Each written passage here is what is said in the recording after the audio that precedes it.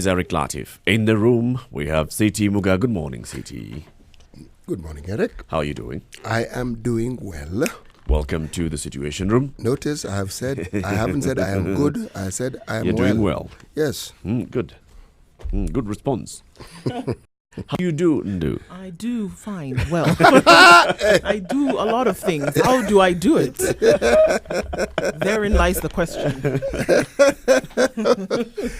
I do well at what I do. Have you ever understood why it is the inventors of this particular language have as the official response to how do you do? How do you do? How do you do? It's a question for a response. Yes, the response, the official response is actually how do you do? How do you do? How do you do? Yes, and I'm thinking, hey, I just asked you.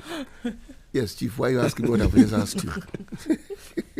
Can't you answer my question? You just witnessed a beautiful sunrise. It's fantastic. It's the colors of my T-shirt and the studio. It's great. Yeah, it's actually a beautiful one. Beautiful. And, I actually moved on to the other window and I saw like the sun is rising in two different places at the same time. That is actually scientifically impossible. Really? Yes. I just saw it. Maybe you saw the effects of the sunrise, and we see the effects of so many things in this country as one thing happens and it has an effect on other things. Maybe you saw the colors on a different side, but the sun in one place. The guys in Vibes would actually play something like Witness the Sunrise from Masada. Yes, c'est vrai. It's a customer service week. Did you know that? I did. Have any of your people actually sent you happy customer service? We value your service. I started receiving messages yesterday and I wasn't quite sure what was going on. I started asking myself, what have I done? And then I realized towards the end of the day, it is customer service week. So everybody is, I don't know, doing it out of duty or actually wishing me a good week. I don't know. Yeah, if a bank actually sends me this message, well, they have actually sent me messages, but I keep telling myself, well, yeah. Okay, thanks. Okay. You just want to get more of the little money that I have. So what am I supposed to do now that you've sent me this message? They're thinking of you. And then, of course, the other service industry people, restaurants. Has any hospital sent you a customer service message? No, not yet. Because I think they should as well. Hospitals? Yes. They're in the service industry. And they should do that as well, because it's important that everybody who's in a service industry. I actually also run a service consultancy. I should send my customers a happy customer service week. For this week, I'm actually going to do to offer you service free of charge. I'm not going to bill any billable hours this week.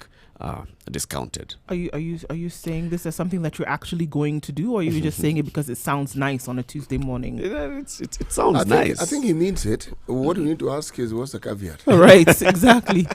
I'm waiting for the then after the semicolon. Let's extend the contract by another year. So a lot has been covered in the papers today, and I want to start from a happy note. The Standard has dedicated an entire page 39 and page 40 to the stars that returned to Kenya yesterday. These are the people who won us gold. Beautiful just to see this. Yeah, the boys and girls did very well. They did well. Yeah. They did very well. There's no stopping Kenya. Under 2 hours. Never been done by anyone in the world. Let's see if he actually does. It's going to be Saturday. And let's see. It'll be a live event. KTN News, of course, KTN Home will be broadcasting this live Saturday morning. Let's see. We all wish Eliud Kipchoge the best. You know, everybody else who actually knows stuff about athletics has said, if there's one man who could do it in this generation, this is the man. We've got the right man for the job. Okay. All right. Okay. So now let's go to the sad news. Now that you've laid the bed, let's go to the negative news now. Let's lie in it. All right. On the front page of The Nation, confession, how they were killed in cold blood. It's a chilling is what is in red there. How a request from an administration police officer seeking help with a man pursuing him in court over a shooting ended in kidnap and brutal killing of a lawyer, his client, and his taxi driver. This case is now being, recanted to the courts, being told what happened in the death of Willie Kimani, his client Joseph Mwenda, and taxi driver Joseph Muiruri. The blood-curdling manner in which human rights lawyer Willie Kimani, his client, and taxi driver were killed by police officers was narrated to a court yesterday. Everything is awake inside. Is not yet. And I wouldn't worry too much. This language we speak sometimes returns home. Abi, it does. Yes, and it doesn't give you prior warning. It just goes. It just goes. So when it goes, it goes. When it comes back, it comes back. We continue when it does. So please continue. Voila. Okay. The court fell silent as the chilling account contained in the confession of one of the murder suspects was read by Chief Magistrate Jeffrey Kinua. I mean, it goes into detail in terms of what happened, but we see that it was actually quite terrible what happened to these three fellows. Yeah. And it was, meted on them by police who are actually the custodians of our security in this country. So the details are chilling. Yeah, the details are actually quite gory. They are chilling, but bear in mind that this just happens to be gory. But the issue of police being reported as being for hire in cases of this sort are not new to this country. Yes, they're not. Policemen going rogue and supposedly in line of duty killing people and unsuspecting civilians, or so we think, or people, innocent bystanders being shot, and then we're informed that this was an armed gangster, and then information to the contrary coming to being. It isn't the first time. It isn't the first time. No, it isn't. It isn't the first time. This is one of those things you can analyze and psychoanalyze and then some. But you can talk about the mind of the policeman, the state of mind they are in. You can bring in the quarters that they live in, the responsibilities they are given, the authority they have. You can bring in all these issues. But at the end of the day, people do wrong, and they do it in the manner this has been done when you believe you can get away with it. Yeah. Or when you believe nothing will be done. Nothing is going to happen to me. Or they won't find out. No. They don't really care if it's found out. Finding out is okay. They don't really care. They're beyond that now. People who don't want to be found out don't take time in killing you. It's done stealthily. So nobody really knows who killed you, but you're dead. That's someone who wants to hide. But someone who takes time to strangle you, they're not even shooting you, strangle you. It's not very different from someone who chops someone to pieces. These aren't people who are in a hurry. They are not even worried about being caught. Not really. It doesn't occur to them. No, it's not something that bothers them. Yeah. It's day 9 in Likoni, the tragedy in Likoni. We are yet to recover the mother and daughter. Now, divers from South Africa arrived at the Likoni ferry crossing yesterday to join the recovery efforts. The divers have been hired by the family of Mariam Kigenda and Amanda Mudeu, who died when their car slipped off the MV Harambe ferry and plunged into the ocean. So, still, effort being made to recover the two bodies. The thing that strikes me here is that the family is the one that has gone out to hire these experts who are coming, South African and Indian experts who are coming to do this. The government appears not to have sought any external help. They talk about it. They talk about, I have been criticized on this very show that I am always bash the government. I don't bash the government. I just don't lose an opportunity to point out something they're not doing. What we've heard is words, lots. One politician saying this, the other one saying that, the other one saying this, the other one saying that. That's what we've heard. But as to a concrete plan to actually resolve this particular matter, it doesn't appear to be one. No. In fact, now we are even hoping coincidentally, there was going to be a visit by an Indian naval ship that they were coming to demonstrate, in part of Kenya-India relations. The Indian Navy was coming to dock in Mombasa and demonstrate their ship. But also, we're now hoping that they can also join in the effort. And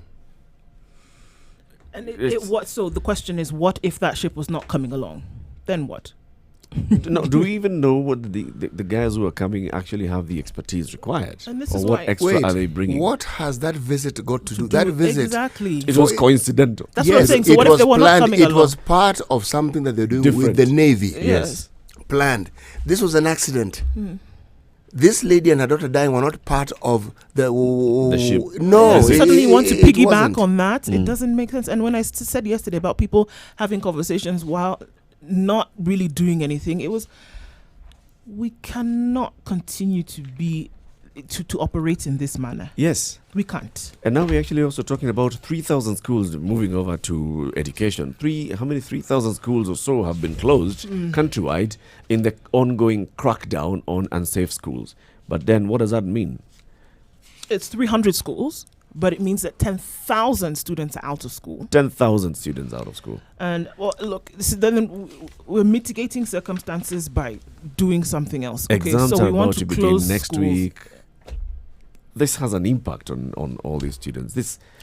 But the people at Jogoo House who are responsible for this, nobody's taking responsibility. What's the word, the legal term? When Jerry arrives, she'll tell us, mea culpa or something.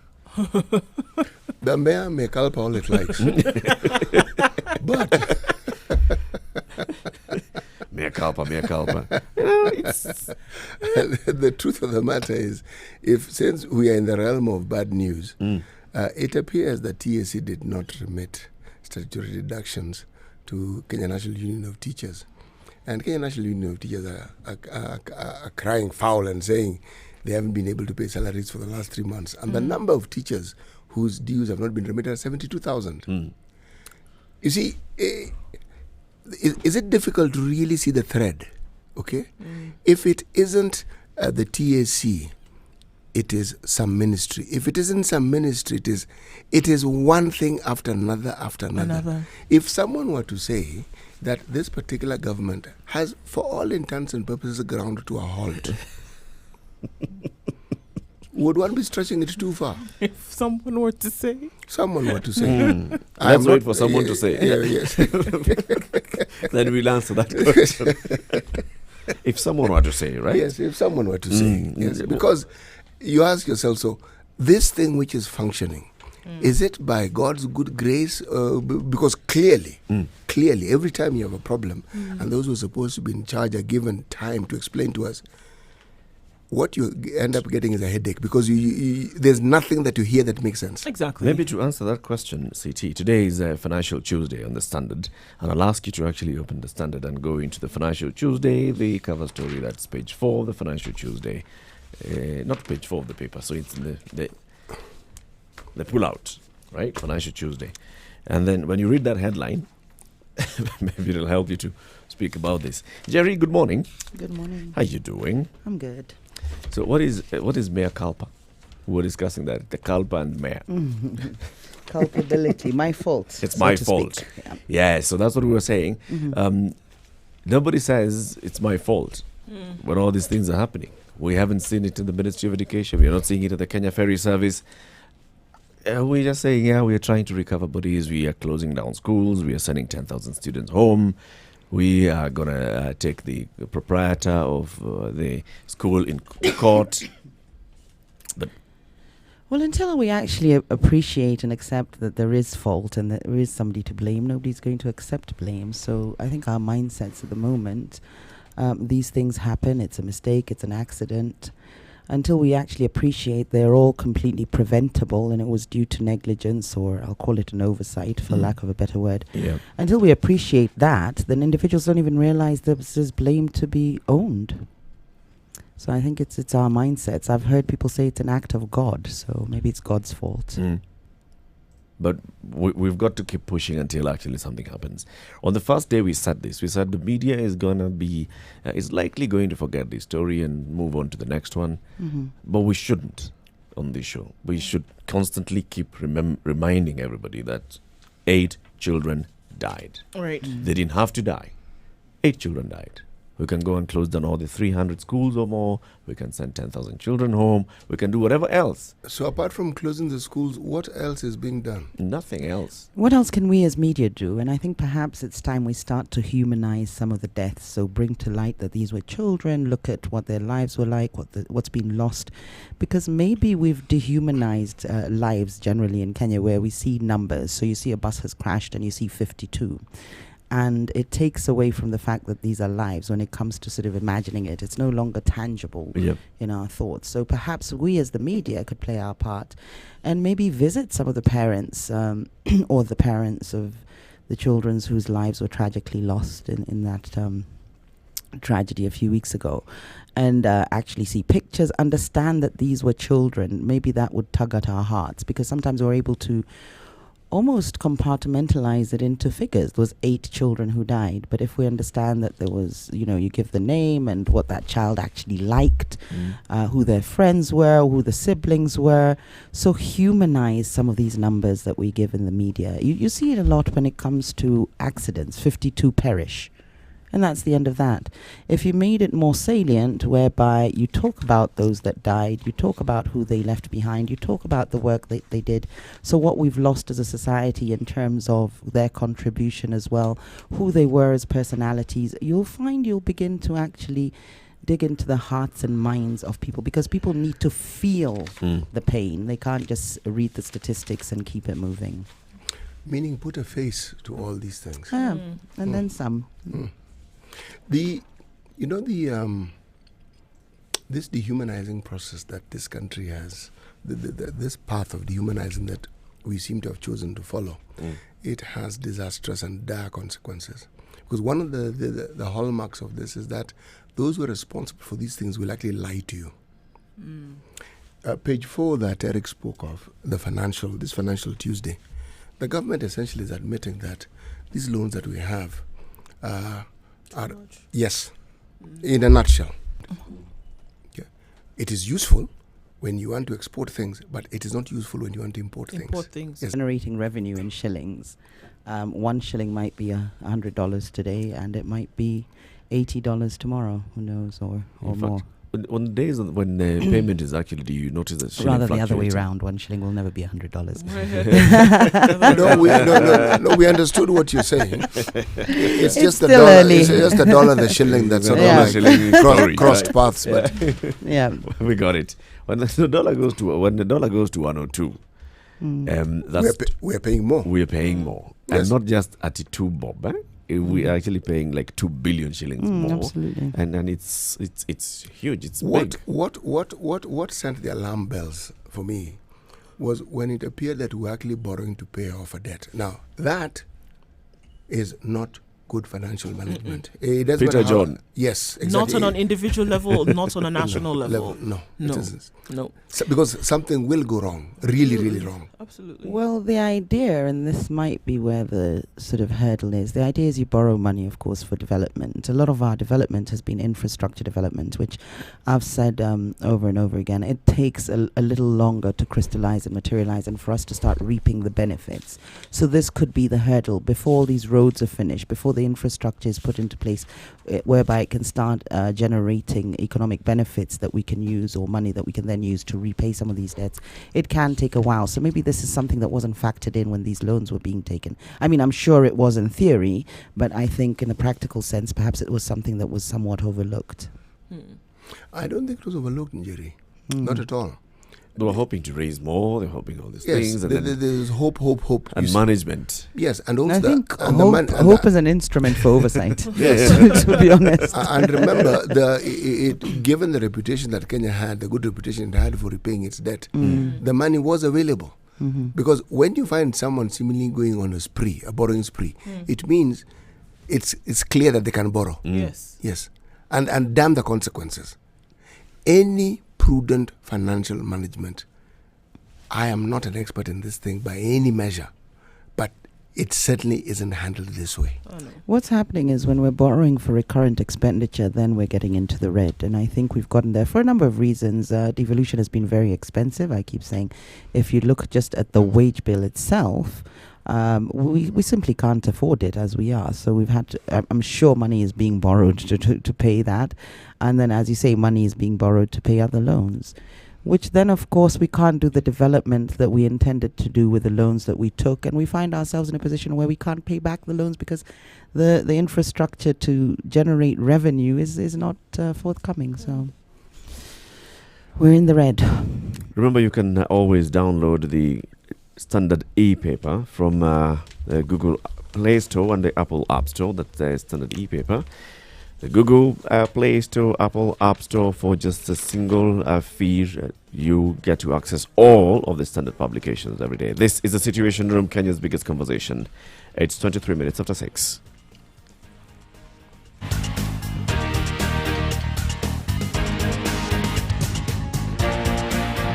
Mature, intelligent talk every morning. Spice up yourself.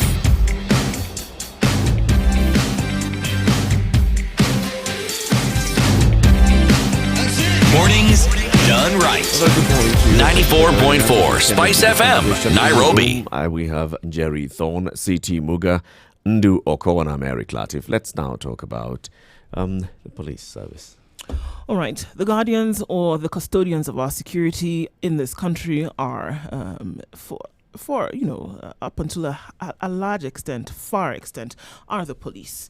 And in recent times, we've seen really chilling horror stories of what has been going on by members of the police in terms of the perpetration of crime. And it then is very clear that those who would be protected or those whose livelihoods would be secured by these individuals then are at great threat, either by what they say or what they feel that is not outwardly expressed. We've seen in recent times, even as late as yesterday, confessions and how individuals were killed in cold blood by police. Just a few weeks ago, we saw that there was a robbery, and I believe it was 13 million shillings that was stolen from a shop in the Eastlands area, and the perpetrators, or the thieves in this case, again, were police. Earlier this year, we saw the conviction of a life sentence was given to a former OCS in Nairobi, and he was given a life sentence having killed a suspect who was on remand in the police station. We have seen endless cases over and over of this happening, and I say at this point that if we look at the conditions in which a lot of police or a lot of administration police, even the military, the conditions in which they live in, it's easy to say that we are conditioning them for this kind of behavior. In no way can we excuse what it is that they are doing. In no way can we say this is the reason why. But at the same time, we need to look at what drives them to then behave like this. And we need to say that, yes, we condemn their action, we condemn their behavior. However, we have created an easy breeding ground for what we see by not making sure that their conditions are at the very least human. They're living in inhumane conditions, and what they are meting out clearly is inhumane as well. A typical situation of garbage in, garbage out. What is happening in the police force needs to be taken into consideration. Are we excusing the police now? No. It's not an excuse for what they've done, but it is. We also have to remember that just because we've called them police or because we've called them the custodians of our security, it doesn't take away the fact that they're human beings. And we want to look back at where do they start from? We want to look at the nitty-gritty of their conditioning, where they live, what they do or do not have.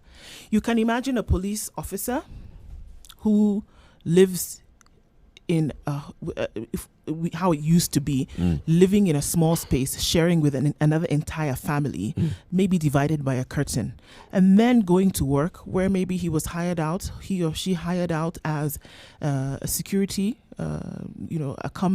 security accompanying on security, and then trying to assist, with taking out large amounts of money. So they are those cash in transit people. Exactly, large amounts of money. This is what they see every single day.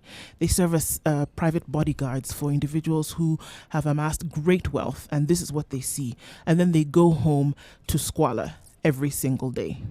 You can imagine what it does to the mind of one. Last week I said that we should actually look at paying our, because they are public officials, are they not? They are public officials. Yes. We should actually look at paying our public officials better. It doesn't mean that just because we do that, that we then equal a situation, we get to a situation where it's very clear that because we're paying them well, that they will do what they're supposed to do. However, you can imagine what it does to somebody psychologically when they come home every day and yes, they're living in squalor, they're not able to provide for their families, but then during the day, they're escorting huge amounts of money, they're serving as bodyguards who have amassed, for people who have amassed great wealth. And then what does it do to them?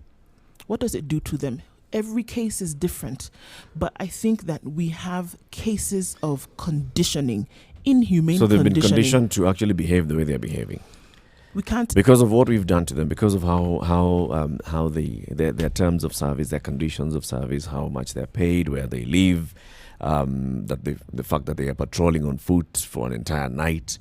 Because carrying a heavy gun, so this is how they're conditioned. So they It isn't. You see, the issue of the police force comes to the fore because of their function. They are supposed to actually act as the guardians. They're supposed to be the protectors. So if they're seen to do something contrary to what we expect them to do, the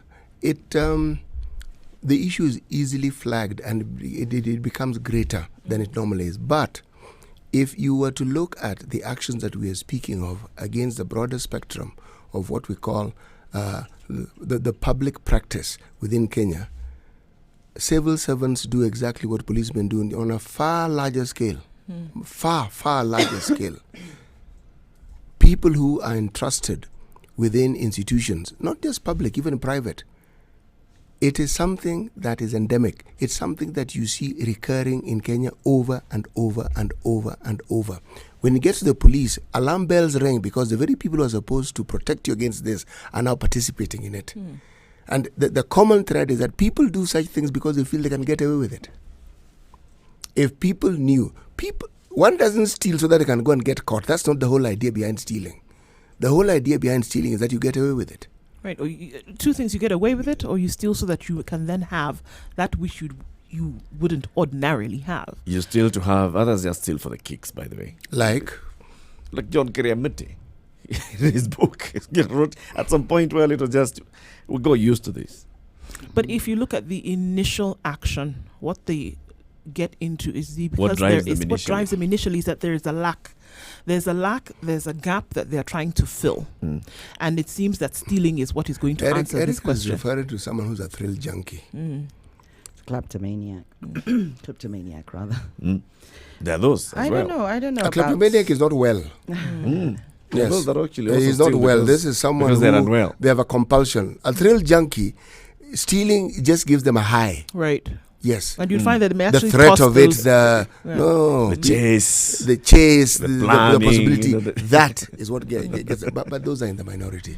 I'm quite disturbed by Ndu's assertions this morning that the fact that the conditions in which the police live in is a defense for their behavior. No. Not a She didn't defense. defend it. No, not a defense. No, it wasn't a It's- defense. I use the word defense lightly. I'm not saying they'll be able to get away from the crime and get off scot-free. No, but even the word defense means defense.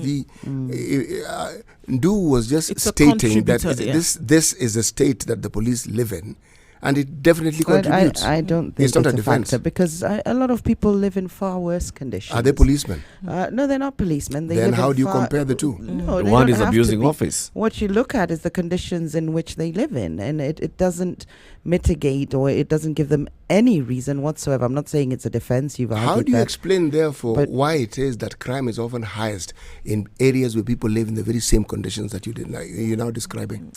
You can understand they're living there in the first place because they're lacking to a certain extent, so they're more likely to get involved in crime. Why? to- Because you lack. because there's you get lack into of crime. opportunities as well. So there's lack of opportunities for that. So you're defending movement crime by between saying social that because strata. they lack, No, they no, can now it's- commit crime. It's the other way. You'll find people who commit crimes, especially certain petty crimes, will come from certain areas.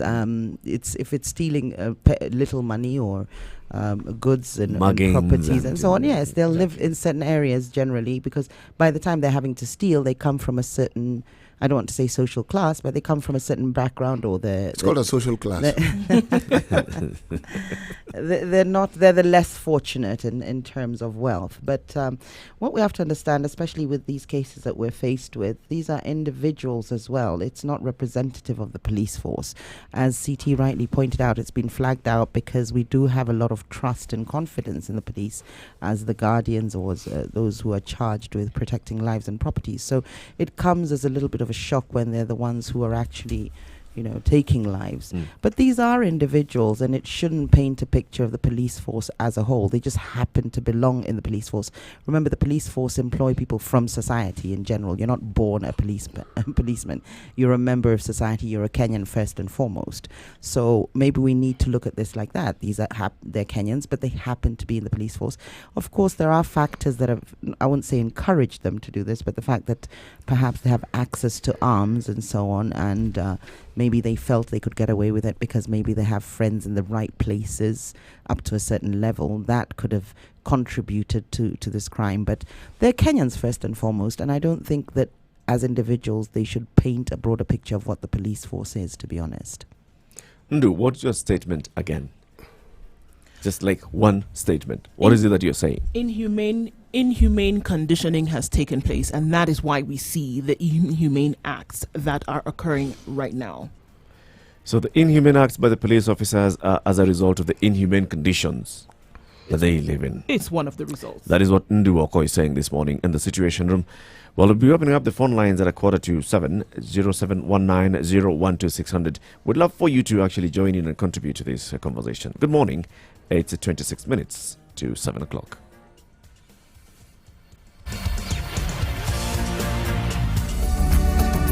It's not every day that you meet a centenarian. Take, for example, the Standard Group. We have been here for over 100 years, and our secret to longevity has been but one: the magic of service. The magic of serving you, our customers, has given us so much life, and we could not have been here without you. We thank you, and we will continually endear to serve you to our level best.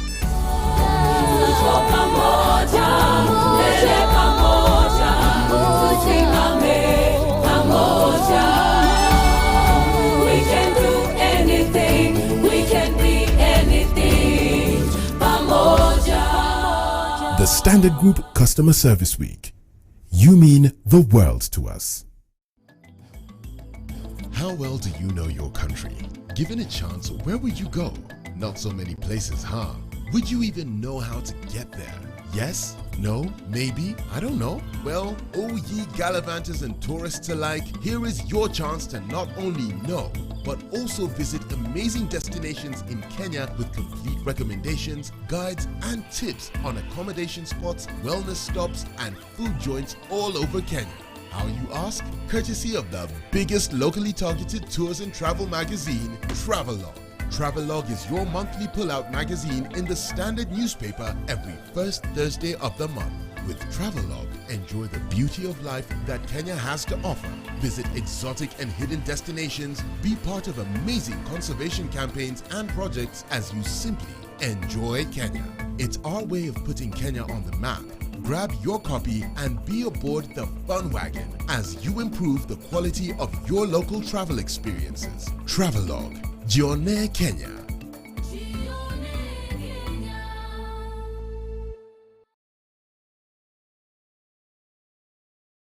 Tired of living your same old life? Need to spice it up and add some flavor? Well, we can help you go from living to living it up. East Africa, are you ready to be a part of the most vibrant entertainment scene with the best, freshest music, travel tips and destinations, fashion, tech and health trends, as well as your favorite celebrities' lifestyles? Introducing your favorite entertainment magazine, Pulsar, the ultimate all-in-one guide that will give you more meaning to life. Catch up with your celebrity writers and contributors to stay up to date with what's happening around you, where and how you can be a part of all that. The lifestyle guide that has been missing in your life. Pulsar. Live it up. Classic soul, R&B, smooth jazz, neo soul, and nostalgic ballads. Make some noise. Yeah. You're listening to Spice FM. traffic. There's a disaster in the making on Mombasa Road near the airport. How's that for alarmist? There is traffic which is bumper to bumper. So the disaster, I guess, is that you will not make it to work on time if you just started your journey now. Mombasa Road is the road that is going to show us Pepe, as it were, because there's a build-up already at the JKI turnoff and GM. It has already built up and it is moving at snail's pace. Unfortunately, there was an accident on Jogo Road this morning near Tomboy Hall on the way to Donholm. Approach carefully because there is already a build-up there. People are trying to get in and out, but there is no way through right about now. All right, nothing major going on apart from the normal traffic of bumper to bumper on Wayaki Way, Langata Road, Ngong Road, and the Thika Superhighway. If we see anything that we need to let you know about, we'll tell you. But do give us a call, 0719 012 600.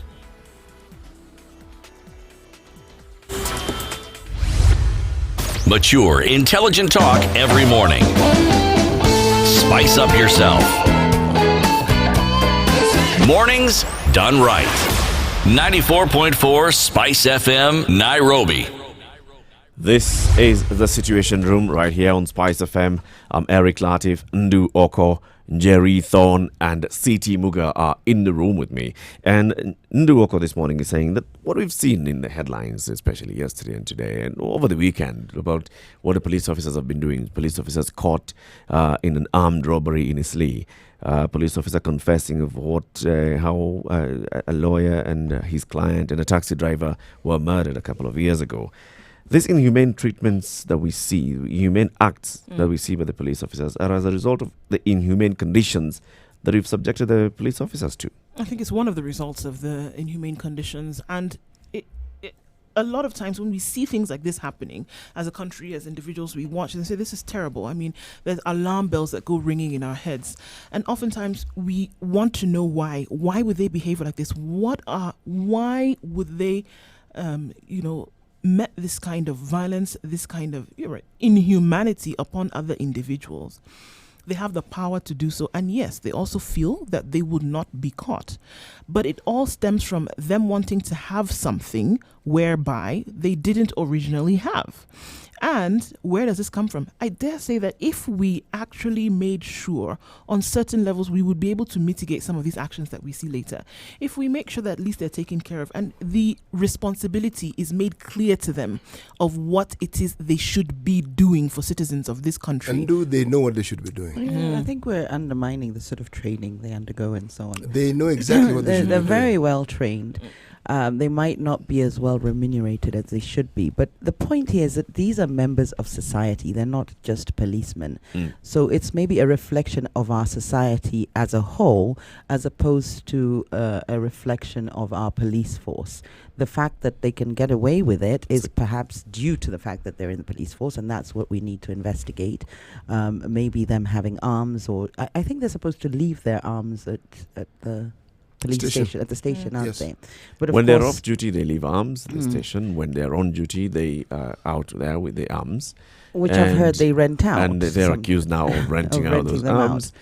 Are you suggesting if they had better living conditions? Because if you're going to make a causal link or a connection of sorts, you have to say, but for the fact that they live in bad conditions, they would not commit these crimes. So are you saying if they had better living conditions, they would not commit these crimes? If they had better conditions, they would not be inclined towards some of the things that they do. What it does, and it's clear, once you're sorted on 1, 2, 3 levels, the you're basics. Not thinking, when your basics are taken care of, you're not thinking about where to get them.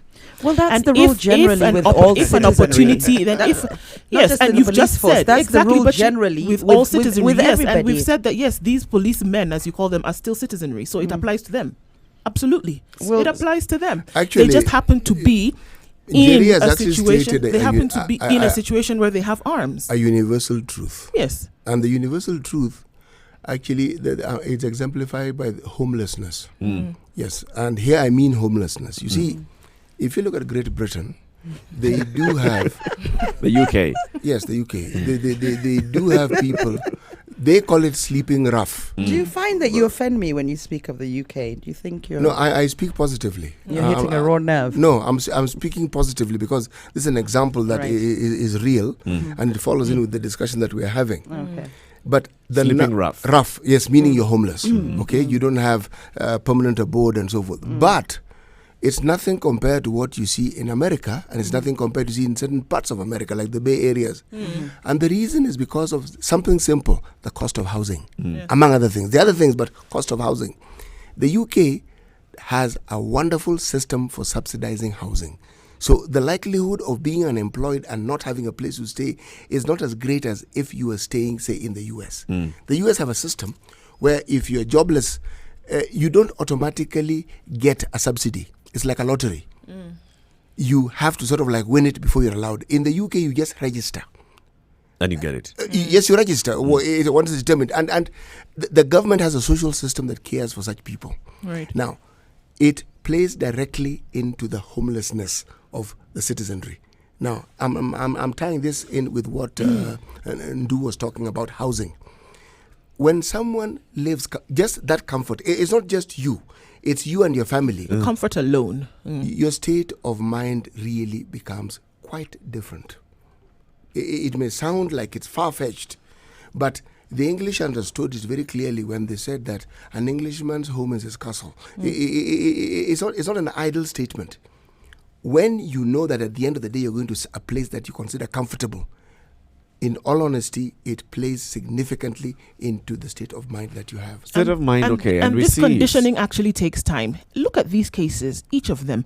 These acts, they didn't just wake up in the morning and think of them and go ahead and perform No, they them. planned them. They were planned over time.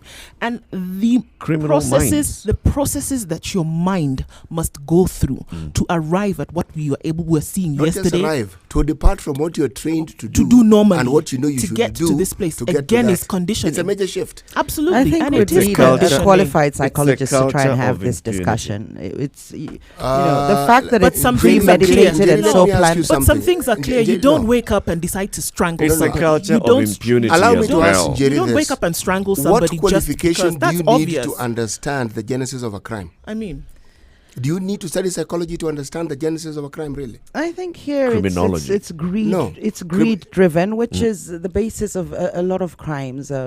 Crimes whereby it's for financial gain, or there's something you're covering up because of something you've done in order to appropriate money illegally. So here it's financial gain. But by the time we start talking about the fact that police are turning to killings, first of all, that statement in and of its own is untrue, because it's not that the police are turning to killings or turning to crime. There's a lot of crime happening. We happen to have some police, as you said, it's been flagged because these are people that we expect to be upholding the law, not going against it and committing these in this horrifying particular crimes. case that's playing itself out in the media right now, this particular case was actually not about any kind of money that was stolen.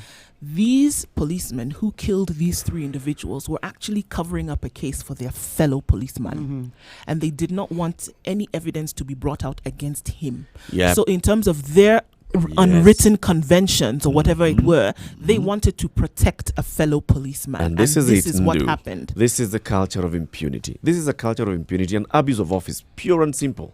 This is it. When you go and take a CS or a PS and take them to court because they've abused office, because they use their position to do something, this is exactly what this is. Would it surprise You have a you? police officer who has got some sense of power, and police officers actually It's do not have sense. they actually do have some power. Yes. Over people. They have some authority. It's a over reality people. for them. They actually wear have- it like a They have robe. they have a strong office, a powerful office, and you're abusing that. When you actually now go and take the gun that you use, or you actually even know the criminals in a certain area, so you hook up with them and you plan a crime, and you say this is how you're going to rob, and you go and rob 7 million shillings from someone. You go and rob from an ATM machine. You go and rob from an airstrip. This is basically abuse of office, and we cannot say that because this is the reason why they are doing this. They are doing this because they are criminals. Pure and simple. It's not about their housing. It's not about their salary. It's not about their conditions. So you're saying This people are, particular people are born officer- So you're saying criminals. that the police People are are- born criminals. These is it? particular officers, no, they're not born criminals. They've just chosen to be criminals. These particular Do you officers are know- criminals. Let's not excuse them and Would say, you- it's because but of how it the kind of isn't housing they were given. excusing. It's on record that the police force are considered one of the most corrupt institutions in the country. It's not guesswork. They are considered. Yep. They are considered to be at the forefront of abusing human rights. they are considered to be at the forefront of fabricating. Which other issues. institution would have those platforms? It's the police that are Police afforded have the that platform. access to the people to pay bribes. It's the Actually- police that would have that no, interaction. No, that leads to bribery. Every Kenyan can be involved in But bribery. The we have policemen when don't it, take when the it comes cup to for it. government and contact, the police are our foremost accessible in terms of people and government. So Yeah. in terms of most bribed institution, you're more likely to see 4 or 5 police officers in a day than you are to deal with any other government institution as an individual, a immigration member officer. as a member of society. Those So- figures don't actually exist. Everything we say is anecdotal. The truth of the matter is there are people who claim it's the land's office. There are people who claim it is the AG's chambers. Claim. The police, Because they deal with the AG's chamber. Yes. At the and- AG's and chamber, I'm they will saying- encounter And a police how officer. many Kenyans actually come into contact with the police on a daily basis, really? How many? In all honesty.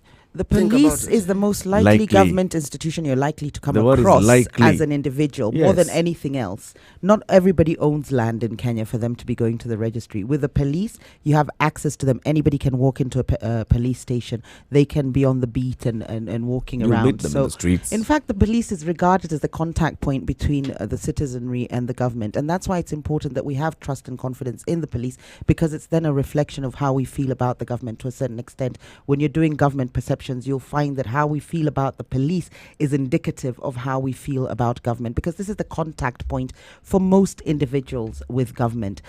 You can go your whole life without actually interacting with any government official. But if you're going to interact with one, it's more than likely it's going to be a policeman. You are So aware they that have this platform. They're most likely to that be the corrupt. very Yes, thing, and when the they start the abusing very that thing office. that you are accusing Ndu of doing is what you're doing. You are now excusing government officers. I'm not. I'm just explaining why the statistics That's are the what way they are. Ndu was When doing. you talk about committing human rights crimes, it's only the police who can do so. Individuals. No. When I say the police, in terms of you're not going to have somebody in an office for, say, lands, being given the opportunity to sort of torture you, generally speaking. Human rights are crimes. not confined to torture. No, of But course guys- they're not. I'm giving you an example of where it's most likely to happen. So you're going to say that the police are... Actually, the torture is overt. Where rights are actually concerned is when you deny people the right to basics. And the denial of these basics is often wrought in the high level misappropriation of government funds Absolutely. that are intended for these purposes. Now, if you're talking about human rights, that's the level where it's infringed most, that level. But today we're talking I about agree this with you, particular CT. police. So we're talking about the police service and what we see as actions by the police service. When you see actions by police officers, so we see cases all the time. We see a case of a police officer who has a hit and run, and in fact they try to cover up their We own don't crime. expect them to do And they're that. So taken when to they court. do it, We don't are expect them it's- to do no, that we because don't. we've put our We don't. what those two words we've put our trust, Trust. and Exactly. confidence. We've put our trust and when and they confidence abuse that, upon we call it individuals for what it is. upon trust and confidence upon individuals who we've said are just like us. However, they have been put on a platform whereby the trust and confidence of the entire nation is upon them. Now, can you get trust and confidence from individuals who for themselves do not have this trust and confidence in the first place? For whom trust and confidence comes from the basic things, like being able to have basic food and shelter, being able to take care of their children and family, being able to get to work in the first place. This is what I'm saying. So, I'm Ndu, not saying it's full. Ndu. I'm not saying it's full indication. I am saying it's one of the indicators, and that must be taken into consideration as well. Be that Because as when it you may- see cases like this, it is not where they started. Be that as it may, They didn't start with cases like this. It When started. police officers are rogue and they're criminals, let's call them for what they are. Let's not say. I think oh, that's you know, where it's we because started of- from. I it's because didn't, of and the I'm not humane excused. treatment that we're I'm giving not. them. I Then human believe treatment can- I placed it very clearly, and I said this is not an excuse in any way, shape, or form. There is no excuse for this kind of behavior. I am saying one of the indicators of this behavior is that. That's what I'm saying. And I'm very clear on that. And we can see cases of, if we look at the police force in Israel as one country as an example, how they treat their police force. We've talked about how you treat an individual is indicative of how they are going to behave in the future, how they are going to behave later on. Each individual, of course, is privy to, or each individual has their own mental conscience and capacity and how they were going to operate in terms of morals and doing the right thing. But for one force spread out, over time, this year alone, how many cases have we seen of theft, of murder, of inhumane acts in one force? The Israeli example. Mm. I want to hear the Israeli how they example. take care of their police force. Yes. They're actually paid very well. Yes. And really, it is a matter of honor for them to take care of their people. And that is part of their training. For them to see that they really do carry the weight of the citizenry on their shoulders. But at the same time, it is laced with a kind of glorification of the position. However, they know the responsibility that they have, but they're actually taken very good care of because they realize the responsibility that is being placed on their shoulders. It is now they make sure that they take care of them. You can't accord somebody that kind of responsibility and then their basics are not taken care of. We can't do that. Also, you can't say because of the kind of responsibility you've given me and the way you're taking care of me, I'm going to abuse my office. Maybe that's what you're saying. I didn't say that. No, because that's what they're doing. Eric, I'm sticking to this line. When there's a case of abuse of office by police officers, it is that. It's abuse of office by police even officers. Abuse of office. It's criminal, outright criminal, Yes. premeditated murder. It is criminal. But I think with Ndu and her assertions that the police in Israel are better paid, it's a glorified career, and as a result, I'm guessing you're going to say there's less crime from policemen. You also have to understand, if the job is better paid, you're going to entice or attract a higher caliber of people, generally speaking, both educationally and maybe from a better background. So maybe their value system is different from, one that people have come from a struggle and have had to do things that perhaps go against some value systems that we would require in the police force. So yes, having a better salary could attract a higher caliber of people, which is probably what's happened in Israel. Let me open up the phone line. 0719-012-600. Would love to know what you think. We have Teddy calling in from Nairobi. Good morning, Teddy. Teddy. Hello, good morning, guys. Good morning. Good morning. Morning. Yeah, my name is Teddy. Yes, Teddy, what do you think of what you're discussing this morning, the police officers, the police service? Okay, you know what, Teddy? I think you need to switch off your radio because it's confusing you. There's usually a slight delay when you're on air. So just switch off your radio and then we put you on air. Because what you're discussing is what Ndu is saying, that the inhumane acts that we see by the police officers, one of the results of the kind of conditions that we've subjected our police officers to. Teddy, are you there? Yeah, I'm here. Now, there's one thing we need to understand, guys. These guys are human beings. And they have to feed their families. And for example, we are living in a world of impunity, because imagine an MP, for example, getting 1 million shillings and maybe police getting 40,000 shillings, and you expect that person to protect you, to be honest. Is that fair? Secondly, police officers, these guys suffer in the cold at night. If it is any politician or us, we are sleeping comfortably in our houses. We are endangering these guys. They don't have even bulletproof, some of them. And you give them 40,000. Take an example of Reke. You can Google that thing. I saw it on Google. Imagine a Reke officer getting like 60,000. Seriously, that's somebody who is risking his life. Can I ask you a question, sir? Yes, ask. People who enroll to be policemen, do you think they are aware of what the job requires? Okay, these guys, remember, some of them engage. Okay, some of them engage in police work because they are just pushed to be there. And I can assure you for free, even the problem you are facing at India Ocean today about that lady who succumbed to death. The young lady, the lady and her child. Yeah. Yeah. You can imagine if we had well-trained Kenyan Navy. But hao ni watu wale wengine wamelishwa na Cerelac. Mtu anaingizwa na mlango wa nyuma, ule amekimbia akiwa sawa aingizwe kwa Navy. A lot of corruption. And that's why you can see we have incompetent people even in our forces. Unaona mpaka wezi wanaingizwa. Uliona that incident of this policeman in Isli. Mm-hmm. In Israel, I was in Israel the other day. Lakini police wa Israel anakuambia one thing I value so much is the life of my citizens. Right. You. Because ule ni mtu amepewa kazi, mtu akiwa amejitolea. But Kenya, tell me, sahi Kenya, unasikia corruption, sijua leta 1,300 tukuingiza kwa force. Ule mtu amequalify anawekwa kando. And that's what you can see even I can tell you for free. Why should we hire drivers from South Africa? And hey guys, let us be serious. Teddy. All right. We need to. Yes, those are the issues that we need to understand. Thank you very much for your contribution, asante sana. Let's cross over to Anthony in Kisumu. Good morning, Anthony. Good morning, Eric. How is the panel? Hi, thanks. Good morning, Anthony. Yes, I want to make a contribution in regards to our police. Yeah. Mm-hmm. First, I have several friends who are policemen. Mm-hmm.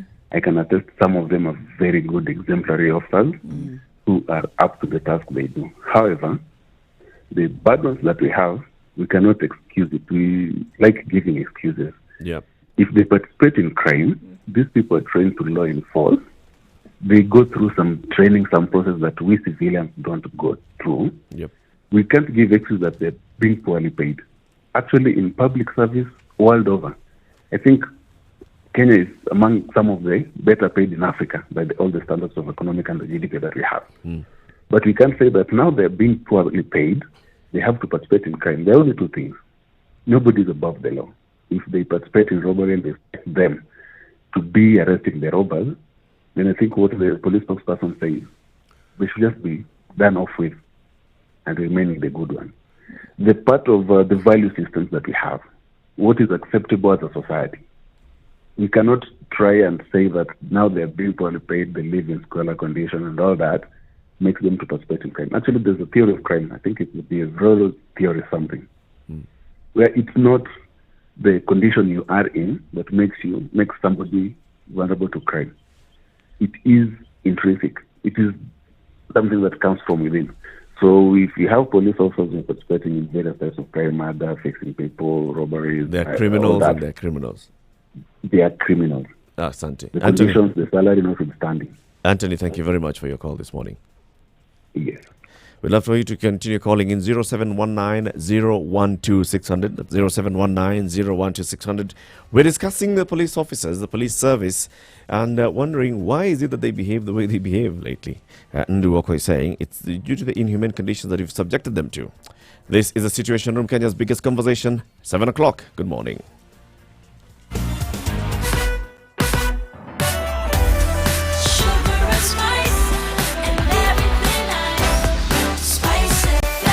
Spice up your life. Traffic.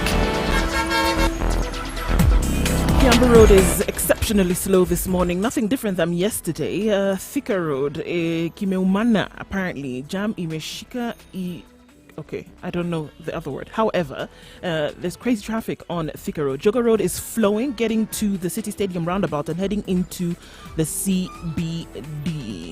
All right, let's see what's happening in other parts of the city. The Githurai underpass, traffic starts from there. And it's bumper to bumper from Roasters and heading out. Ngong Road from the junction is clear all the way to the CBD right now. You want to get into town? Get on it right now. This is the time. Along Langata Road, there is traffic. It is seemingly bumper to bumper, but hopefully it will ease out as we go along. It's around about 7:01. Let's see what it is in another hour. You see something that we need to know about, do give us a call. Remember, the number is 0719-012-600.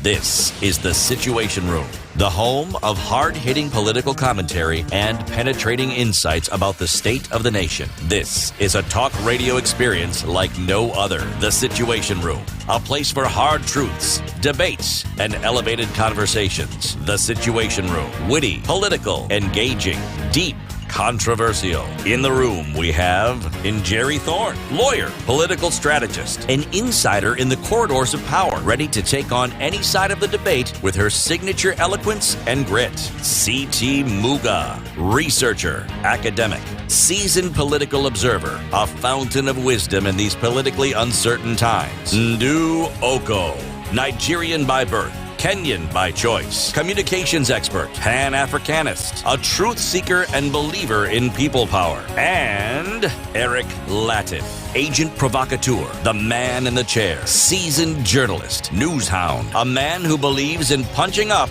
not down. This is the Situation Room. The only way to start your 2 minutes day. after 7 o'clock. Good morning and how are you doing? This is the Situation Room on Spice FM 94.4 in Nairobi. We are in Mombasa 87.9. And from Mombasa, we have Lillian who's calling in this morning to talk about the police officers. Good morning, Lillian. Good morning. How are you? We're very well, thank you. Say hello to the panel. My favorite station. Oh, fantastic. Fantastic. Good morning, Lillian. Good morning. Now, I just want to say one thing, yeah? I think my views will be two. One, it's what we subject them to. But again, at the top of it, a criminal is a criminal. It's only that we are pointing out fingers to policemen because that's what has come up. But what about a cabinet secretary that's skilled and has everything that is provided to? Yep. Yeah, so a criminal is a criminal to me. Whether it's a policeman, whether it's a minister, it's a behavior. Ni vile mtu amelelewa, he started stealing salt and sugar. So whether you provide them with everything, as Ndu is saying, whether you give them a mansionette or everything, if someone wants purpose to steal, gonna fail. Just like our ministers. The only problem is we have not caught them. And those that we've got have some have gotten away with it. Yeah, we have got them, but some of them have gotten away with it. Now, these police people that we have got them, but don't have anything to pay us verbally and get away with it. Yep. Now we are like, they should applaud. Oh, it's a behavior. Apana, tabia ni tabia. So just like our ministers, just like those big shots that they have everything, they're driving big cars, they have all that they want at their disposal, and they go ahead and steal. So, what will you say? Are you saying, therefore, that people are born as thieves? Well, you can have a Sorry? predisposition to be Are you a saying criminal. that people are born as thieves? Thieves Some are born. You people, are born yes. as a No. thief. You are never born as thief. We are all kids. We are all children of God, if I put it that way. You are never born as thief. But it's something, it's a behavior that will pick on the way. Some of us were brought up in a families that we could not even take a shilling. But in between, as we grow up, as we grow and we get greedy, it's a stealing. And these police officers, most of them, even we're looking at a police officer that is low being paid 50. What about the bosses that we steal on the road and people bribe to go and check to the bosses? I mean, it's a behavior that someone has come up with. It's a behavior that someone has grown up with. And whether you provide them with everything, as Ndu is saying, whether you give them mansionette, you give them money, you give them drivers, they have podcasts on top of podcasts, they're going to steal. It's a very interesting point you bring, because you negate from Ndu's very assertion today that maybe their conditions are what lead them to these crimes, because you've given us an example where you have CSs who have the most luxurious of life and it comes with all the trimmings, but still there's crime in terms of theft. I think with the policemen, what you'll find is most people weigh out the potential risks of getting caught. So they'll act in self-interest to enrich themselves, and they weigh out the potential risks of getting caught. And I think with the policeman, there is a higher sense of impunity, because maybe he feels he understands the system, he is the system, he knows people in high places. So that could increase the likelihood of them getting involved in crime. It's That could be a factor. It's called public choice theory. Yes. But also, generally speaking, most people would commit a crime if there weren't structures in place. So if there wasn't churches and the law and so on. If you so can get if you feel you're above the law, you're can get away likely to with it, commit you do it. crimes. Yes. So it's not the fact that they're receiving, a low salary, or the fact that their conditions. That's what I'm saying. It's not about what we because they have low salary or they don't have this. No, it's because they have that opportunity, and it is built in them that they can steal. Yes. Yes, and also they feel it's a sense of Actually, impunity. it isn't one thing. Not everyone will fit into one. Because what you're describing about when you say picking up something as they go along, that's called the bad apple theory. it has to do with someone's character and their predisposition. Because no. People will begin to behave, with those they're associated with. She's got a point. But I am agreeing with her. All right, sorry. Yes, I am agreeing with her. I'm just compartmentalizing and saying this is what it's called. And then there's what you call the influence at the workplace, okay? There's this and there's the other. That's what they call organizational theory. You come into a place, you have values, but you're influenced by people that have what values. is going on around the culture around you. There's no oversight. There are all these things. And then there is the moral aspect of it. Yes. When you simply say that greed, covetousness, as the Bible puts it, wanting, yes, you just want without any breaks to it. Well, Yes. everybody wants. We've Lillian. been socialized to want more, especially material things. I think Lillian, also, let me bring in, sorry, Jerry, let me bring Go in on. Solomon because he's been holding on the line. Solomon, good morning. Good morning, everything. Morning. It's been a while, Solomon. Yeah. Welcome. Now, it's an interesting topic that you have today because we are living in a society whereby we've been praising the thieves at the disregarding the people who have been doing honest work. Yep. Now, looking at what the police have been doing, it's something that has been happening all along. It's only that now it's actually coming to the forefront. Why and why is it coming at this hour? Because look at the lawmakers, the members of parliament themselves. What have they been doing? They've been disregarding the law itself. They make the law, but they can't abide by the same law. Abide by the same law. Now, here is a policeman who is sent to arrest this member of parliament or this somebody who is maybe superior. Who has a position in the government.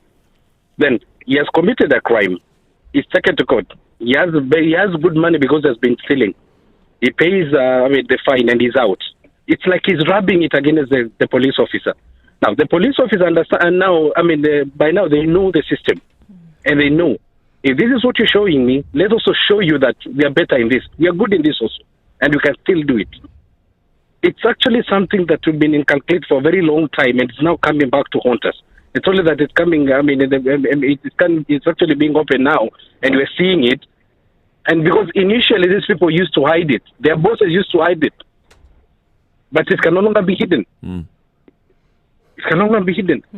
So even if you give them how much, they're living in a society whereby we are greedy. We always need more, to an extent that we don't understand when it's enough.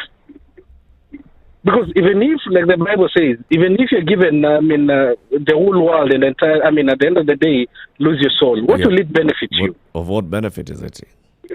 It's not going to benefit, because at the end of the day, you only need to eat 1 meal at a time. But are the police officers actually getting enough? If I can just flip that question onto you. Are they getting enough to live? You see, when you say enough, it depends on something. You see, he's comparing that enough with another public servant, who's almost getting an equivalent amount of money, but he has other avenues that is getting money, that is living a luxurious life. Somebody earning a salary of 50,000 driving a V8. How do you explain that? Impunity. And they meet with that police officer every day, every now and then in roadblocks and everything. What do you think that the police officer feels? He's also a human being. Yep. He has also children who needs to live a luxurious life. What do you think he'll do? So you can't buy a V8 with 50,000? No. My friend, how do you sustain it, my friend? That's a guzzler. The fuel itself, my friend. Insurance you need to have your own well of fuel. For you to maintain it. What you're getting at is that most people have similar aspirations, but they don't have maybe the same opportunities or abilities. Yes. And then when people fail to achieve those things by approved means, they sort of turn to to crime. Is that what you're suggesting? Or when I say crime, including bribery and so on? Because everybody has similar aspirations. It's just not everybody can achieve it through hard work or through the same means that you're talking about, the person driving the Prado and is on 50,000. So those aspirations are still there, even in policemen. And what tends to happen is they turn to crime in order to achieve these things. Is that what you're saying? Yes, most of them, because everybody, I mean, it's the nature of human being to want the best for themselves and also their families. That's the nature. But how we get it is what makes the difference. And most of the people are prone to shortcuts because most of them will not want to go and toil. They don't want to go and work hard. And given the opportunity to do something that will make them get more money, most of them will actually fall for that temptation. They'll go for it, as a first They'll go option. for it. As a first option. Long as, especially in a society whereby the law itself is not actually being upheld. What do you think he'll do? Because I'll get away with it. I'll steal 100 million. And even if they do get caught, they believe that there are loopholes through which they can get sorted out. They get a good lawyer. He goes, does his thing with the magistrates or the judge. He pays a fine of 1 million. Right. He's left with 99 million. He lives a happy life ever after. So what do you expect? Solomon, thank you very much. The risk. Asante sana for calling, Solomon. Asante. Thanks, Solomon. Still in Mombasa, we're getting many calls from Mombasa this morning. Shani Shiro, good morning, Shani. Morning to you, sir. How are you? Salama sana, welcome to the Situation Room. Okay. Now, sir, look. Yes. People have been calling here, but a lot of pulling up punches. No one is punishing. What risk are these policemen into? What risk? Huh? Kenya, we are not a gun nation. We are not a gun nation that every ward is owning a gun or is owning a gun. There are no illegal firearms. There are no kids are not walking around with guns. We can say like that Americans. Yep. American police are bullies. Well, you understand? Because they are at risk. They can be shot any time. But what's that in Kenya? Huh? Why should a Kenyan police be a bully? Huh?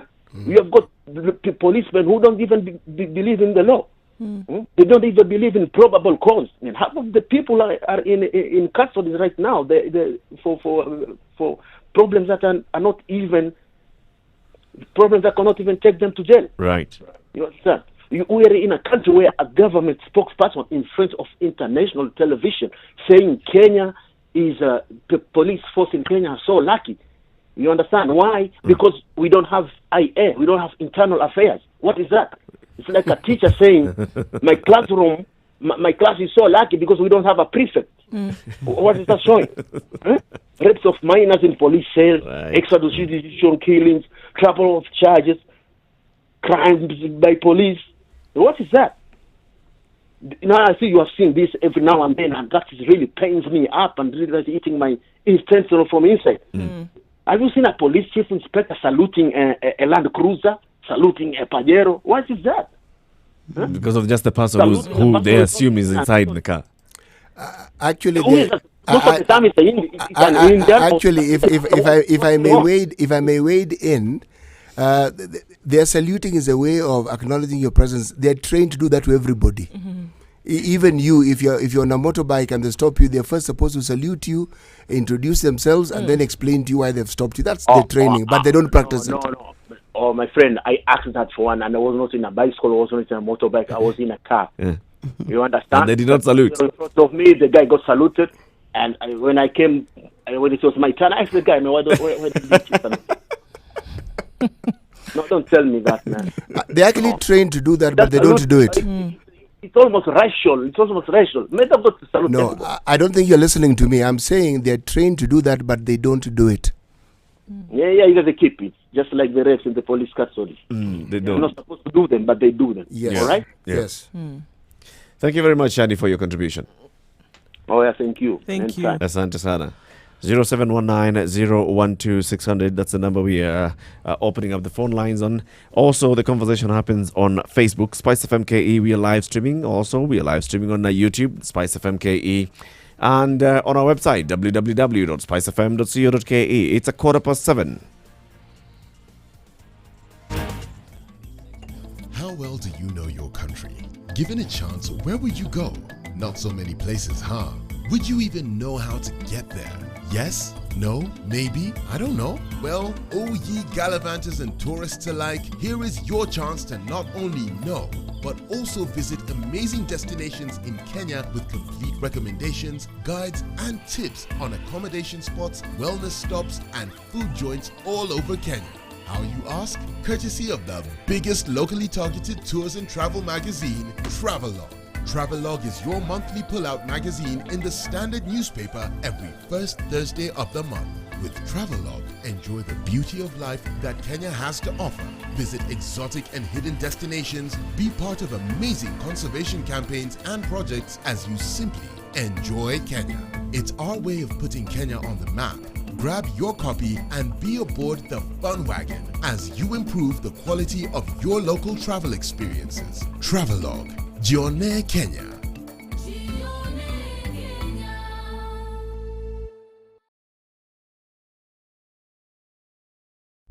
Classic soul. Classic soul, R&B, smooth jazz, neo soul, and nostalgic ballads. Make some noise. Yeah! You're listening to Spice FM. 17 minutes after 7 o'clock. Good morning. This is the Situation Room, Kenya's biggest conversation. We're having a conversation about the police officers, how the police officers have been behaving. And Nduoko is saying, well, this is one of the indicators of as a result of inhumane conditions that we've subjected our police officers to. What do you think about this? Let's take a call in from Kisumu. This is Norman. Good morning, Norman. Good morning, Spice FM. Good morning. Yeah, Eric, Salgia, Ndu Oko, and City Muga, and Jerry Ton. They're all here. They can hear you. Tumesalimika. Good morning. Okay, now, you know, the problem in Kenya is the mentality of the end justifies the means. You know, in Kenya, it doesn't matter how you acquired your wealth. You know, I see people cheering politicians whom we cast doubt in how they acquired their wealth. And if the top leadership itself cannot account for their wealth, who will even take these police officers who are junior to account? You know, the moment you have created a system that is already rotten, there's no way you tell me that you deal with the juniors when the seniors, who wants to be president? For example, I see some people dishing out cash everywhere they go. And then you tell me that you are going to prosecute a police officer because they stole, when you yourself, you are going to be the president, or I'm not talking about somebody in particular. But but this is a system that is already in place. Even those people you call dynasty, I don't know how to mention it. They can't account for their wealth. And they are the people who have a say in Kenya. So unless we change that, we are not going anywhere. I think we should adopt that Chinese system where somebody who was engaged in any corruption, who was corrupt, was hanged. I think that is the way Kenya should go. They actually shoot them also. Hung and quartered. Yeah, we shoot them. You know, the system is so deep-rooted that unless a drastic action is taken, this country is not going anywhere in the next 100 years. In fact, Jesus may come back and find us corrupt. So the problem is the system. You know, these people you hear talking about police reforms. You don't reform the police, reform the system, the whole system in Kenya. Yeah, because you can't deal with teachers or policemen in particular. And I think the system you allude to is our value system. And you've quite rightly pointed out that's almost dictated by our leaders. They're one of the informants of a society's value system in terms of us emulating what they do or them normalizing what could be an incorrect value system. And what I think what's happened in Kenya is we've turned into an extrinsic value system as opposed to an intrinsic one. An intrinsic one being one of sort of honor, respect, and so on. Extrinsic being material acquisition, things that can be seen outside. So when we're driven by this wealth acquisition and we've lost our moral compass, so we have no sense of justice, no sense of honor. And those things, as I say, as you rightly say, are informed by our leaders, as well as other factors, media and so on, can normalize crime. But no, you speak very clearly the fact that we need to change our system. And the system you're talking about is actually our value system. Yeah, and I've always heard you people mention there that we can't legislate on morals. Yeah. Now, you know, we have chapter 6 of the Constitution, which is talking about leadership and integrity. Yep. But every Tom, Dick, and Harry vies for positions in Kenya and they win. So even the people whom you already know, this person is immoral. I'm not sorry to mention the likes of Sonko, Waititi. You see somebody's lying on the road, kicking, here they abuse somebody in public. They mention very, very bad things, and they get elected. So how are you going to change? You know, I'm tired. In fact, I will migrate. Thank you very much, Norman. Thank you. Still another caller from Kisumu. Killan, good morning. Good morning, guys. How you doing? Good Killan, good morning. I don't want to mix up your names, but I enjoy you, some of the pronunciations in your names. But you brought in a subject of real matter. But the only threat to this kind of talk is that we are not addressing the genesis of it. Do you want to help us? Let's look it back. Let's go back. Right. You know, let's look at the top corruption in Kenya. Let's look at the historical corruption in Kenya. Police have all along been used to cover major crimes, from murders to robberies to stuff, you know. So when we are looking at this, coming along with it, we realize that even in violence, police has been used violently to make people sway from thinking right to think wrong. Credit has been given to people who have successfully misused the powers of police to fit the people in position, to make them feel that they are strong or they are influential. Yep. My deep thinking in people who assume that are influential in Kenya are people who are very corrupt and are so connected into power that they use the police to extinguish anything that is going to point at them. You know. Now, when you're coming back to talk about police corruption right now, I mean, it's like we are forgetting that for a very long time, in all these things, like, for instance, I will tell you something that what the forces have been doing. The other day when we were in Westgate scandal, we realized that a soldier was arrested with some phones that were stolen from the Westgate. You remember? Yes. When you go back into the post-election violence, you realize that police were ransacking people from their pockets, you know, and getting away with the money, you know. When we look at all this, but you know where the blame goes to? The blame goes into the rowdy, drunk youth. Who the real fact is the rowdy and lawful police, you know. So, Killan, you're saying that you'd like us to look at the root cause of this problem. And I'm still not hearing what the root cause of this is. Where exactly is... Where did this start from? Where did the rain start beating us? When the rain started in the previous... Actually, the rain started in the first government. You know. The 1963 government. When there were political assassinations, and when the people went out crying, the police were used against them. We had people like... there was a known bank robber in Nairobi with the name of... he had a funny Kikuyu name I can remember in the 70s. Are you talking about Wakinyonga? Wakinyonga, you know. We know what happened with Wakinyonga, and we could walk in the streets of Nairobi, you know. And we also know how Wakinyonga ended up. But Wakinyonga was made a king by police, you know. A non-bank robber who lives somewhere in Nairobi and hails somewhere from Kiambu and comes into Nairobi every other time, would walk on the streets of Nairobi. I remember when I was a kid, we met him somewhere around Tomboya Street, and I was told this is now Wakinyonga. I looked at a nicely dressed man who was walking very fast, looking left, right. Then I looked at this, then I started seeing how the police were operating on the traffic, and then I started seeing how nothing was being done when police was covering major crimes, and then there came what is referred to as fraudsters. In the 80s, we had money has been poured against me, you know. So who was pouring money against who? Killan, I hear you saying that from the genesis of it, that police were basically used as a mechanism to, you know, violence or to actually perpetuate crime. They were used. So from now the very beginning. They've taken over the reins. So they've taken over kind of like a culture that had been brought about into the system. That's what I hear you saying. And then they could then be used. They could be used at will for an individual or for a system.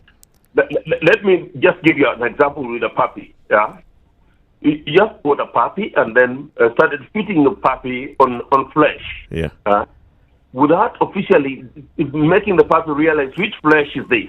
Is it some calf or whatever? Then at certain point, you're leaving the puppy to hunt on its own and to depend on its own. Because when you're telling me that the conditions at which the police are living in is the cause of all this, then we are lying. The police were a little more organized when they were on shore before they started putting on trousers. And then when they were in trousers, when they came into trousers, they started feeling like Raya because So police are you saying that it isn't the housing, it is the trousers that has brought about this? No, don't be facetious, CT. What he's saying is that the policemen were brought into the impunity fold by the political elite. So what I'm only saying that the observation of the law by police then, was better than was now. a little more upright than the observation of the of the law by police. The police are the law enforcers. Okay. But when the law enforcer is given an opportunity to cover a fellow law enforcement officer, like for instance, I want to give you impunity. Would you say that they reflect on society, like our policemen? Would you say that they reflect on the values of what Kenyans actually society. are? Let me tell you one thing. You're selling razor blades, and you pile them very strategically along a narrow path. Yes. What do you expect? What do you expect of people? You expect that anybody who passes across that place will get injured or will get cut or something, So what is happening here is the police have been conditioned to do this by the politicians. to cover a lot of things. Okay. A lot of things. And from this, they were learning something so nice. And when the police are now perfecting it, the police are doing the kind of robbery that we used to see in the 80s. This was being done by rogues and thugs. Killan, Today, we have more rogue police. Killan, I've got to cut you off. Thank you very much for calling. Let me pick on the other caller here. Hello. Lydia, good morning. Hello. Good morning, Spice FM. Good morning, This Lydia. is an important. Good morning. This is an important program today. It is so sad. Even the Parliament had people. Some men came in and robbed the Parliament's computers and things like that. It's so strange how things happen in the government. If they know that you are one against them, the policemen will come into your house and empty your files and go away with them. So I think, I agree with the previous caller. I think we should go back to the system of the East African community. That's what I think we can solve the problems. The system of East African community. And what was that system, Lydia? When the train stops to pick you, that is the government. When the water system comes to repair the water, that was the government. When the bus comes to pick you, that was the government. So when things were working, when things were actually working and, yes, systematically. Yes, systems of service. Thank you. And when the East African community died, it was only the politician with a big limousine, and that was the government for you. Thank you. It changed. That's understandable, Lydia. Interesting. Bring back the days gone by, she's saying. Yep, go back to the past. So we're not progressing, we're going backwards. But I think what both are trying to highlight there, especially the first gentleman, Kellen, that was calling for him, is it Kisumu he's in? Yes. What he was trying to say is the policemen were brought into the fold of impunity by the political elite, by the political class. So why are we expecting any better from them? They were actually made to come into this sense of impunity through acts to cover up for the political class. Tools. So now that they're actually involved in crimes that allow them to take advantage of this impunity, why are we questioning it? We shouldn't be surprised, or we should not be alarmed. So bottom line, it's impunity. Well, bottom line, it's our value system as a country, because CT did ask the gentleman if he thought that this is a reflection of us as a society as a whole. And he said, yes, it is. So it boils down to us as Kenyans, what our value systems are. And again, I go back to this thing that we've moved from intrinsic value systems, which we would have had previously, even in the communities that we lived in pre-colonial times, whereby the idea of honor was very important, respect was very important. Those are internal or intrinsic values. Now we get our validation from sort of wealth acquisition, what car you're driving. Those are external values. And if that's what we're aspiring to, you will see a rise in crime because the opportunities aren't the same for everybody. The environment is different for different people. Not everybody has the ability to acquire the material wealth. Whereas with something like honor and respect, everybody has, it's an equal playing field. Everybody can be respectful. And if that's what's respected and upheld, these intrinsic values, then you'll find it's a different society. But right now, what's being promoted is the extrinsic values, these ideas, the wealth acquisition, and not everybody, it's not a level playing field. So people will go into crime. It's just one of the sort of byproducts of the value system that we have. This is the Situation Room, Kenya's biggest conversation. Well, the conversation continues. It's 28 minutes to 8 o'clock. How well do you know your country? Given a chance, where would you go? Not so many places, huh? Would you even know how to get there? Yes? No? Maybe? I don't know. Well, oh ye gallivanters and tourists alike, here is your chance to not only know, but also visit amazing destinations in Kenya with complete recommendations, guides, and tips on accommodation spots, wellness stops, and food joints all over Kenya. How, you ask? Courtesy of the biggest locally targeted tours and travel magazine, Travelog. Travelog is your monthly pull-out magazine in the Standard newspaper every first Thursday of the month. With Travelog, enjoy the beauty of life that Kenya has to offer. Visit exotic and hidden destinations, be part of amazing conservation campaigns and projects as you simply enjoy Kenya. It's our way of putting Kenya on the map. Grab your copy and be aboard the fun wagon as you improve the quality of your local travel experiences. Travelog, Jione Kenya.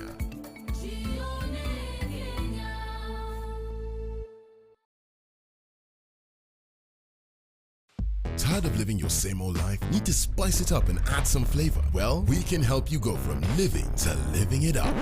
East Africa, are you ready to be a part of the most vibrant entertainment scene with the best, freshest music, travel tips and destinations, fashion, tech and health trends, as well as your favorite celebrities' lifestyles? Introducing your favorite entertainment magazine, Pulsar, the ultimate all-in-one guide that will give you more meaning to life. Catch up with your celebrity writers and contributors to stay up to date with what's happening around you, where and how you can be a part of all that. The lifestyle guide that has been missing in your life. Pulsar.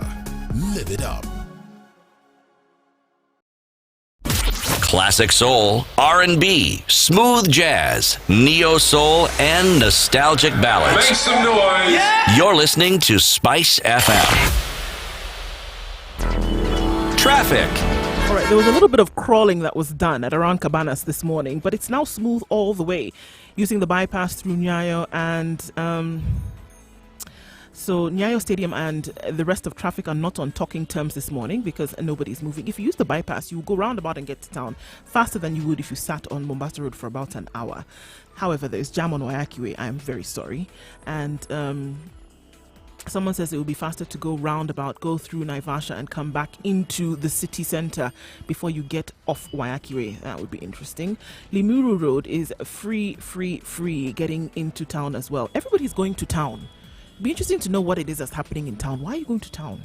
Anyway, Kiambu Road is a total mess. Vehicles have blocked the entire road. I guess that's kind of what happens when there's traffic on the road. Do give us a call if you see something different. If the elephant's crossing, 0719-012-600. Intelligent humor and nostalgic music.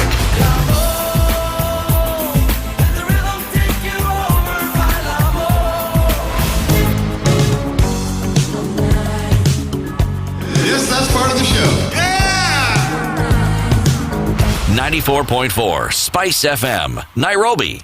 And in Malindi, it's 97.6, Nyeri 90.9, Eldoret 96.7, Nakuru 96.0, Kisumu 102.5, Mombasa 7.9, worldwide www.spicefm.co.ke, and Facebook Spice FM KE. We are live streaming on audio visual, and also we are having the conversation on Twitter. Please follow us on our Twitter handle, that is Spice FM KE, and our hashtag is Situation Room. This is Kenya's biggest conversation. Now, let's progress with the conversation. This time, let's talk the politics of the Constitution. So there's a lot of talk, and it is rightfully so, that we are discussing the Constitution, the implementation of our Constitution, and what we've heard, what we've done with the Constitution so far. And there's been talk that let's start thinking of amending the Constitution. However, I'd like to bring in a new perspective this morning. I'd like to say I think it's not yet time to amend the 2010 Constitution. It's not yet time. And I feel we haven't fully implemented this Constitution. We haven't experienced it fully. We haven't tested it to its limits. We haven't gotten to the point where we need to amend the Constitution. Go with me this way. So we promulgated the Constitution in August 2010. That is about 9 years ago. But immediately after promulgation, we began the process of actually enacting laws that bring the Constitution to life. So we can say the Constitution was conceived in 2010. Then we started making laws and bringing it to life. And the first election under the new Constitution in 2013, that is in March 2013, is what we actually now started experiencing the Constitution proper. We still had some laws that hadn't been made. We still had issues that we hadn't experienced before. We hadn't experienced devolution before, for instance. And devolution came with its own things and costs. County assemblies had to be constructed, in some cases from scratch. County offices had to be constructed. We had to see employment of new officers. We had to see employment, even county service boards had to be constituted from the scratch by the new governors. So all these things were happening in the first government between 2013 and 2017. By 2017, we were just beginning to see our baby starting to smile at us, to starting to call us Dada, Mama. And now, in this government, is when we are actually now implementing this Constitution. So we have very many questions that we have on the Constitution, but do we have the answers yet? Do we know exactly why the Constitution is not happening this way? No, I think we should amend this Constitution in 2027.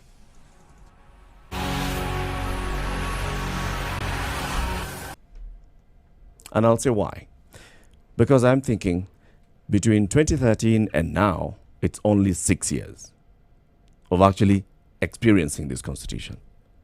If we give it another 7 years or so, then we can say we have experienced this Constitution, we have tested it, we have asked ourselves, where is it working for us, where is it not working for us, and we shall answer honestly the why it's not working for us. Yes, of course, there'll be areas that we have identified that it's not working for us, but why exactly is it not working for us?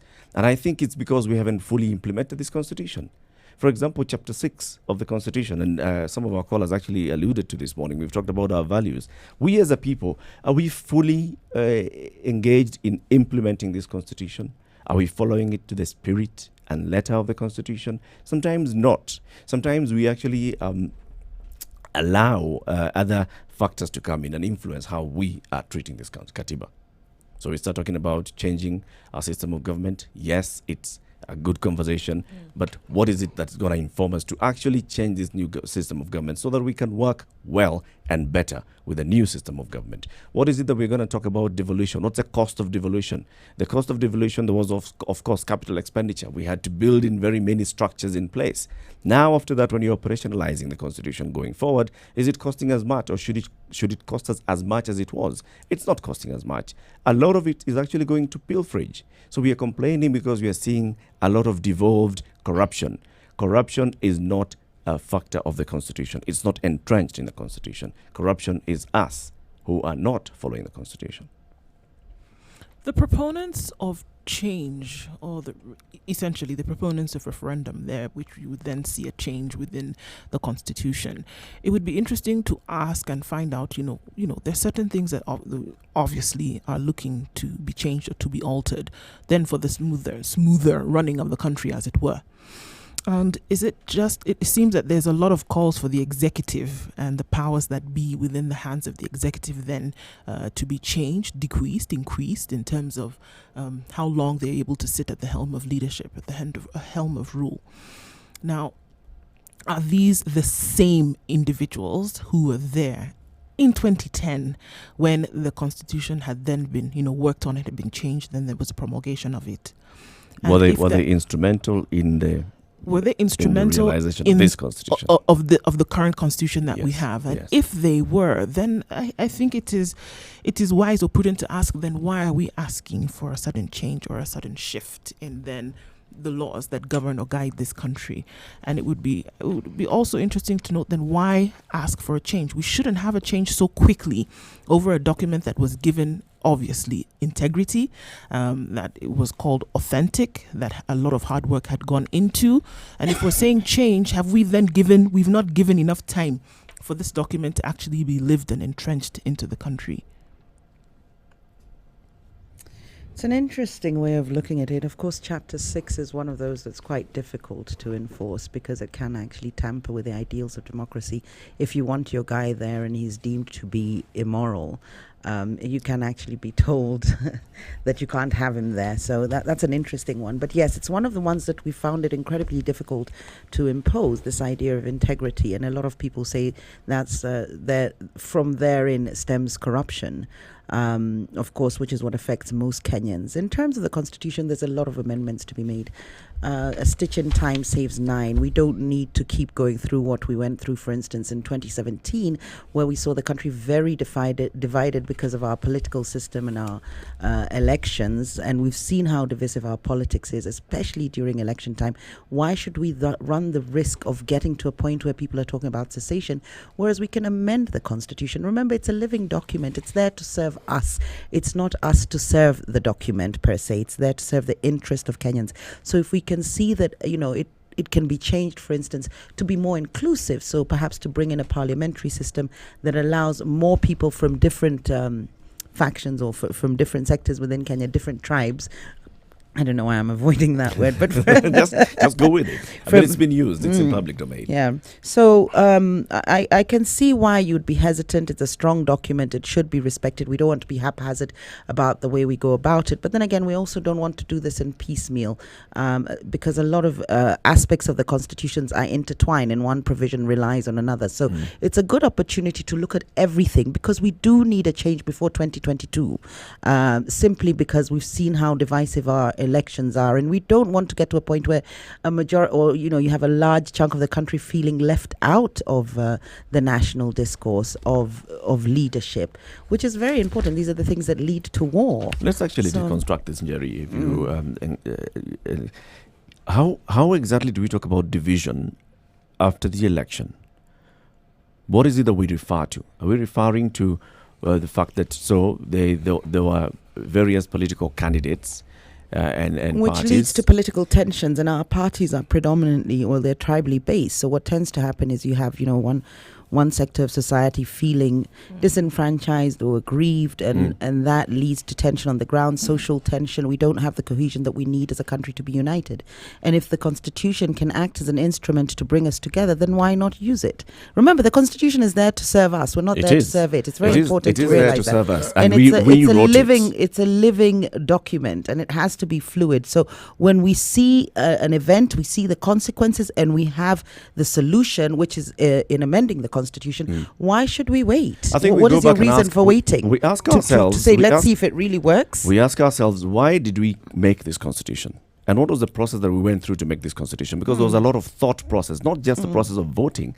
Actually, this Constitution is one that has taken many years and united as a country to discuss and But you have to understand, with something as dynamic as a Constitution that involves people's feelings, society, tribes, it's multi-layered in terms of what has to be taken into account. And it's very hard to envisage all scenarios. And that's the beauty of, or that's why we're allowed amendments, because they might be scenarios that arise that we realize, hold on, we need to tweak or fine tune this constitution so it can better serve us as Kenyans. I put it to you. What is your resistance? That's what I want to know. I'd rather we discuss why the resistance as opposed to why we need the change. There's no doubt that we need the change. Secondly, we've seen devolution. Remember, this was in order to redistribute power and resources. That was, you have to look at what the intention of the drafters was. Now, the intention, if it's not being served, if it's becoming too costly. So maybe that's another area of the constitution we need to look at. If it's to the detriment of the nation as a whole, maybe we haven't done it the right way. I'm not saying we're on the wrong trajectory, but we do need to fine tune a few aspects of the constitution. And of course, to change those things, we would need a referendum as per the constitution. My opposition is not to amending the constitution, actually. I fully agree and I understand that the constitution will need to be amended. But you're saying we should give it more time. Yes. And when you have... My contention is we haven't fully implemented this constitution in terms of letter and spirit. And by spirit, I mean, there's the reason why we made some certain changes to our system of government. Even if we did, there's reasons why we made certain decisions. And we committed to ourselves to abide by a certain ethos and changes and things that we said, this is how we're going to run ourselves as a people. This is how we're going to govern ourselves as a people. And I think at some point we moved back and we tried to bridge the two. We tried to bridge our behaviors and our patterns in the past versus what we wanted to do and what the Constitution was telling us to do.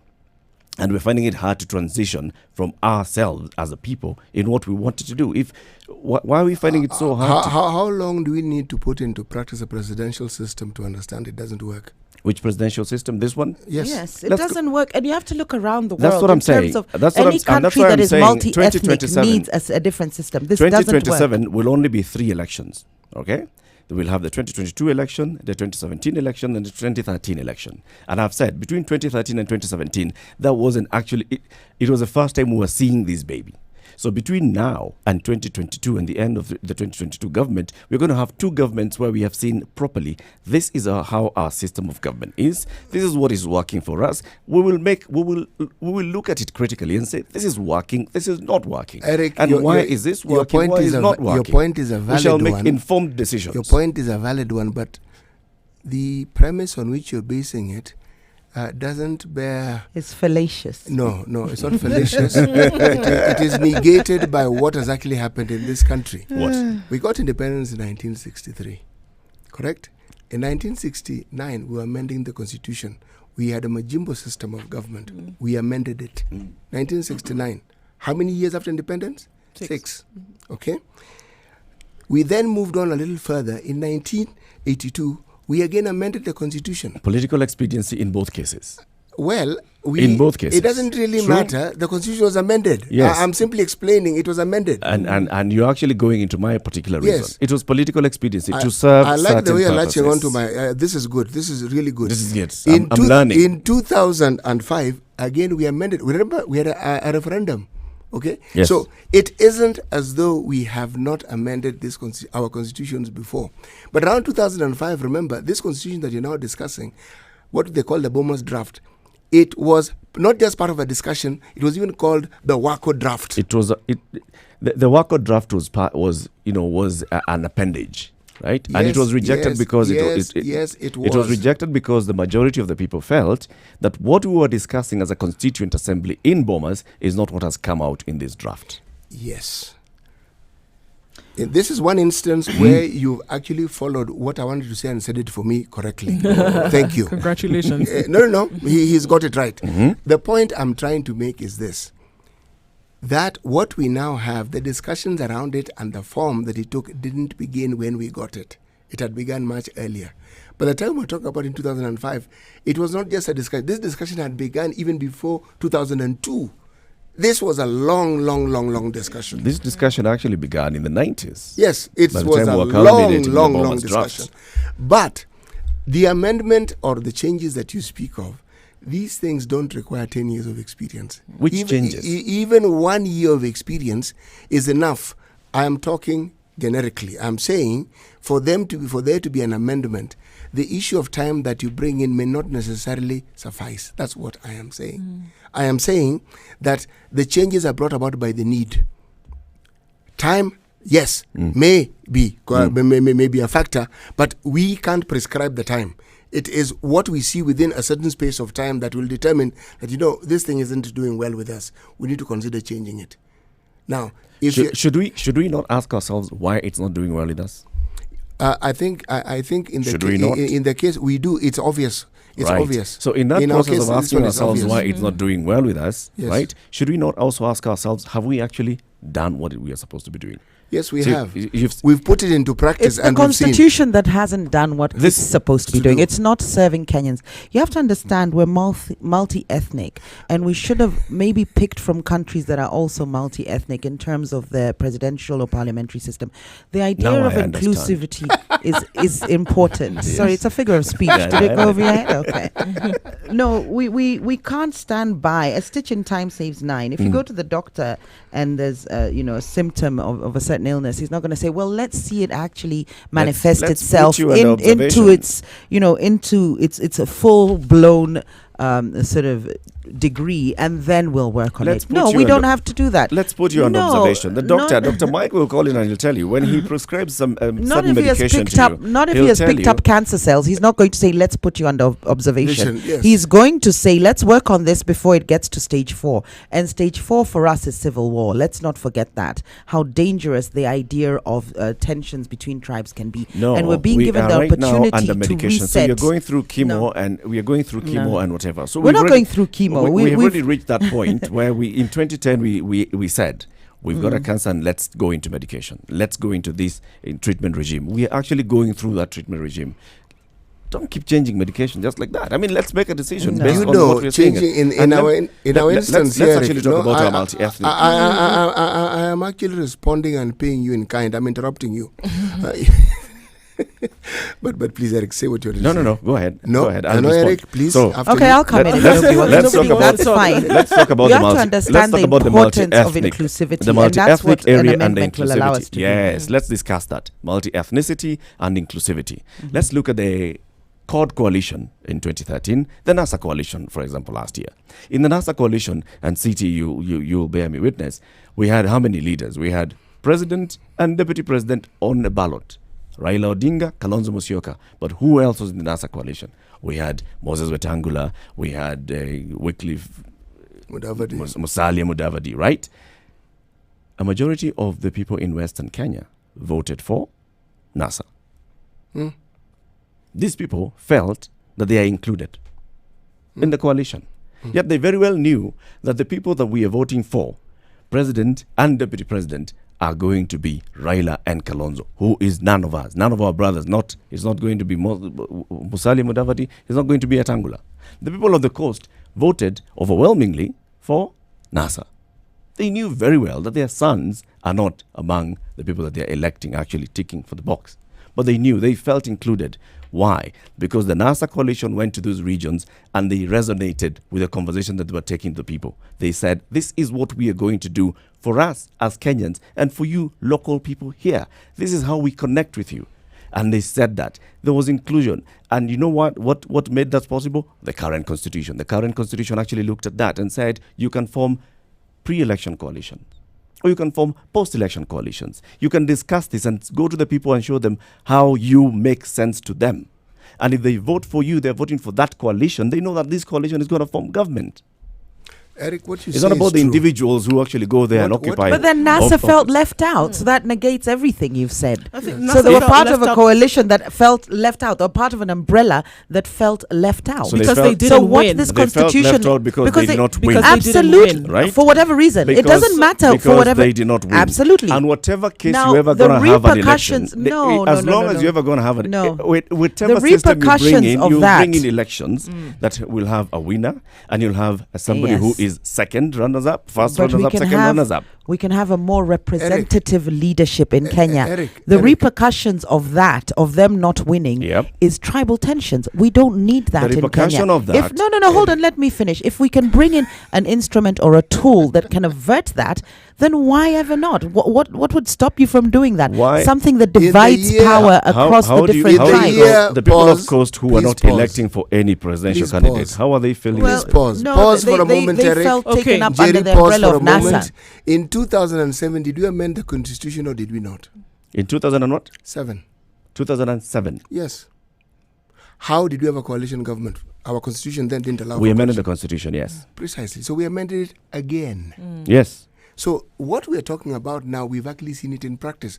And what did the amendment bring about? Something we had at independence, a prime minister again. And what led us to amend the constitution at that point? It was post-election violence, the tension that came in, Eric, and we said let's have 4 agendas. We called them Eric. We called them the Agenda 4 commissions, Eric, and we said let's address those issues. I am not disagreeing with this. We know the facts, Eric. And get into now. What can we derive from those facts? What can we learn from that? That's where I'm going with. I'm hearing what you're we're saying, learning Eric. from that is because we experienced it. We actually tailored the Constitution of Kenya 2010 with that in mind. Right. We But have it addressed still, those it still issues. needs some Because tweaking. we as a people are refusing to live by the ideal that we've set for ourselves. Eric Latif, I hear you saying that behind all of this is a push for individuals to basically get what they desire or what they want through the amendment of the Constitution.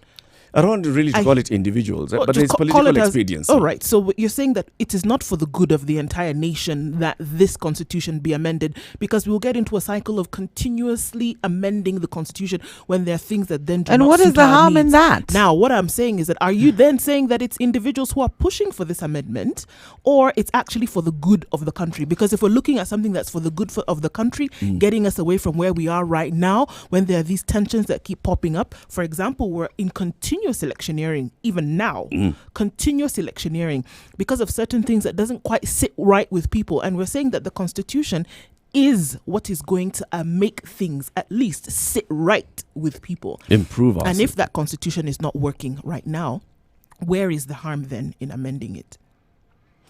You know, the reason it's not working is because we're not being honest with ourselves. I'll quote 2 constitutional experts, 2 people who are actually very much involved. And in fact, in the paper the other day, Yashpal Guy is a man who took us to Bomas. Right. He went around the country, collected the views of the Kenyans. He went to Bomas. He actually was chairing the Bomas conference, the conference. And then we also know Abdikadir Mohammed. He was there. He was the chairman of the Constitution Implementation Oversight Committee of Parliament. He saw us through this process that got us to 2010. And they're saying, look, guys, we know what we were talking about when we said, how are we going to improve ourselves as a people to make sure that we live by the ideals, and everybody lives by the ideals of what we put together as our supreme law. We are not yet living this. Let's be honest with ourselves. Throw and something say, very preposterous out there. When we follow advice from, of course, very seasoned, very senior lawyers here, we're talking about people with a thorough understanding of constitutional affairs and matters and governance and how countries are run. But when we're legislating, there is an element of intuition that we're allowed to throw in. And I feel that perhaps the 2 that you've quoted, Yashpal Guy and Abdikadir, might not understand the very sense of tribalism. Perhaps they're not as Kenyan as they could be. I know I'm going to be met with a lot of backlash. Yashpal Guy being of Asian descent originally, of course Kenyan, and Abdikadir being Somali originally. So maybe there's some intricacies. What do you mean originally? No, he was born in Kenya. You can be born in Kenya, but of descent. So maybe there's some nuances, intricacies, intuition that they lack in understanding tribal tensions. And I know this is going to be preposterous, Even the people of the but Congo it gives me descent. a platform. No, hold on. It gives me a platform This is the to Bantus. discuss the importance of these of curbing these tribal tensions that we have. Every 5 years our elections? Yes. And do you know how disruptive that political instability is to our economy in terms of foreign direct investment, in terms of cohesion? So we spent 5 years building a united Kenya, building cohesion, making sure we're fine. And that's all disrupted in a matter of days because of this elections that we hold. Now, if we can avert that by amending certain aspects of the Constitution, why not? I'm struggling to see what the resistance is. I was giving the example of the year 2007 because it provided us with the very thing you're saying. There was stability, there was a representation, people felt they were included, and the country moved forward. Now imagine sustained stability. Yes, where we'll over a get long to. period of time. Absolutely. So we got into 2012 in that system, and we moved back into a new system which we had actually all agreed, including the people who were... We didn't all agree. There was a referendum. No. There was a big opposition to it. A majority agreed. No, there's a big opposition to it, including people in government right now who are opposing. 0719-012-600. What do you think? Should we amend the constitution now? Should we actually just implement it first and then amend it in 2027? Good morning. It's 8 o'clock.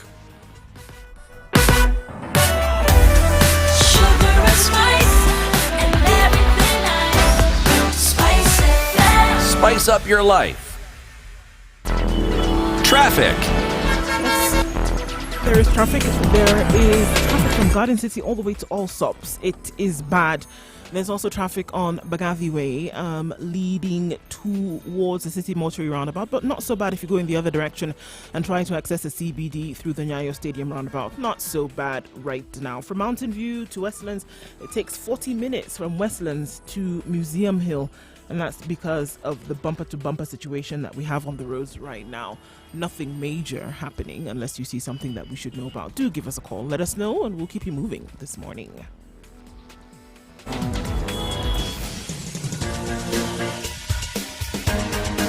This is The Situation Room, the home of hard-hitting political commentary and penetrating insights about the state of the nation. This is a talk radio experience like no other. The Situation Room, a place for hard truths, debates, and elevated conversations. The Situation Room, witty, political, engaging, deep, controversial. In the room, we have Jerry Thorne, lawyer, political strategist, an insider in the corridors of power, ready to take on any side of the debate with her signature eloquence and grit. C.T. Muga, researcher, academic, seasoned political observer, a fountain of wisdom in these politically uncertain times. Ndu Oko, Nigerian by birth, Kenyan by choice, communications expert, Pan-Africanist, a truth seeker and believer in people power, and Eric Latin, agent provocateur, the man in the chair, seasoned journalist, news hound, a man who believes in punching up, not down. This is The Situation Room, the only way to start our your hashtag day. on Twitter is Situation Room. Please follow us on Twitter. Our handle is SpiceFMKE. Like our page on Facebook where we are live streaming SpiceFMKE. And also please log on to www.spicefm.co.ke anytime throughout the day, wherever you are in Africa, and you'll be able to watch and listen to Spice FM. This conversation this hour is regarding the Constitution Amendment, and I'm saying it's not yet time to amend the 2010 Constitution. Let's wait until 2027. In that time, it gives us time to actually experience this Constitution and learn everything that we need to learn about it, so we make informed decisions and better informed decisions on what we need to amend. 0719-012-600. Let me open up the phone lines. Good morning, Ronald. Morning to you, Eric. Morning, Ndu Oko and Jerry Thorne and City. Good morning, Ronald. Good morning, Ronald. Yes, the elephant in the house is not actually the Constitution, but it is this phantom called ethnicity and unbridled political ambition. Whether we change it now, whether we amend it now or later, it does not really add any value to our situation. Right. Because I'm calling it a phantom because it's of no substance. People don't go to a doctor and ask what ethnicity they are, or to an engineer, or to even a carpenter or a cobbler. You go there for service. You go to a hotel and you want food, good food. You go to school and you want quality education. You don't want to know the ethnicity of the teacher, the administrator, or the owner of the school. But this ethnicity is what informs our politics. So how is it a phantom? It actually exists and has a And function. we keep on serves running. We keep on running around like some headless chicken, thinking that if we tinker with the constitutional order, then we will be okay. Can I ask a question, sir? Please. What, in your opinion, is wrong with thinking in ethnic lines when it comes to politics? Everything. People don't marry their own sisters. If ethnicity has some value, then you'd be only comfortable with the people who are close to you, whom you understand better, those are your siblings and your relatives. But people don't do that. You have to go out there, trade with some other people, marry some other people. I mean, socialization in itself is premised on you interacting with a wider society.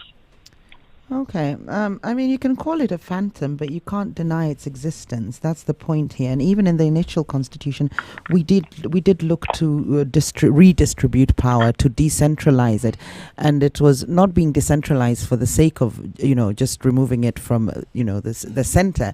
It was actually to share power and to make all communities of Kenya feel that they have some power. That Participation. That was what underpinned some of devolution. Now, if that still hasn't worked, can we not further enhance that vision so that we feel more included as all the different communities? I know it's something you'd rather we didn't peg our thoughts on, but you can't deny you can call it a phantom, but then you go on in the same breath and say, and it informs our politics. So it's not a phantom, it exists. You can't deny it exists. Negatively impacts our politics. You can't deny it exists. And Madam, I'm not denying the fact that it exists, but I'm saying it's the wrong premise. We cannot found solutions on the basis of that. Why not? We need to take it into account. This is something that has been with us for centuries, and you have to remember our borders were then divided up by the colonialists, regardless of our historical differences, our cultural differences. You have to understand differences in people can create tensions and differences. It's human nature, it's animal nature. So it's not something we can completely overlook. We can be utopian about it and idealistic about it and wish it didn't exist and we could live cohesively. But there's very few countries, even in the West, that have more than one ethnicity and are a mature democracy. So when we're borrowing systems from them, we have to adjust those systems and keep tweaking them until they can fit us. We don't take this one-size-fits-all democracy and run with it and be handcuffed to it. We're different, and it's okay to accept that. There's nothing wrong with it. Ronald, it's also human to engage your intellect and deploy it appropriately, not just as an exercise. For lack of a better word, to entertain yourself, and that's what we have been doing. Look at where it got us to. We were thinking of a government that would be domiciled within the local units. We have 42 counties, right? Do you know where that came from? It came from the 41 districts we had earlier on.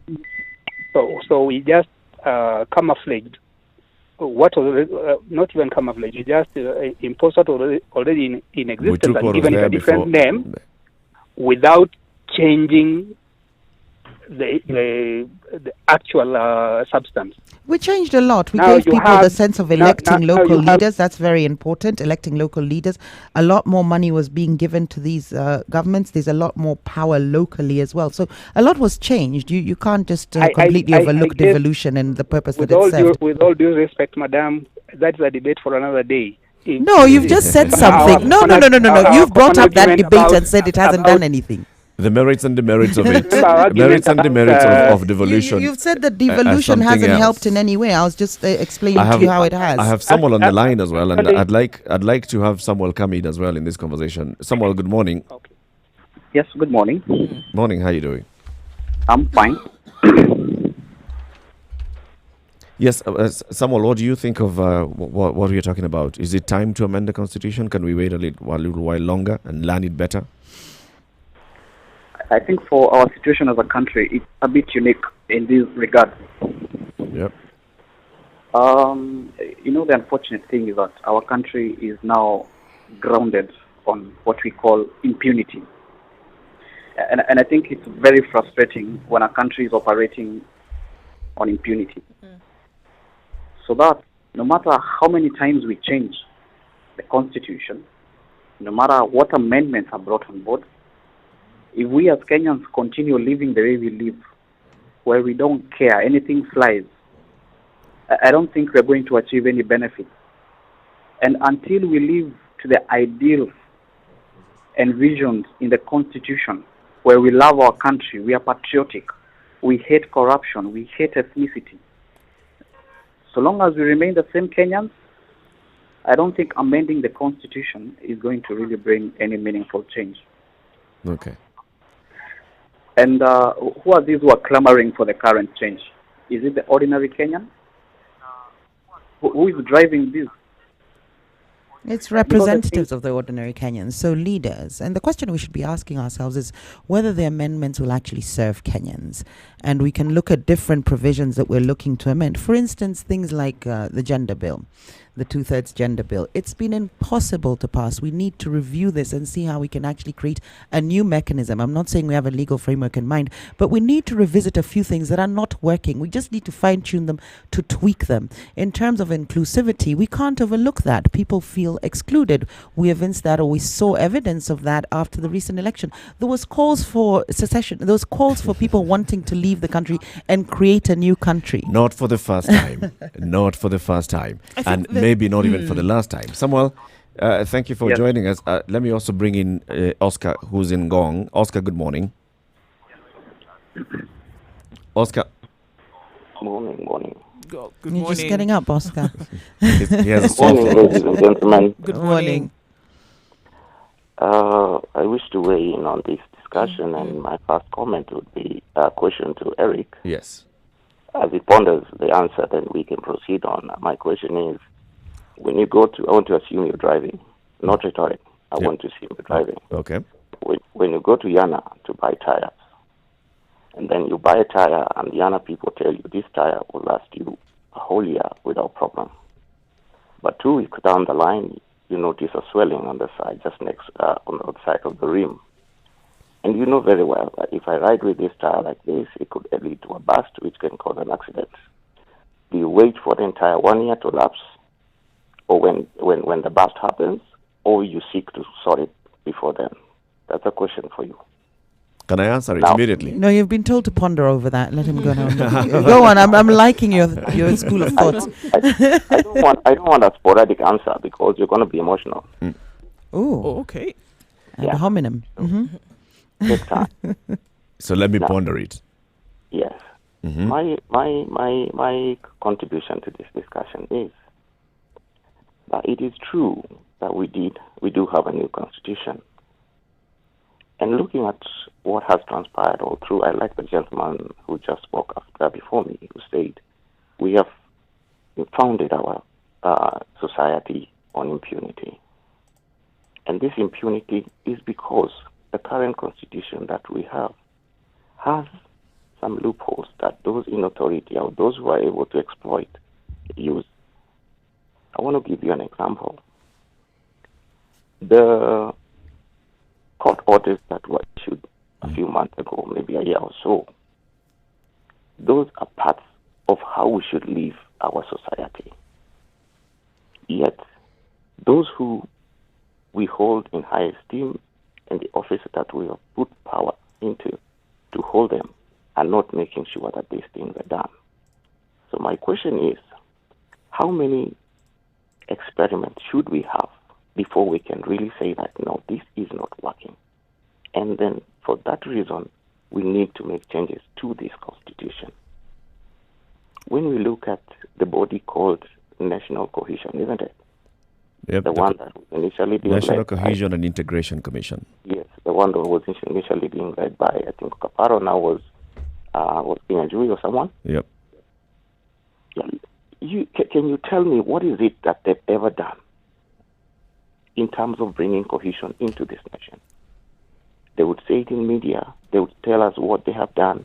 But do the Kenyans feel it as a tangible action that they have taken for the people in Kapedo, for the people, wherever, name it?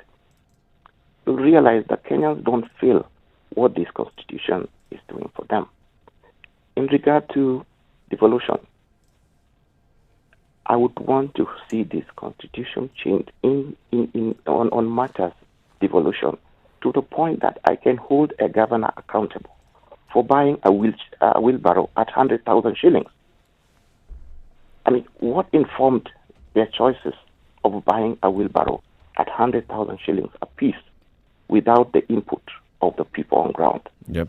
So and when one child dies in maybe a district hospital, in a district facility, when one child dies, and you want us to wait a few more years so that we can see whether it's working or not. I mean, you're not being realistic, Eric. Can I now answer your question, Oscar? There are certain things that we can correct I on hear the you. spot. I You hear don't you. need to wait these many years. The problem is, just let me finish. The problem is, when we discuss the change of constitution, we are allowed to feed on the fodder that the politicians give us. They talk about positions. You're not looking at this other aspect of the constitutions that needs to be changed, that are good for us. When resources go down to the Mwananchi, that's not good for the politicians. So they don't hype that bit of it. But that's what we need to push. Oscar. But they've clouded our minds with positions. So every time those who are for or against speak about positions, let's refuse to speak about this position. I like what you're saying, and I like the fact that we are saying let's actually steer clear from the area of political issues and systems of governance and personalities, and let's look at the issues as well. Let's look at what the Constitution has put in place. Remember, the Constitution is a framework, and the Constitution has put in place a framework that actually is then brought into life by law, and those laws are lived by and implemented by the people. If you talk about cohesion and integration, that is just an ideal that has been set in a constitution. So who is it that is supposed to, and what is it that's supposed to ensure that the NCIC delivers? Is it a constitutional amendment that will make it deliver, or is it law that will make it deliver, and the people who are serving in that commission that will make it deliver? Do we need to go and amend the constitution so that we can make an NCIC deliver? Or should we look at the laws that actually bring in the NCIC and see what is making NCIC not perform as we expect it to perform? Hold on, and then who let's is saying review those laws. NCIC is not performing? That's what he's saying. In He's given that as an example. I'm using that example. It's quite accusatory. Because and no, with he's basis he's as saying he such. doesn't We feel don't- he doesn't feel we like don't in know effect. how much worse it could be if an NCIC wasn't at work. It's the same as terrorism and the people who protect us from terrorist attacks. We don't know how many terrorist attacks they've foiled. Similarly with NCIC, we don't know how much worse the tensions could be if they weren't working to make sure we don't see any and yet among the hate speech conversations and so on. that a Kenyan like Oscar would like to have is on that. So let's have the conversation on NCIC. You see, when you say we don't know how much work they are doing, it's like saying you don't know how much the Anti-Ethics Commission is doing. There could have been so much corruption, yet when there is one big one, the Kenyans had. So that's what they are put to do. If they are not doing it to the maximum, then they are failing somewhere. In terms of corruption, of course, those are actual individual acts of corruption.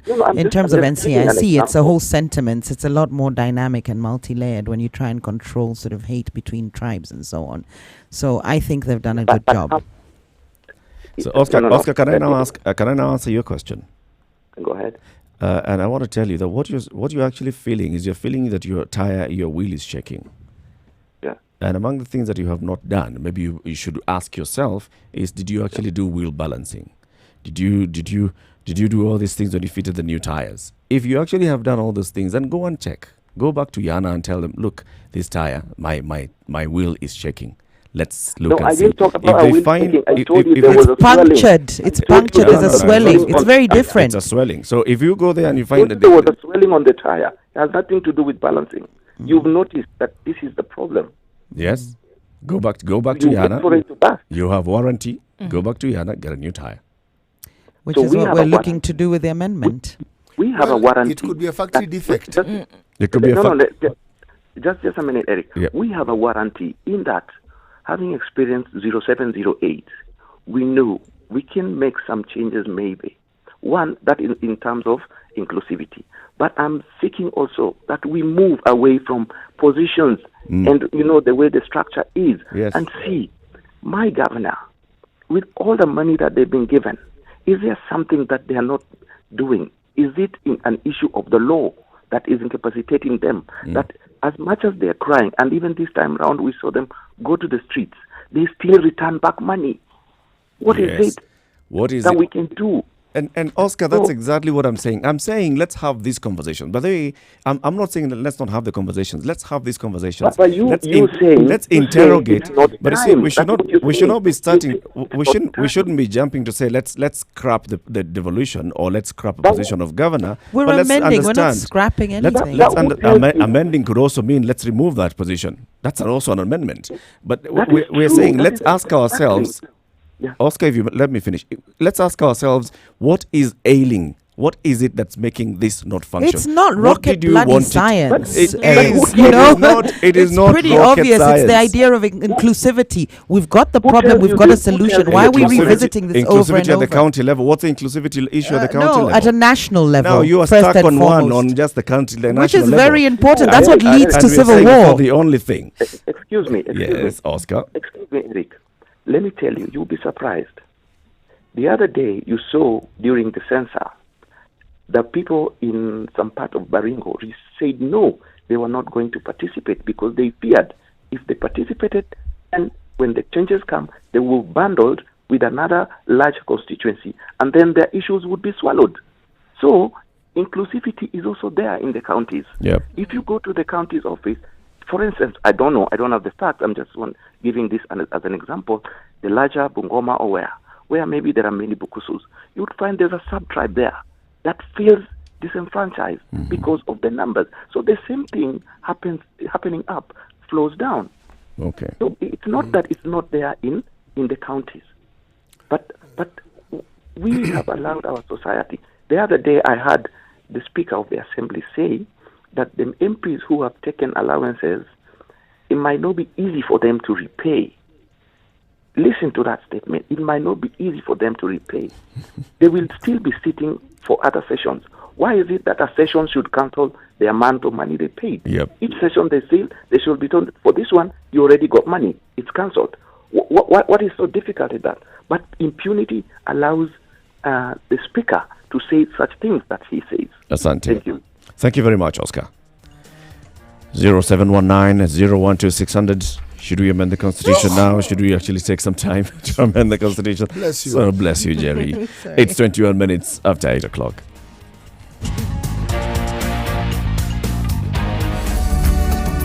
It's not every day that you meet a centenarian. Take, for example, the Standard Group. We have been here for over 100 years, and our secret to longevity has been but one: the magic of service. The magic of serving you, our customers, has given us so much life, and we could not have been here without you. We thank you, and we will continually endear to serve you to our level best.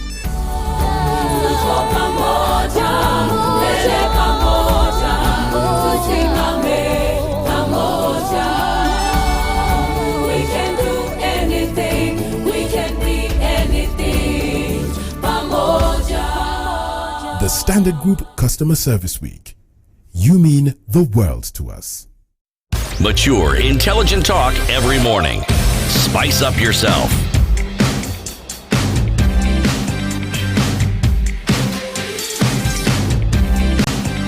Mornings done right. 94.4 Spice FM, Nairobi. It's 22 minutes after 8 o'clock. Good morning. This is the Situation Room, Kenya's biggest conversation. We're broadcasting live from Nairobi to Mombasa, Kisumu, Nakuru, Eldoret, Nyeri, Malindi, and worldwide. www.spicefm.co.ke. And the conversation in this hour has been regarding constitution amendment. CT, weigh in on this. You know, Eric, you do have a point. And your point... Let me be like Jerry. I always do. And you're always right. I'm always right. Yes. The point that you have is that you've brought the matter to debate. Because change may be good, but sometimes you need to give it a second and perhaps even a third look. Even what seems obvious sometimes need to be discussed again and then some. So from that perspective, you do have a point. But if you consider that we've had constitutional changes 1969, 1982, 2005, 2007, we are not new to constitutional changes. And the constitutional change we had in 2007 clearly pointed the way to what we're discussing now, because the problems that we had then were the same problems that we were yet to see again in 2017. Now, we don't need a roadmap to see where this will take us. And if the change is going to ensure that such a thing doesn't happen again, then that change should take place. It should. I think we can't undermine the danger that we look at when we don't take care of matters concerning ethnicity. Because if we look around the world, if we look at what plunged many countries into civil war, it was this buildup of, there were murmurings of, dissatisfaction, there were murmurings of non-inclusivity, and it then got to the situation where it was all-out war that countries have still not been able to come back from up until now. I do think such matters need to be taken into consideration on a very serious note. We also see that perhaps when the Constitution was actually being, worked on at that time in 2010, there were many things that were not created at that time. There were many things that were not taken into consideration. There's a shift in the way in which we do. There's a shift in the way in which we do things. Look at the way in which a decade. There were many things that were not taken into consideration in terms of how we do things. Look at how we are looking. If you want to take the gender bill into consideration, as an example, Eric, if you want to look at the gender bill and take that into consideration just as an example, it doesn't mean because you took so much time to do something that it's going to be a perfect fit and that you stick within it or for time. It doesn't mean. It seems that when you see things, it was expected, and 70% of the people actually accepted. I think we also should not. I think we should not allow themselves. We also need to realize that we're not saying that the document in its entirety must change. There are certain things within it that need to be tweaked and amended then to suit us as we go along. That's what we're saying. Let me pick this call. This is Victor calling in from Mombasa. Good morning, Victor. Good morning. Good morning. Welcome to the Situation Room. What do you think of what we're discussing? So what I think, hii constitution yenye iko si mbaya sana. But if we need to change it, as Ndu said, we need to do some little changes. But one thing that is lacking is sensitization. Because most guys, since 2010, mpaka leo, most guys in the streets don't know what the constitution entails. So they need to do more of sensitization. One thing I like about Tanzania, you'd listen to radio shows or TV shows, then in the middle they'd put government commercials telling guys, hey, kuko hivi na hivi, kuko hivi na hivi. So the guys will be enlightened. Guys in Tanzania are more sensitized about their constitution than guys in Kenya. So us here in Kenya, we just say our economy is growing, but on the ground, people really don't have the sense of belonging of their country, and that one should be ingrained by the constitution and by the leaders. So unapata issue of tribalism pia ina arise. Issue of tribalism, it's the leaders who can really put a stop to the issue of tribalism. Because I remember Julius Nyerere, he'd always shun tribalism. Because I think he was a hehe. There's a speech I had, anasema, then kwa hawa wahehe utasikia wengine wanasema hawa ni wahehe wa juu. So what he was trying to say is that the issue of tribalism, itaenda down, utasikia hawa wakikuyu ni wale wa Saidia Meru. It can go down to clans. That's why unapata these clan clashes in Somalia. Those guys are all Somalis. But the issue of tribalism can only be stopped by the leaders. So yeah, that's my view. If you're going to bring Tanzania into the conversation, you have to bear in mind that democracy is not as robust as ours is, and you have a party that dominates most politics and has been in power for the longest time. So it's when you introduce the idea of multi-partyism that you see the effect of a multi-ethnic democracy and the importance of then having to tweak some of the structures within which we're trying to operate and navigate as Kenyans. And this is why it's important that we enhance.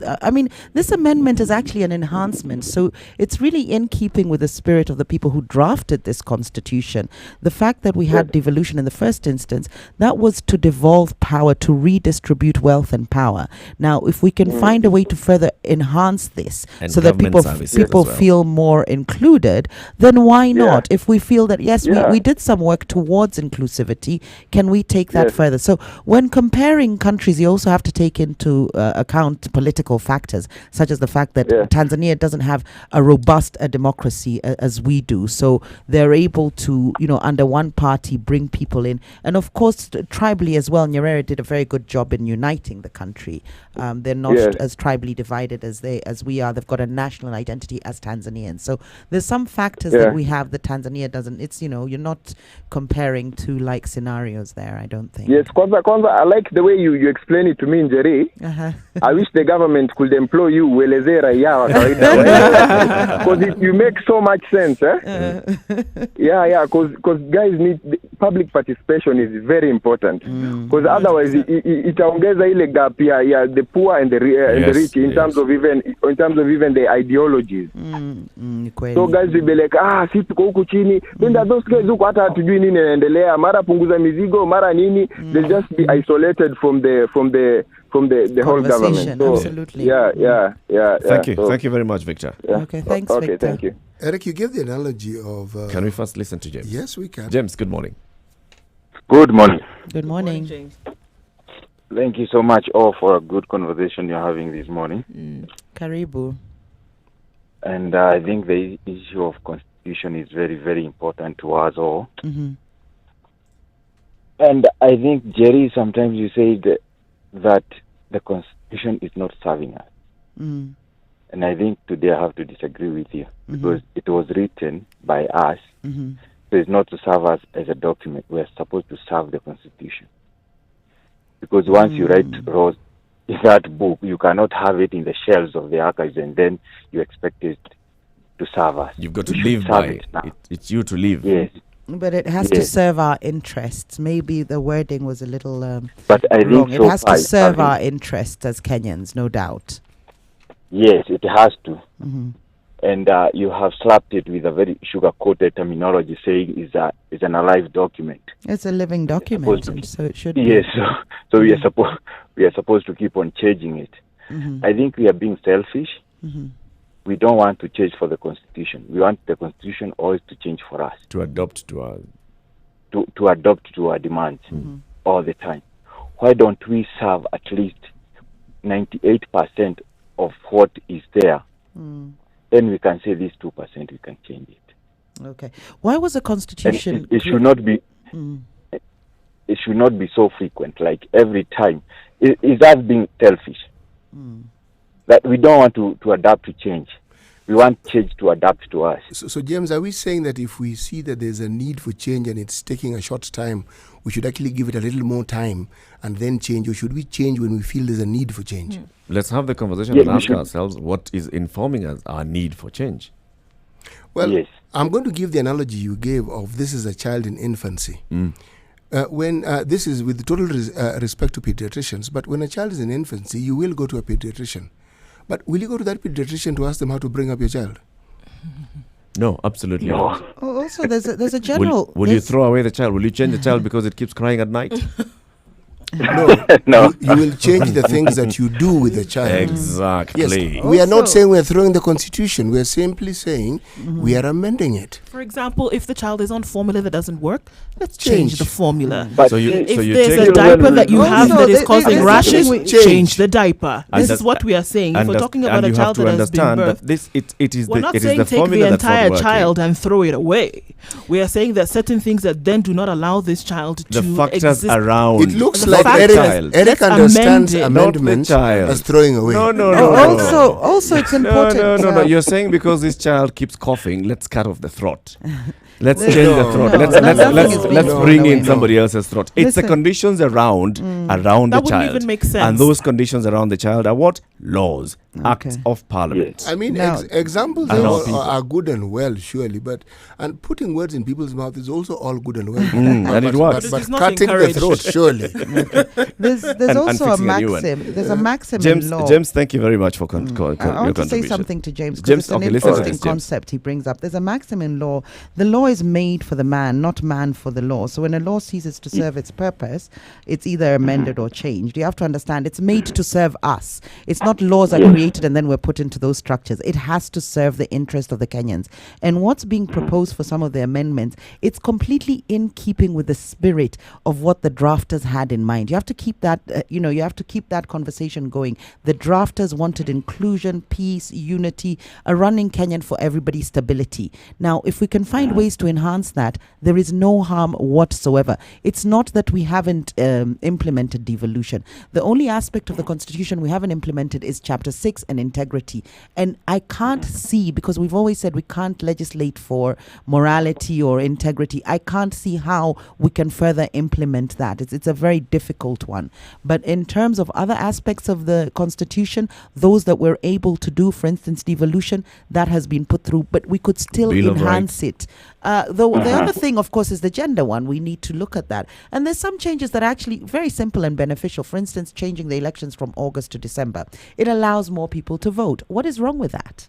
Do you see what I mean? Why should we have to wait 7 years or whatever? If you can allow me to give my final thought, I would say, like, how does it come always from the politicians?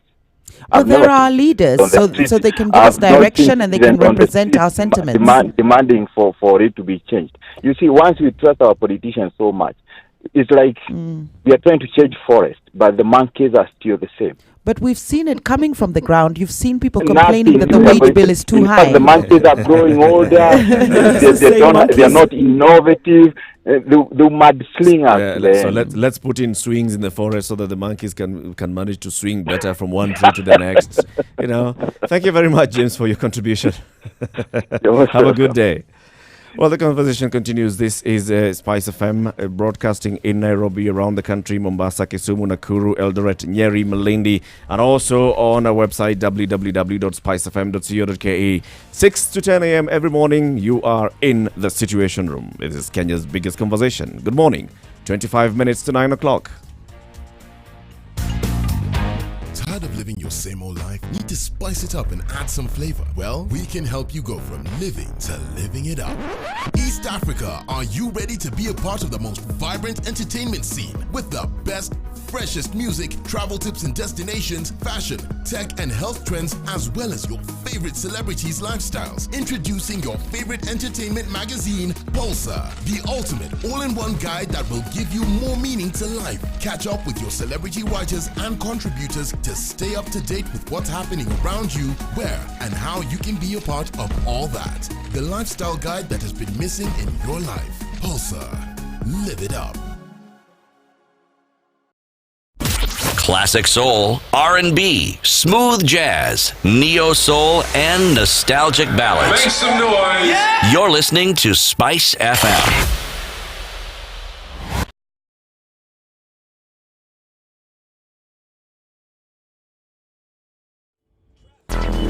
Traffic. There's jam on Thika Road, there's jam on Waiyaki Way, there's jam on Mombasa Road, there's jam on Langata Road, there's jam on Gong Road.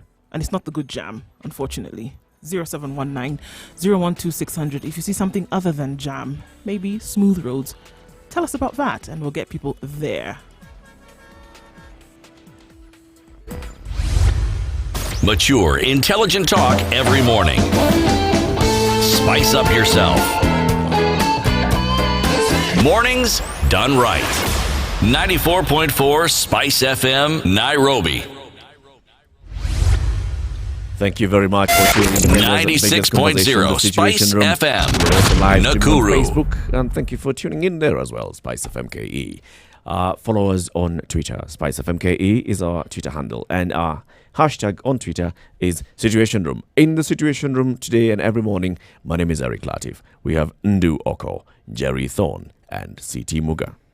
If electioneering was a tangible product that you could actually go to the shelf and buy, it would by far be one of the most popular commodities and most sought after commodities in this country. We discuss elections and politics even more than we discuss religion, sometimes even more than we discuss families, even more than we discuss even our work. Politics is at the center of everything that we do in this country. Politics is like the air we breathe. But there's a little problem with this utopia called electioneering. Electioneering, as per our constitution, we try to set in certain rules and guidance, some sort of structures within which we should practice this. We sort of like said, you shouldn't spend more than, say, X million shillings when you're electioneering. You shouldn't do this and the other. The only thing about that is that it's not enforceable. People spend amounts that are not just mind-boggling, but their entire body and life boggling. It's huge, enormous, rude amounts that even writing down becomes a bit of a problem. So much so that you actually can't keep tabs with it. I am stating this. Instead of simply saying we should do this, we should add to it certain structures that ensure that it can be criminalized. So if it is that we set the limit at 40 million and you spend 41 million, it is a crime. If we say that you shouldn't say certain things when you're electioneering, certain key words, certain things that may be offensive, and you say them, it is a crime, punishable by law. And you state exactly what sort of jail term, what sort of suspension, what sort of community duty, whatever it is that you're supposed to suffer as a result of your breaking this law. But I'm not going to leave it to electioneering. I'm going to take it further. We should extend this to the churches as well. We have all these prosperity preachers who keep telling people what they will receive. In fact, they are so bold as to even tell you that there are certain services which if you go to, you will receive your miracle. Now, they need to be held to account. If you go for that service and you don't receive your miracle, it should be a crime. Because you have gone there specifically for your miracle and you should get it. If you can't get it, then they shouldn't advertise for it. False advertising. Yes. If you have people who are in manufacturing and people who advertise and they tell you this product has vitamin B, vitamin C or D or F or Z, and you find that it doesn't have any of these vitamins, it is a crime because you have lied to us. If we legislate punishment, then this particular lying culture that we have will be put to a halt. Oh, then also, we should also then say if a politician has come and promised A, B, C, D in their manifesto and they haven't delivered. Precisely. That is a social contract. You don't even need to write it. Verbal contracts in this country are considered binding. If you promise, it is a contract that you have with your people. If you don't fulfill it, it is a crime and you should be punished for it. If you have a wife and you promise to buy her a car within a certain period of time and you don't buy it, it is a crime. How's that for social justice? Enforceable promises, even between husband and wife. Yes, because one of the things that is definitely part and a growing part of the culture of this country is for people to say things they don't mean. They just say it. They just say it and say it and say it and they keep saying it. And problems are solved by people saying things. There's an issue. We have spoken about it. The question is, so what? Nothing happens, but you've said it. So let's hold people accountable for the things they say. But how do we legislate? So make lying a crime, basically. I am saying make lying a crime. Of which it is in some instances. You talked about in terms of a product. If there's misrepresentation where you've relied on somebody's statement to your detriment, you can sue them. It's not a crime per se, it's more civil. But how do you enforce some of these things? So you make it a law. Any law. For instance, you can't go around just peeing on the street as you see fit. All right. Okay, you will be arrested. Of course. You also just can't break someone's car window, and take whatever's in Damage the to car. It's property. a crime. Yeah. Yes, you will be arrested. It isn't difficult to enforce if it is the law. So lying should be a crime. Lying, is that what you're saying? I am whether saying in church, by the church leaders, or whether by the politicians. Yes, and also when the government says that they have things that they expect you to do during electioneering, they should be clear. They should set guidelines. For instance, start date of electioneering. It is 3rd November 20 whatever, and it ends in 6th January 20 whatever. Any other period in between, you should not talk. Yes. But electioneering is it can be interpreted. It's so it's so broad. That is the argument everyone uses. It isn't. We are very clear about what electioneering is. Which is what? People mention say, of 2022 is electioneering. That is no. If a child is born in 2022 and you mention the birthday, that is not electioneering. If you go to a public forum and you talk about the development that you're hoping to bring about in 2022, when they should elect you, that's a crime. But if you talk about what you're delivering now, what you're delivering coming to now, open a project now, but that you're talking about the current. That's not electioneering. That isn't electioneering. That isn't. This is what we wanted to do. This is what we've done. This is what we've done. It's in keeping with a plan that we remember that social contract we had. that is not electioneering. And to make it clear, I said you set guidelines. What we're discussing here is guidelines. The keywords, key phrases. Yes. What is it that would constitute electioneering and what doesn't? You set it. It can be set. Does that not infringe on your freedom of expression as an individual? Of course, if you want to have political discourse and you lean towards one side. Of course it does. But if you use that argument, then you can say you can insult anybody in public. No, because I mean you that's feel inclined towards insulting. No, that's harming others with regards to But the lies electioneering. are far more harmful than the things that these people say. And we must understand that people make decisions based on what people tell them about what they're going to do. So you're more likely to vote in someone who comes and tells you that I am going to bring water, I am going to increase jobs, I'm going to make sure that your children go to school for free, I'm going to better the health environment or the medical environment in this country. I'm going to do all of those. We're more inclined to vote for people who will say things like that. And then I make decisions for the next 5 years based on the promises that you have made to me.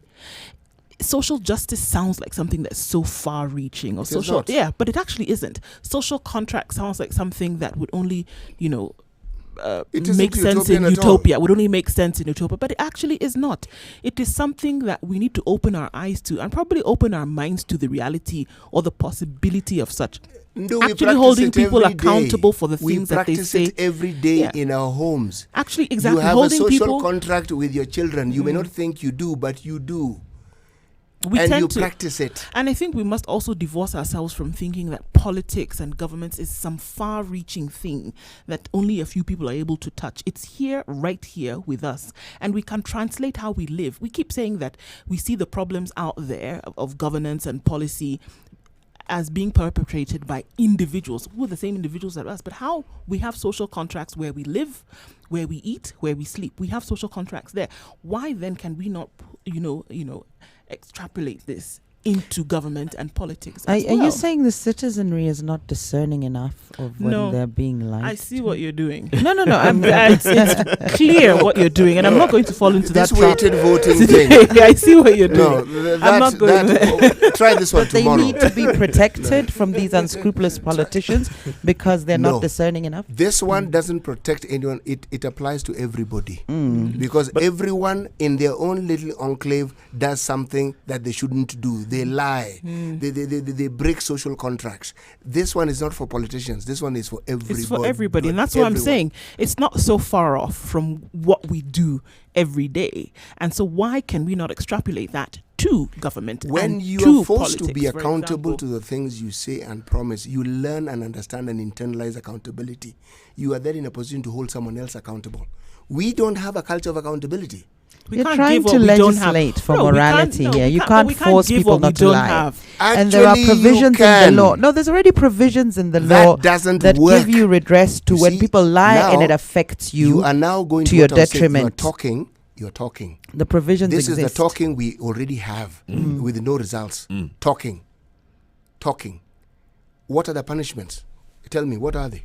What are the consequences for these things? If you lie to the courts, that's a crime. Give us a nice, broad legal perspective. Yes, carry on. Okay, so what you're trying to do, what you're trying to do is almost legislate for morality between individuals, because between maybe state and person or court and person, there's actually laws in place. So if a company lies to you about their product, that's not a moral issue. No. If a company lies to you, lying, ethical.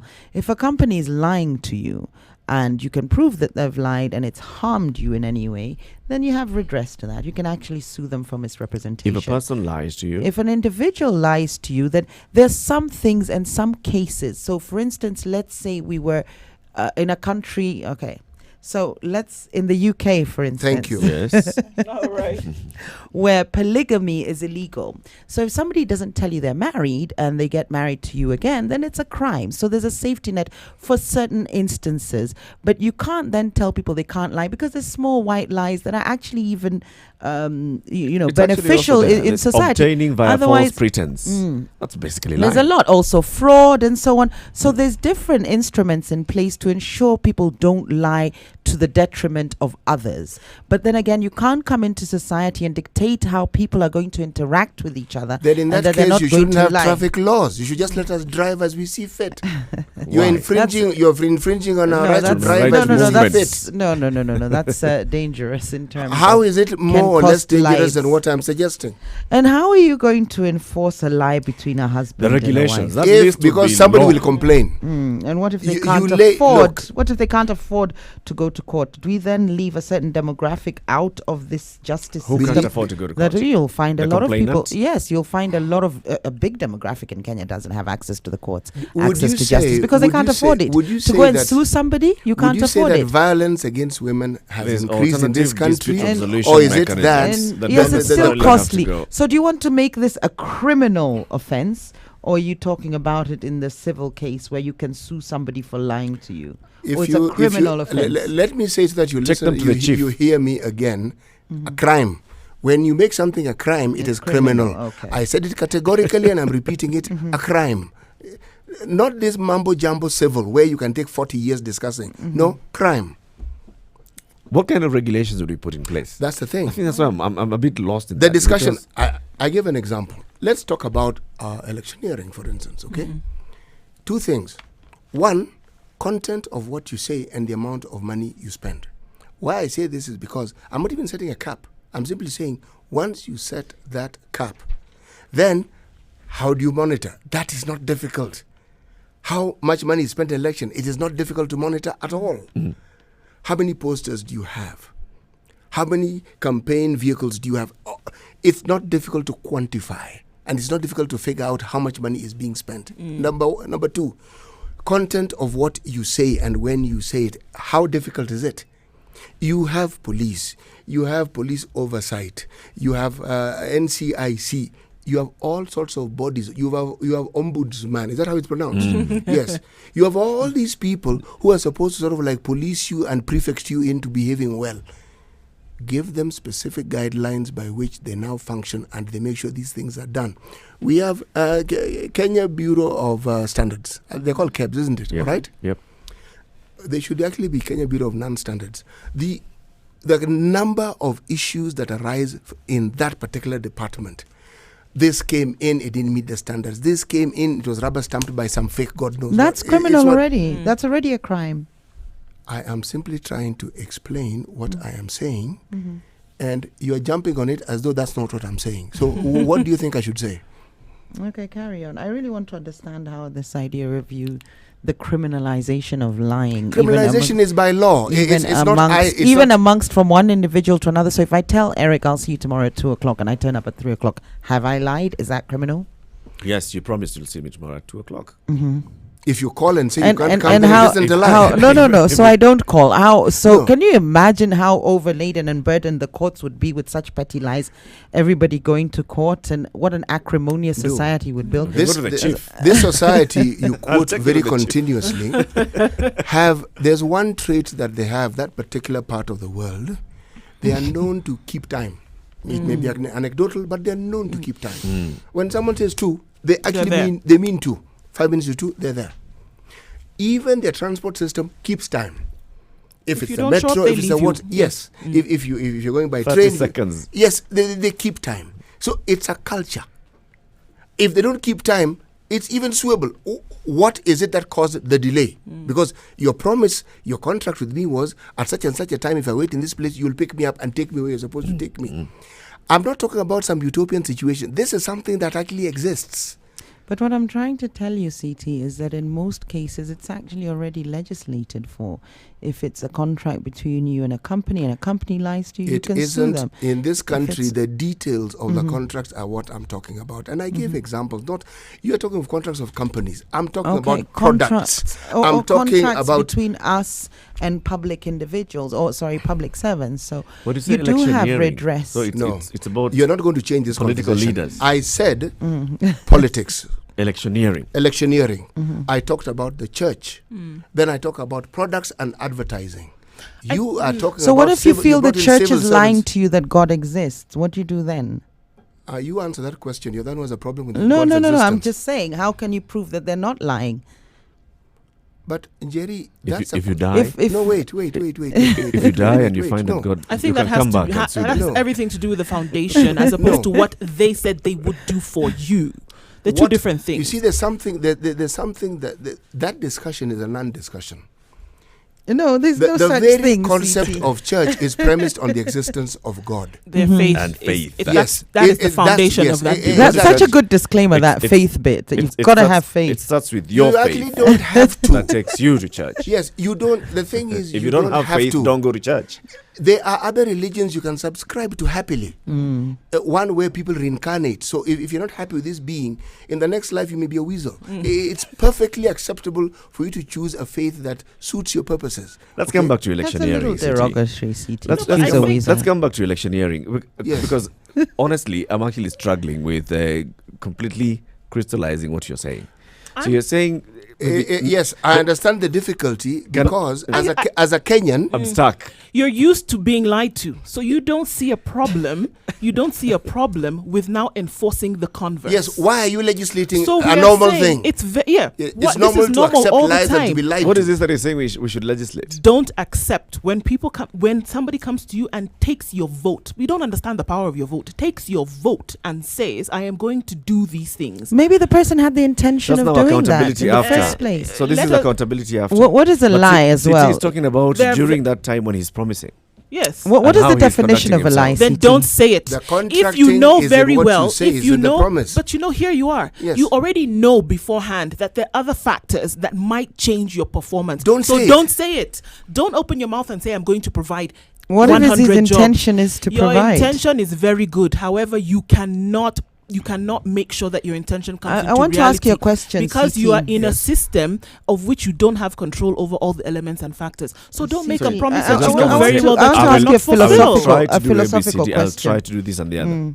You could. I want to ask CT a question. So, is it a lie if it's an honestly held belief by the person who makes the assertion? For example? So, if I tell you today is Wednesday, and I personally, genuinely believe it is Wednesday Then today, we need to whereas take it's you a to get Tuesday. checked. No, hold on. There's something wrong with you. No, hold on. This This is an important concept because you'd have to prove this person's intention of lying when you're taking them through the criminal process once you've criminalized lying. So what if it's a genuinely or honestly held belief by the person who has lied? Is it a lie? You're still culpable. So The thing it's is- still the so thing there's is- no mens rea. It doesn't fall That's into it. the There's no ambit of mens all rea. other laws. Look, So the basically what issue- CT is saying is you should think long and hard before you declare that today is Wednesday. Well, I can And do once you do that and still arrive at the conclusion that it's Wednesday. Once I can you be do that, completely you're misinformed. culpable. And I've given you a very simple one by Yes, saying and today I is will give Wednesday. you a But you'll simple have response. public servants who it is a genuinely and honestly held belief that they're going to deliver X, Y, Z. So when they say they do, they mean it. It's an honestly held belief by themselves. The fact that they fail to do so could be because of external shocks, external factors.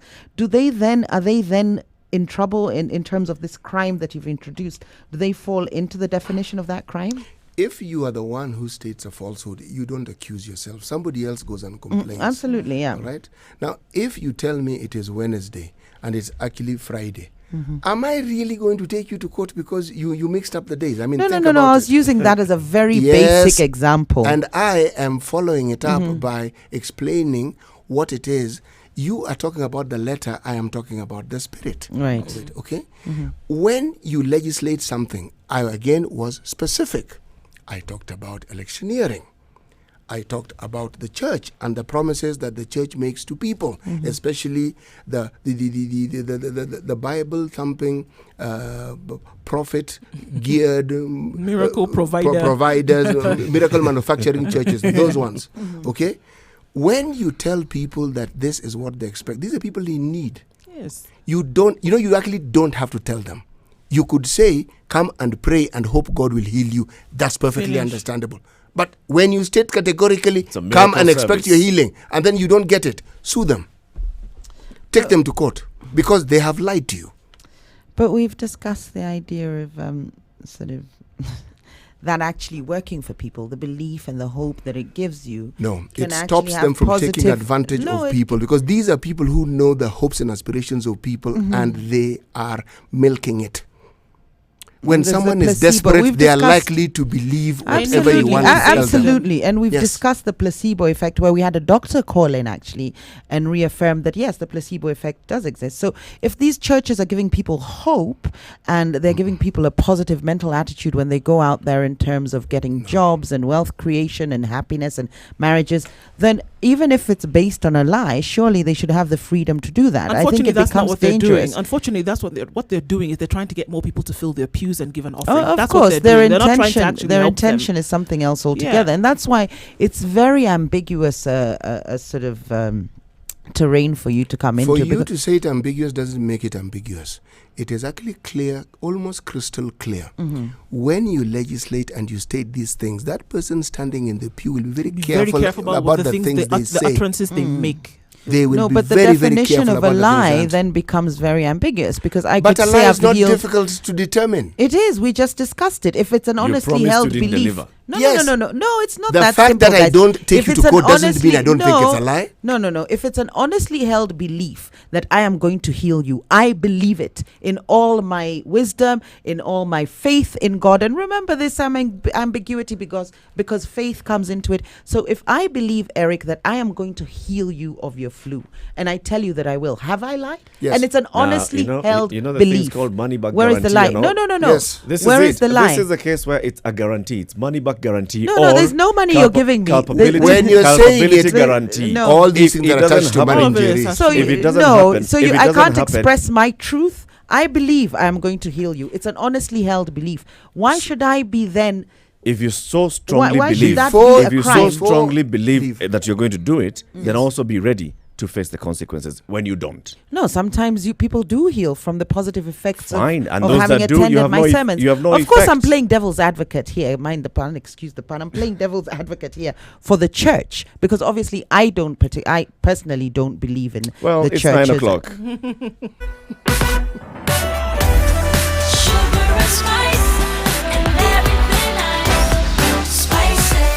Spice up your life. Traffic. Okay, round about 9 o'clock, things are actually easing up. And apart from the usual suspects of Mombasa, Wayaki Way and the Thika Superhighway, you'll get there eventually, because we already know that Kiambu Road is a mess. And everybody who was on Mombasa Road, Langata Road and Jogo Road have actually gotten to work, or at least where they're going. Unfortunately, the rest of you on Wayaki Way and Thika Road have to give it a wait. If you find an alternate route, like you saw, helped us with yesterday, do give us a call on 0719 012 600. Let's get you moving at least before 10 o'clock.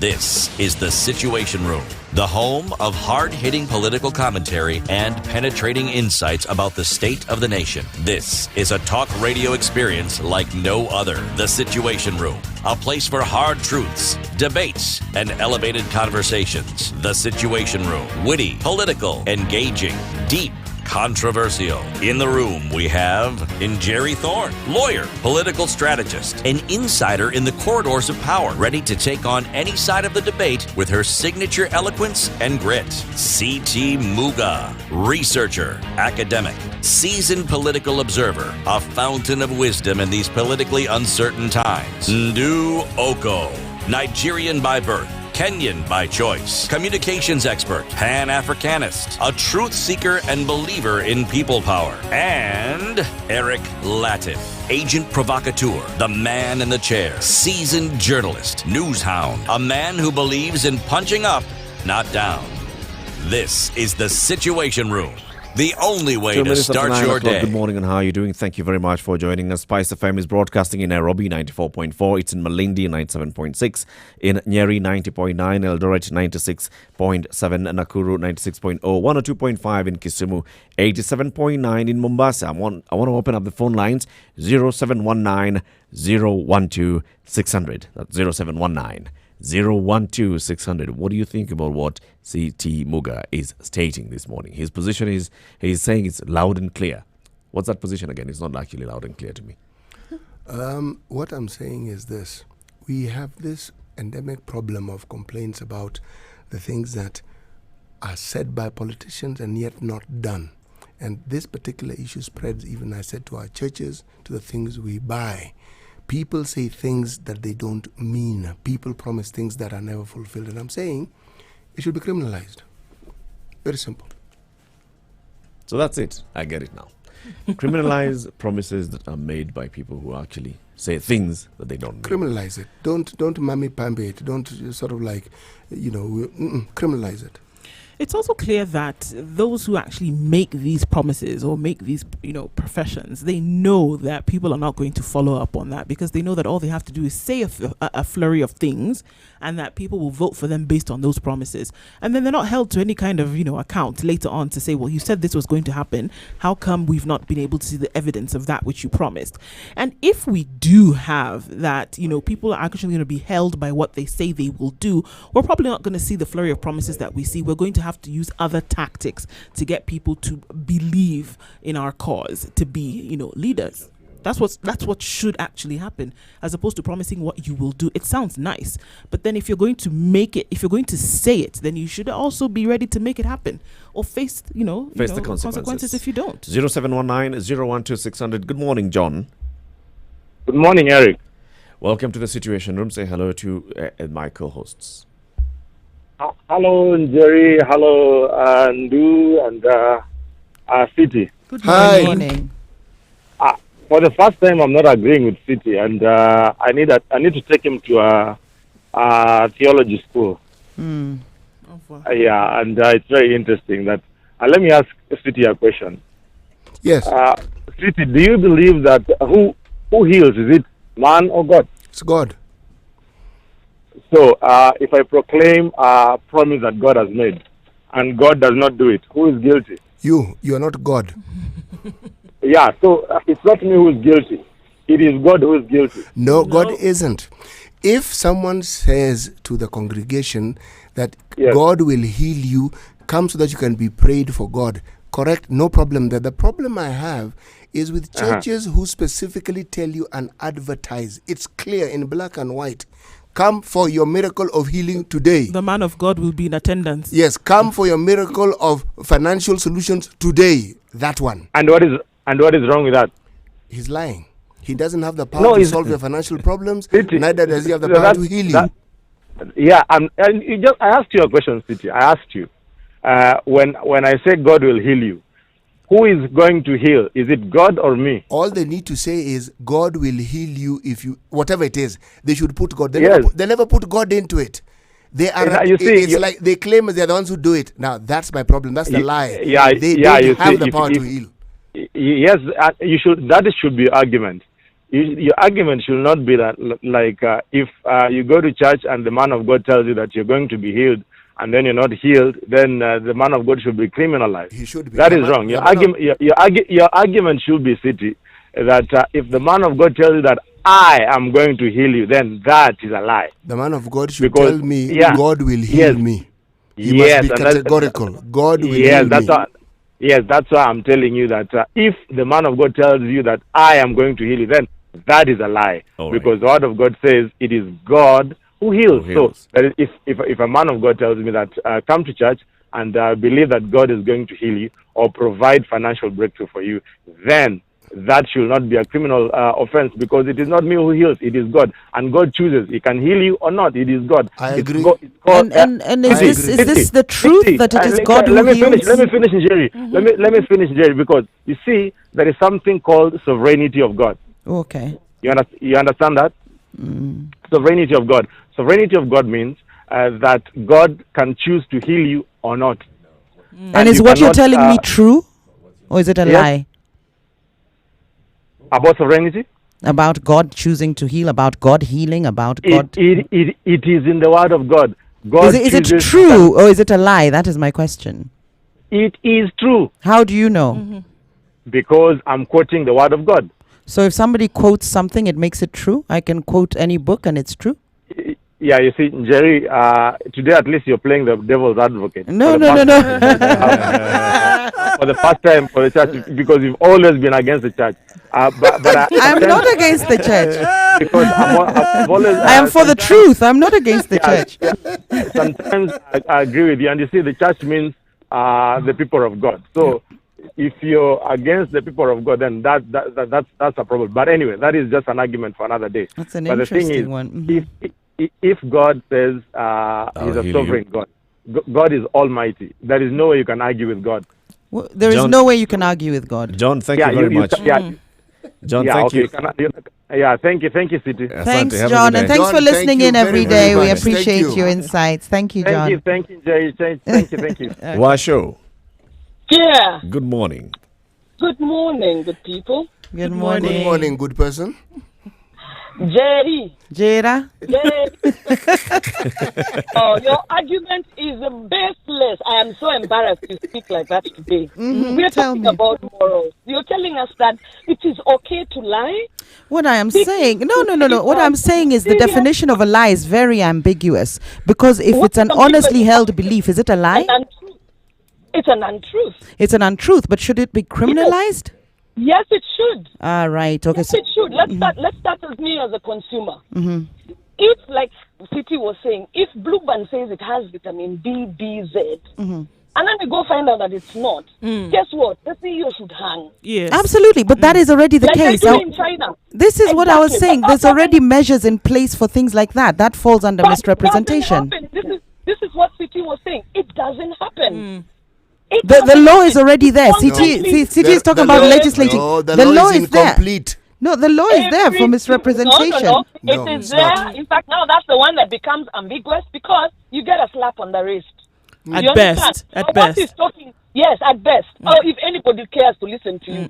What City is saying is, let's go to those extreme measures and criminalize these things. You will see how much stuff is going to change. Let's go into the corporate world. If you do not show up at work at 8 o'clock, you must have a very good excuse for not being at work. Good Lord, I'm for a benevolent dictatorship, but you're taking it a step too far, Washo. Do you realize what kind of country we'd be living in? A wonderful That's one. the same as Saudi Arabia, women not driving and so on. What I'm saying is that if you're going to get into a contractual agreement with somebody, you best fulfill it. If you look at your own job contract, if you do not And there's deliver, redress for not fulfilling it. I'm not suggesting that lying is okay. What I wanted CT to clarify for me is what the definition of a lie between two people is. So if you go to your pastor at church and he says you will be healed, if it's his honestly held belief that you will be healed and you don't get healed, has he lied?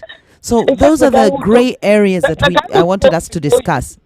we know with religion is by faith. So And that's the only one. That is the exclusion, and it's let's exempt talk about from any logical sort of process. We can't take religion through any logical process. It is by faith. Even the caller who just called before me, it is by faith. I'm a Christian and I confess the Christian faith. That it is by faith. Nobody can stand up and say that I will heal you here and now. I don't believe it. I believe by faith I shall be healed, but not by an individual. Forget that church thing. I don't like arguing about church. Now let's go back to the morals. Let's talk about what you want. Yeah. Exactly. Stringent measures. It's not about dictatorship. It's just people doing the right thing. But the way to make people do the right thing is not by legislating. Oh, trust me. You don't. No, look at different societies. Look at different societies. There is no legislation to do the right thing. There is no legislation to do the right thing. They have a value system that they adhere to. Everybody else does. Sorry? Do we have to do what everybody else does? No, but we can take by example. We can learn by example. Then make them punishable. You know, Jerry is actually misleading. Legislation by its very nature does the very thing she's saying it doesn't do. No, but it's not. You can't legislate for morality or manners or things like that. We are criminalizing lying. This is not about even. Exactly. It's just criminalizing lying, just like we criminalize theft. Yes. If you're going to make me vote And because insults. you told me you're going to bring me water in Langata, Then you don't bring it. And then you don't bring it, and I voted for you. I gave you my power. Exactly. And I voted for you based on that. You've lied to me. Absolutely. Exactly. You've made a statement that I relied on to my detriment. But having said that, there's external factors that come into account. So maybe me who was running for Langata MP. No. Let's you've got to take into account. So both of you are saying no. So who goes yes? Washo, let me say something. I called. Okay, go ahead. Okay, go ahead. Yes.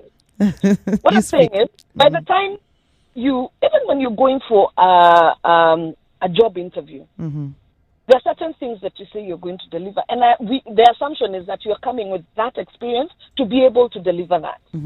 With a politician is even better because you have all those people around you. You can do your own research and see, the pipes are clogged at ABCD. There's theft happening at ABCD. Now, using my resources or using my connections, I'd be able to unclog that.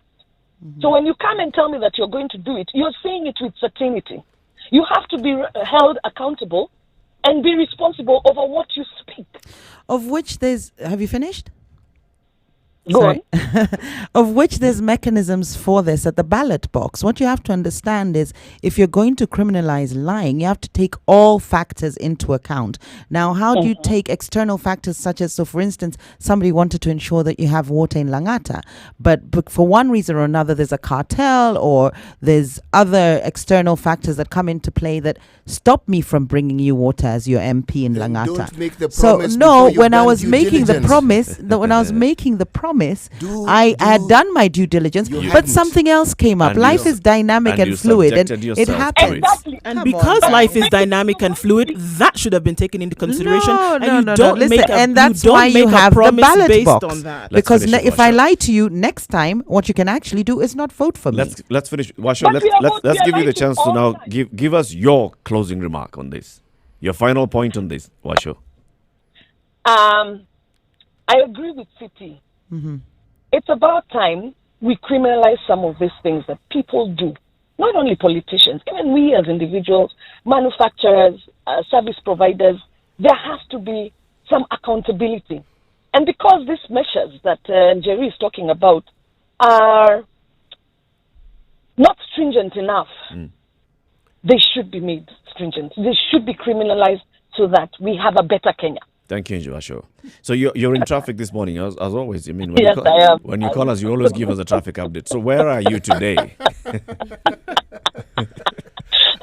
I'm on Karen Road heading towards Ngong Road. Jam is moving. A lot of motorbikes overtaking on the left side. Do you live in Karen, Okay. Washo? No, I don't. All right, okay. But I always have to transverse through. Yes, because last time you were around the same area. Ngong Road. Have a good one. Always you too. Have All a the good best. day. Jerry. Yes. Jerry. Yes. I should behave myself. Thank you very much, Washo. The conversation continues. 0719-012-600. This is Kenya's biggest conversation, the Situation Room, right here on Spice FM. Good morning. It's 9:15. It's not every day that you meet a centenarian. Take, for example, the Standard Group.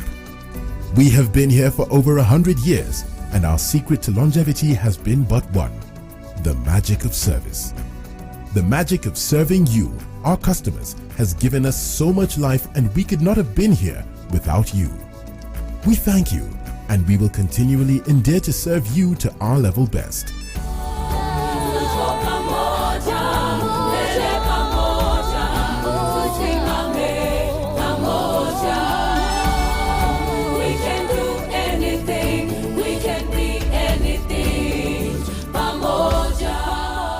The Standard Group Customer Service Week.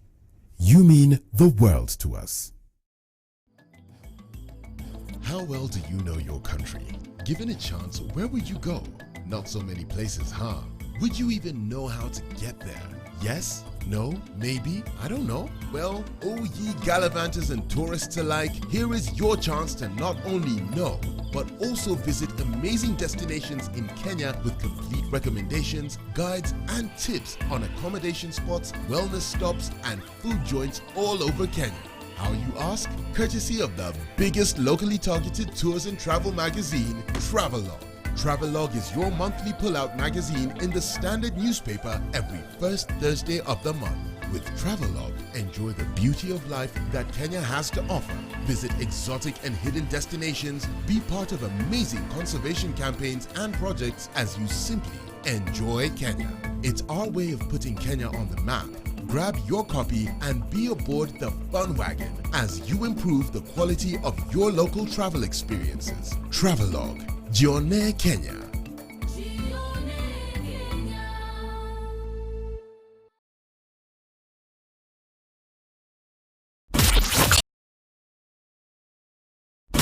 Classic soul, R&B, smooth jazz, neo soul, and nostalgic ballads. Make some noise. Yeah. You're listening to Spice FM.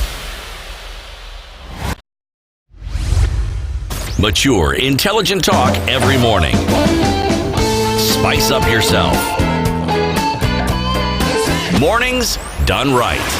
94.4 Spice FM, Nairobi. Well, good morning. This is 18 minutes after 9 o'clock. The Situation Room right here on Spice FM. And I've opened up the phone lines to everybody to actually contribute to this conversation. 0719-012-600. Joseph from Mombasa. Good morning, Joseph.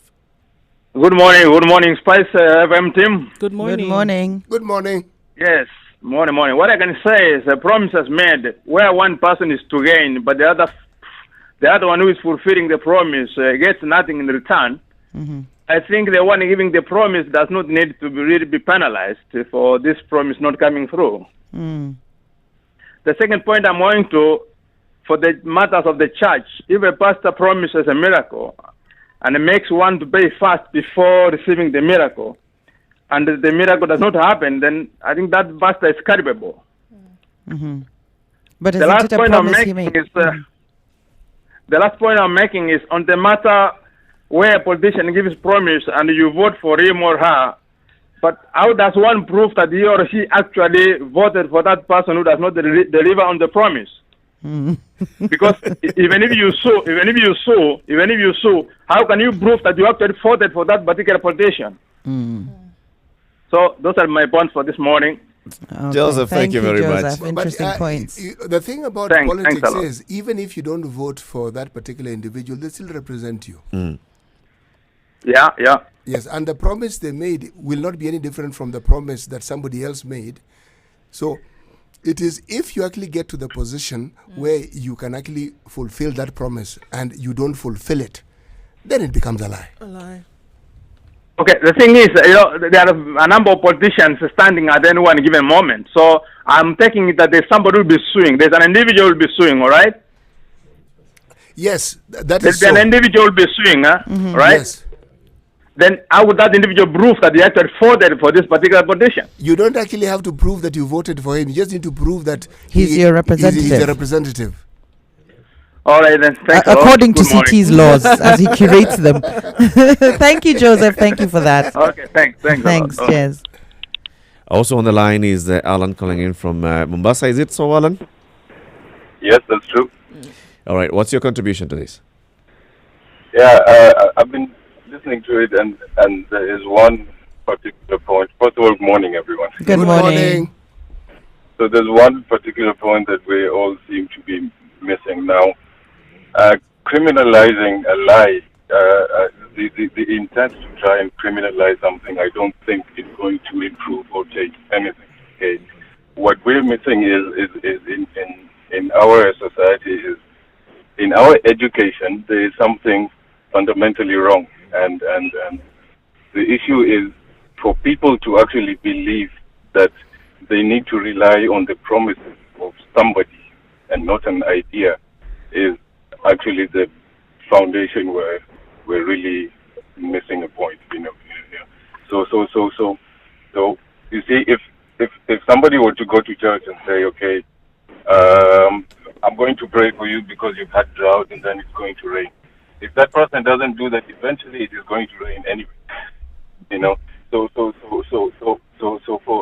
for the masses to actually go in with the belief that we need to rely on somebody to do something is the greatest problem we are facing. Criminalizing that person is not going to change, So there's something in our education system that is completely amiss somewhere, that gets people to grow up believing that they always need to have a symbology or a reliance on someone to do something, and that is where we completely go wrong. Thank you very much, Alan. All right, thank you. Maina, good morning. Hey, good morning. Good morning. Yeah, I want to make a contribution to today's topic. Please. And we're discussing lying, and what I have to say is that lying a misdemeanor. It's probably a vice that is globally known. It's just bad manners. And there's probably very little we can do about it because it is what it is. People behave badly. If they don't lie, they're going to pee on the roadside or, fight in public. We're probably never going to achieve a state where people just don't lie. Are you condoning lying by any chance? Of course not. I would never do that. Some lies are needed. There's white lies that are needed. Probably so. But really, my point is, criminal culpability with lying checks in as soon as there's an element of malice or concealing the truth. Like you're lying because you're being malicious. Like you remember that little Red Riding Hood and the wolf. He lied, but the intention was evil. There was malice in the lie. So that's criminal in itself. And that, I think, has some criminal culpability.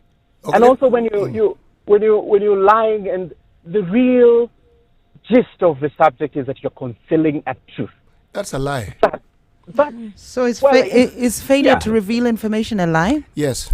So if I don't tell you, CT, that your hair looks horrible today, have I lied? If I don't say it? Well, so you walk around saying exactly what you think to everybody? Yes. Good Lord. Have you seen the movie Liar Liar, where the guy can't help but tell the truth? No. And how much trouble he actually gets into with his child at work. He tells his boss exactly what he thinks.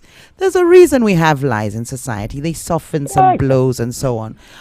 In terms of if somebody has a duty of care to you, then I can appreciate why you can try and criminalize it. So a duty of care being maybe a fiduciary relationship, somebody in the bank, maybe being a leader, so somebody you've elected in. We've extended it as far as church, but if church is to do with faith and faith comes into the definition of lie, it becomes a very gray area. The two of you are normalizing lying. You're No, normalizing not it. at all. No, not really. We're just accepting that it's not going away. And it's part and parcel of everyday life. Look at the consequences of lies when it keeps the wheels turning. I think what we are discussing is when it becomes criminal. Is when there's an element of malice in it. No.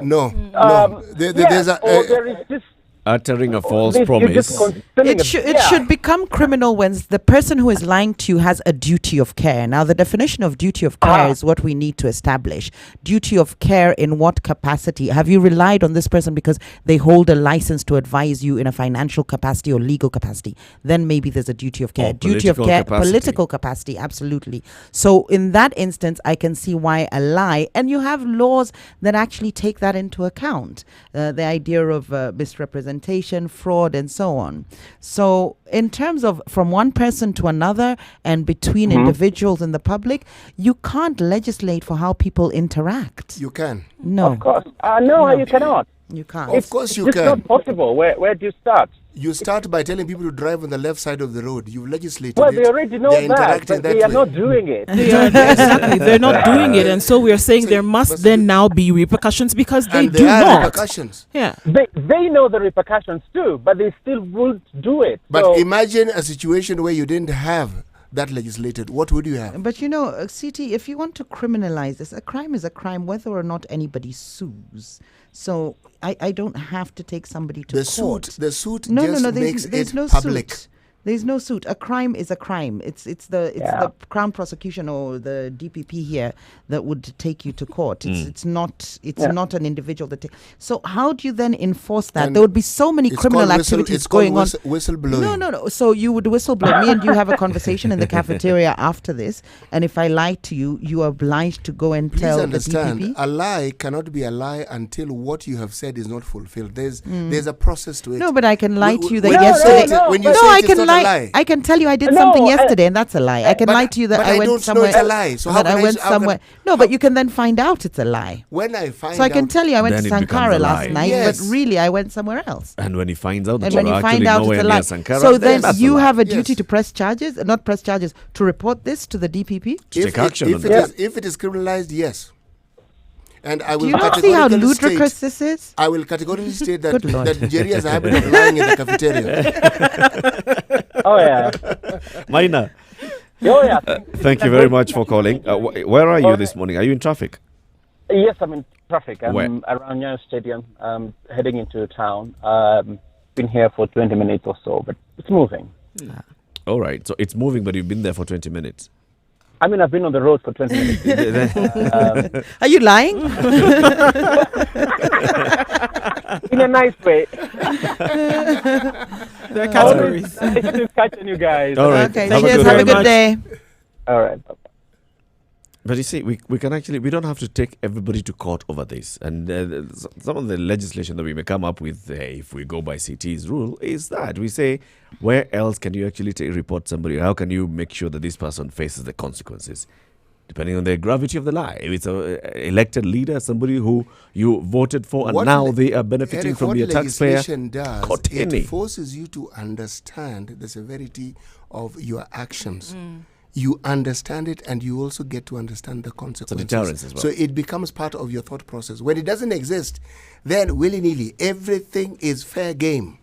And that's what we have in this country. Everything is fair game. So you nip it in the bud. I think there's other avenues through which Like? we could have avoid, like such as I've talked about. So, for instance, let's say the governorship, and I've talked about the 2-year election cycle.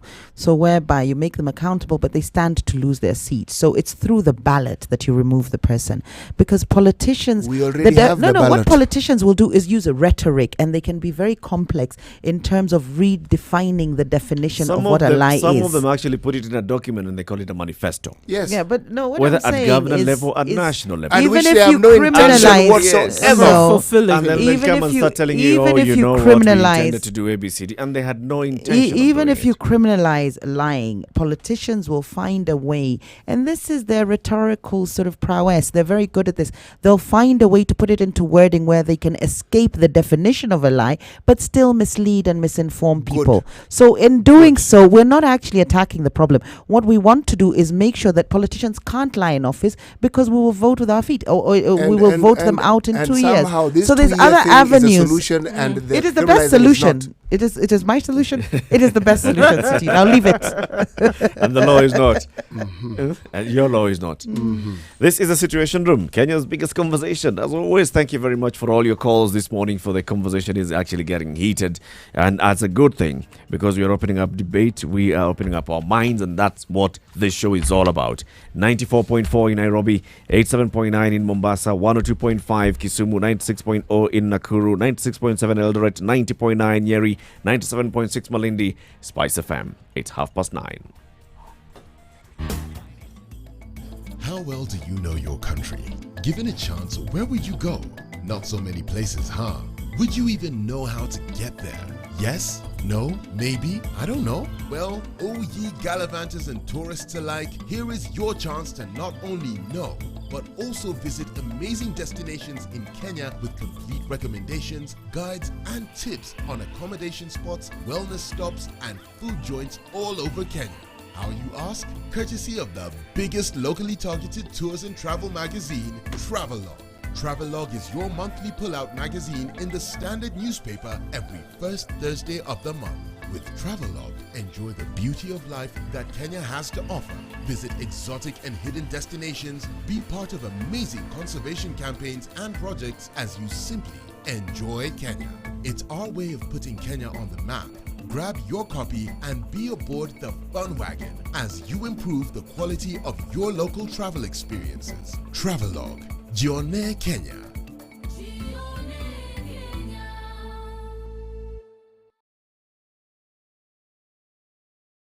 Tired of living your same old life? Need to spice it up and add some flavor? Well, we can help you go from living to living it up. East Africa, are you ready to be a part of the most vibrant entertainment scene with the best, freshest music, travel tips and destinations, fashion, tech and health trends, as well as your favorite celebrities' lifestyles? Introducing your favorite entertainment magazine, Pulsar, the ultimate all-in-one guide that will give you more meaning to life. Catch up with your celebrity writers and contributors to stay up to date with what's happening around you, where and how you can be a part of all that. The lifestyle guide that has been missing in your life. Pulsar. Live it up. Classic soul, R&B, smooth jazz, neo soul, and nostalgic ballads. Make some noise. Yeah. You're listening to Spice FM. So from what we know, Minor is on at Uhuru Highway trying to get into town. Washo is on Gong Road and is a little bit stuck, and that's what the traffic is at about this hour, rounding up to about 9:33. Nothing else happening because we know that's where those two are stuck. Everybody seems to be smoothing. All right, goodbye. No. Cheers. Just come back. Okay, give it another go. Yeah. Everybody seems to be moving smoothly. Okay. Someone's language. Mature, intelligent talk every morning. Spice up yourself.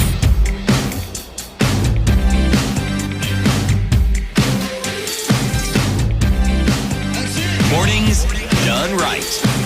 94.4 Spice 7 FM. minutes to 10 o'clock. Thank you for joining us. This is Kenya's biggest conversation, The Situation Room. My name is Eric Latif.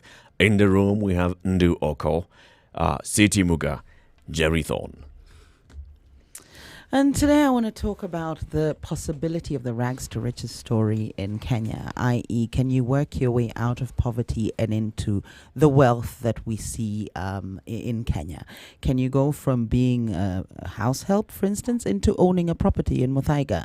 Preposterous as it may sound in terms of economically, and the idea of social mobility should exist in an economy so as to allow the movement of individuals, families or households or other categories of people within or between social strata in society. You should be able to move from one to the other if government is providing sufficient opportunities. But what is the reality on the ground?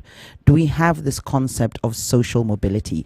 We saw a surge in the middle class when Kibaki came into power, and this is an example of social mobility whereby you had people move from one social stratification into the next. And we're talking about social stratification in terms of economic ability. So middle class is now looked at, I think, as people earning over 25,000 up to 200,000, and then the class below that is up to 0 to 23,000, and then you've got the upper class who are employing people. So is there the opportunity to move from one class to another in Kenya as things stand?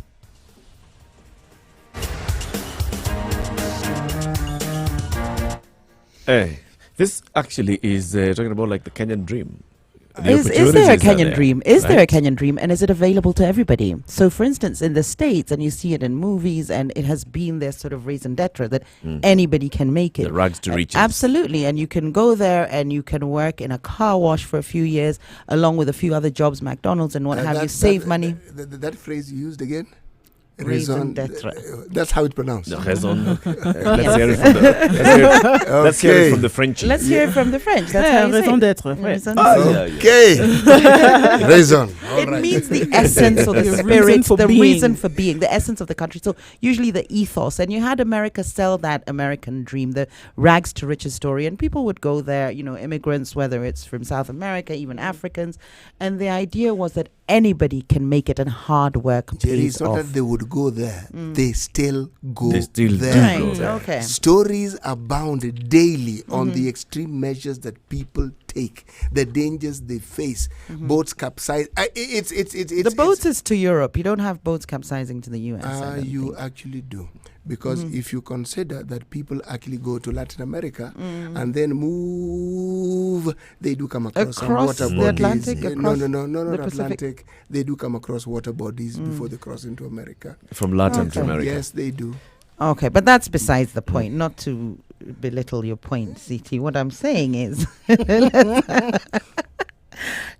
what I'm asking is, do we have the rags to riches story in Kenya? We do have it. You find people who've done very well, having come from very humble backgrounds, as we say. But is that opportunity there for everybody? That opportunity to move from one social stratification, one social strata to another. It exists for some people. It could be serendipity in terms of there was a little bit of luck, right place, right timing. But is the opportunity for you to move from one class to another, is it there for everybody? No. That's what I want to say. Nope. The system in Kenya, nope. In fact, those people that get lucky, and there are many. We've heard many people who say, "I used to be a house help. I used to wash cars. I used to be ABCD, and now this is what I am." Jenga Karume wrote a book and said, "I used to sell charcoal." And Dust to Gold, or what's what's it called? No, but why are you taking to Jenga Karume? We have a deputy president who sold chicken. The deputy president sold chicken. Sold chicken. Now he's a deputy president. We're not talking about his wealth. We just know about his. So he sold chicken while he was at university, or what was even younger? Because he's got an undergrad. Even younger. What? So it wasn't the Y2K thing that enriched him by him joining. No, it's chicken. Moy's politics. It's chicken business and others. It was the chicken business that gave him his wealth. Got to university. When did he sell the chickens? Chickens he sold at an earlier age. As age what? As in a primary school going age. So he owned chickens as a child? That's fairly wealthy. No, if you ask me, there's not many children that own chickens. No, you don't need to me, that doesn't speak of... You don't need to own chicken. Jerry, you don't need to own chicken to sell it. But the one thing that many people in the rural areas have is chicken. They have chicken. Almost every home will have and chicken. in turn eggs. But the system, like I was saying, the system doesn't work that way. So it's not the harder you work, the further you'll get? Well, I think it is the harder you work, the further you'll get. But the system has not created this. The system that we currently exist in has not created a conducive environment for people to actually do that. Whereas with the example of the US that you gave, the system has created it. So look, it's almost unsaid that if you are scratching for the bare minimum, that you have done this because of your own, willingness to stay at the bottom. You've not actually now gone ahead and looked for the possibilities or looked for the opportunities that lie therein. Here we see where the system actually doesn't create an environment where it's conducive for you to go ahead and get ahead. Your getting ahead is by your own sweat, blood, and tears. And the other one? I think the reason... Well, I mean, it doesn't encourage you in any way. No, That's what I'm saying. American one? Well, there's infrastructure set up that then allows you to work one job, work a second job at night. You can do that. It's And not just the number of jobs you do. I think what it is the system itself has created a minimum wage that allows you to work. It's the idea of the minimum wage and also the fact that manual labor is well paid. So here, manual labor, and we've talked about this before, the idea of glorifying construction, plumbers, etc. We don't have that. And what you'll find is usually people from less fortunate backgrounds will go into manual labor because maybe they couldn't afford the opportunities at school. So as a result of them being in manual labor, they tend to stay there because we then don't appreciate this particular industry. We don't pay them well enough. They're not protected sufficiently by labor laws. There's no guilds, or if there is, they're not functional for us to appreciate this particular skill or talent. And so you'll find that, people from poorer backgrounds go in there, and because we don't promote that, they stay there, which then limits the idea of social mobility. Whereas services that educated people provide, they're very well paid. And this actually increases the wealth disparity. So you find those who maybe didn't start off as fortunate in life as others actually end up remaining there because the jobs they then get are not well paid. Whereas those who've been a bit lucky and were dealt a luckier hand of cards in terms of had a better education, services that they then provide are very well paid. And this increases the wealth disparity. So I think in terms of social mobility and the opportunities that exist in Kenya, it's a matter of luck. I don't think there's the platform... a constriction of opportunities as you go up the ladder. So as you go up the ladder, there's less and less opportunities for you. Of course, it becomes highly competitive. And then there's that whole element of luck. Yes, you're highly educated, but luck has to play a huge part and I think in your mobility. The system doesn't. I think it's who you know. I think the higher you go, the easier it is because you actually know more people. By the time you're at a certain level, your social you know a networks lot start more. helping Yeah, you have your social capital built up. Not necessarily.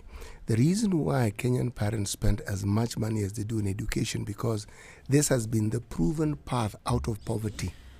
In their years. No. Right? In their early years. No. Even when you have unemployment rates soaring as the ones we do, even as you have graduates who cannot get jobs, those who do get jobs, those jobs make the difference. So it actually proves the point that education does help. I'm talking about Kenya. The opportunities and structures you speak of, true, we don't have them because our minimum wage is one of the most fluid and mobile. Minimum wage is relevant downward spiraling. It's relevant to the person who's paying the wage. Exactly. Yeah. But education does still offer a way out. Granted, education actually plays as a sieve so it basically sieves you. So if you are educated to a certain level, you move into this certain stratum, but then also the opportunities reduce. As and you the go system, up? And this, yes, as you go up. No, I think as you go up, your social capital grows and it gets easier. But the opportunities are not as many because your social capital is actually occupying those spaces that you want to occupy. So unless they move for you. I'll come back to that. It just sounds counterintuitive. 0719-012-600. I'd like to open up the phone lines and we'd like to know what you think about this. 0719-012-600. Put your statement, Jerry, and then ask the question. What I'm saying is the notion of social mobility in Kenya is non-existent in that you cannot move from one class to another. And those that do or purport to, it's more out of luck than a sustainable structure that allows people to actually move from one class to another. Let me do what people in your alternative line of work do. What is my alternative line of work, CG? Law. What are you suggesting? Law. Oh. Law. Okay. Political communication is your main line of work. Practicing law, that's the other one. Yeah, right. Okay. That's your side job. Mm-hmm. I want to understand this. Mm-hmm. When you say social structure, explain it. What do you mean? How do we determine the social classification in this I country? think we'll stick to economically in this case because I think that's how Kenya is set up. Yes. You'll find other countries where it's set up differently. It's to do with lineage or heritage and so on. In Kenya, it's purely economic, and you can jump from even in those countries. From one class. Wealth is what is underlying.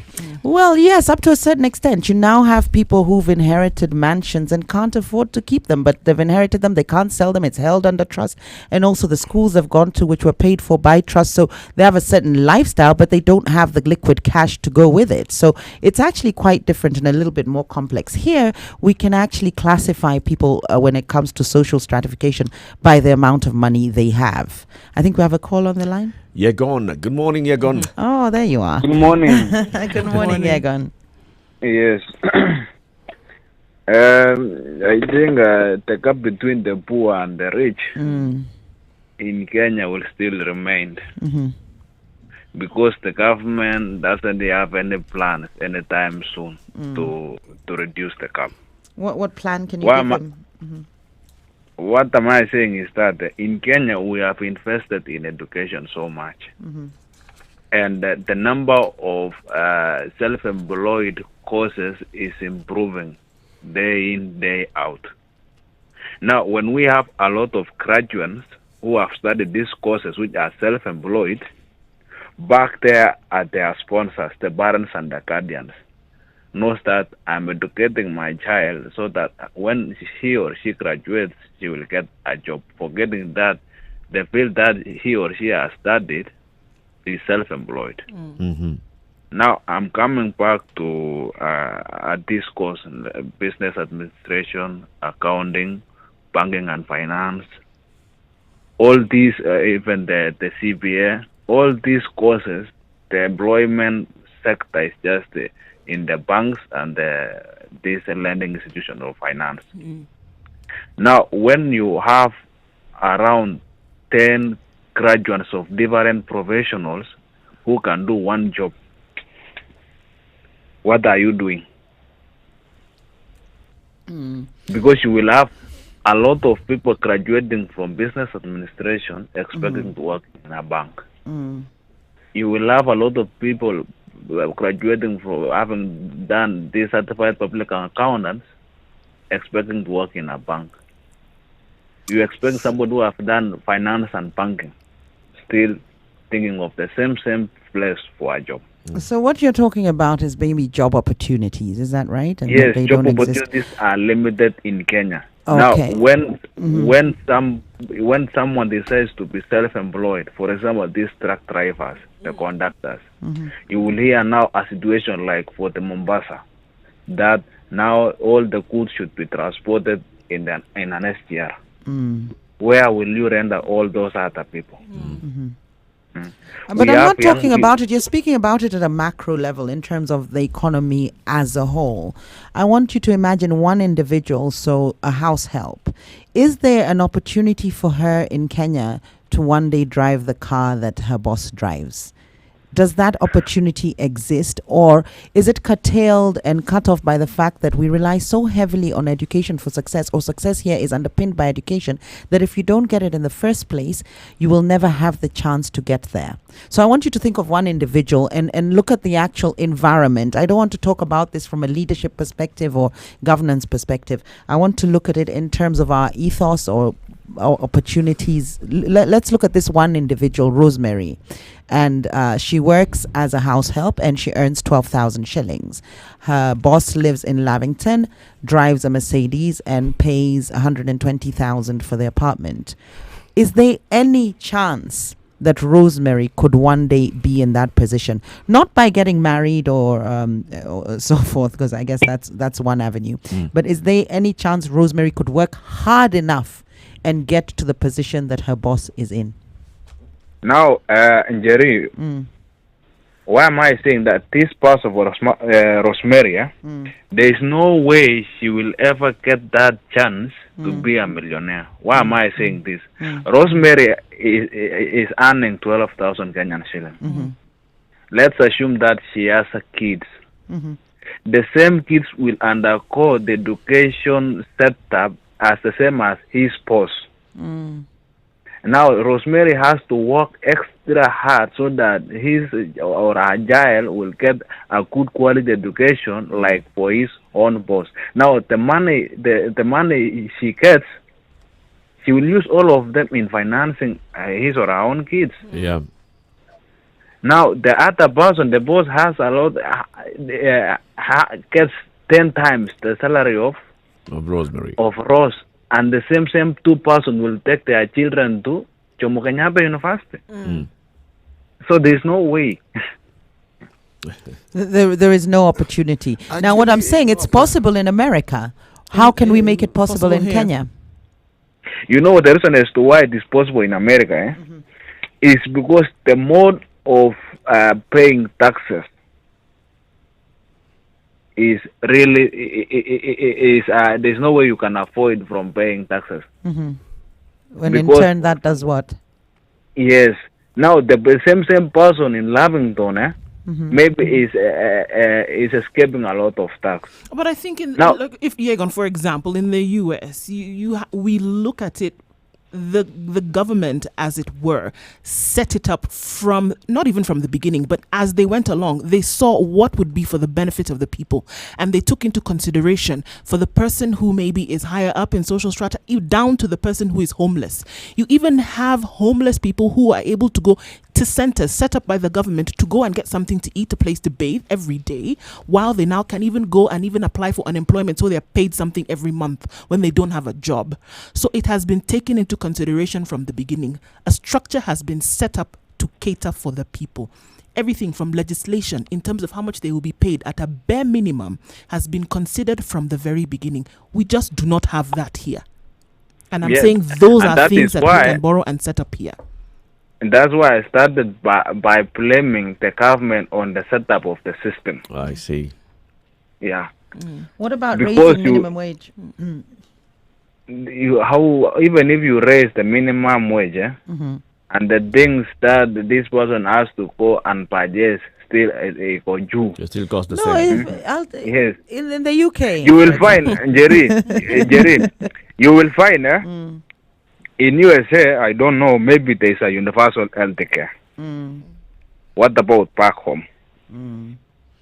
So these are some basic things that derail the common person who has the low wages. No, what we need to do is start appreciating the work of the common person. And I was going to give an example of the UK. In the UK, to have a maid, you're going to have to be, or domestic worker, whatever the politically correct term is. Maid is fine with me, no offense to anybody. If you have a maid, you're going to be paying in excess of about 30,000 shillings a week. It's about £300 a week. It's not a profession that's respected per se, but it's very well paid. Of course, you can even work your way up as a maid to butler and so on. There's actually a structure within that profession. As a waiter, you're being paid a certain amount. Or even as people who work, manual skilled labor, plumbers and so on, they're paid a lot of money. So maybe we need to start looking from the bottom and start glorifying or start putting structures around some of these jobs so that we don't leave people behind. behind as we're moving on, because as you said earlier, our success, or the idea of success, it's underpinned by the level of education somebody has had. And what tends to happen is, if somebody missed the boat, they will never catch up, because they'll always be doing these menial jobs. How can we bring these menial jobs up to par in terms of what they should be earning? Even the Mokokoteni guy. In the UK, for instance, the guys collecting rubbish, they're paid a lot more because nobody wants to do that job. Now, ordinarily, you'd think, oh, that's not a good job, or it's associated with uneducated people, or what have you. But it gives people the opportunity to move up the social ladder so that they can buy a house, or they can buy a car, or they can make investments. And I think that's the only solution. If we start looking at these menial jobs, taking them a little more seriously, try and build structures around them to ensure that people are well paid for their work. Because you find a fundi comes, fixes something for you, and he's paid minimal wage, or below that he's got to still, pay for the transport and so on. So if we start to appreciate that skilled labor is a skill, and we need to pay a little more for it, we need to pay maybe a little more for our house help. How we would go about enforcing this, go if with it was whether legal. you can afford it? Whether you can actually afford it. Not so at yes, all. so What, paying your house help what you can afford? Yes, consider this. Nothing of the sort. Consider People pay this. the least they can, I'll guarantee you that. Yes, but consider this, Jerry. So you live somewhere, you live somewhere, let's say in Eastlands, you're paying rent of 25,000, you've got 2 children, you've got a house help. You're working somewhere, and your salary is actually about 35,000 shillings. How much would you afford to pay? Okay, most people there would pay the minimum wage, but you also have, on the other end of the scale, some people who are making a lot of money yet paying the minimum they can get away with to the house help. So maybe you need to raise the wage of the house help so that the person in Eastleigh can't afford it, but there's other sort of there's other ways of looking after the child. Rosemary's employer in Lavington should be able to afford actually to pay more. Should be able to afford more. But if we take Rachel in Eastlands, who's getting 35,000, maybe she might not be able to afford 9K, but she could take the baby to a daycare center, and that gives opportunities for people to come up with daycare centers. So you can keep the economy going differently. But it's just food for thought at the moment. Why is it's able to? In other countries, you can see the rags to riches stories. Here, we can't. Surely there must be a way. You can. You actually can. You entrepreneurs. Yes, there are those, but if we give this a historical perspective, the people who are leaders at independence would, without exception, all tell you of how they went to school without shoes. Someone's going to tell me people didn't wear shoes then, and I'll say, yes, I'm giving an example. Take it a little further, and you look at the next crop of leaders. Again, literally all their fathers were peasants. Literally, okay? It's only a generation, this particular generation, that probably I belong to, because our fathers were the first people, the people who actually got those first jobs from the colonialists. Right. It's not even us. It's our children who perhaps will have experienced not going to school barefooted. I went to school barefooted in the rural areas. Yes, I did. Well, everybody went to school barefooted. I didn't. No, everybody in my rural areas. You don't come from a my rural area, so it's impossible for you. And you didn't go to school when I went to school, so it was not possible for you to have gone to school without shoes. Let's just be honest. Yes. Okay. You were not telling a lie. Yes. There's that little detail. But if you ask and you look at people who have risen in government, very few of these people have any background that you can say was wealthy. Not really. They are simple, very basic. And even people right now who are in the 30s and 40s, many of them have humble backgrounds. Very true. So this rags to riches that we say is impossible, it actually exists. Perhaps it did exist, but I just posed that question, and I gave you the scenario of Rosemary, who's employed in Lavington. And I was going to answer that. According to Yegun and the structures that exist today, both Rosemary may not necessarily drive that car, but her children can. Right, she can propel her offspring to get there by virtue of the hard work that children she will do.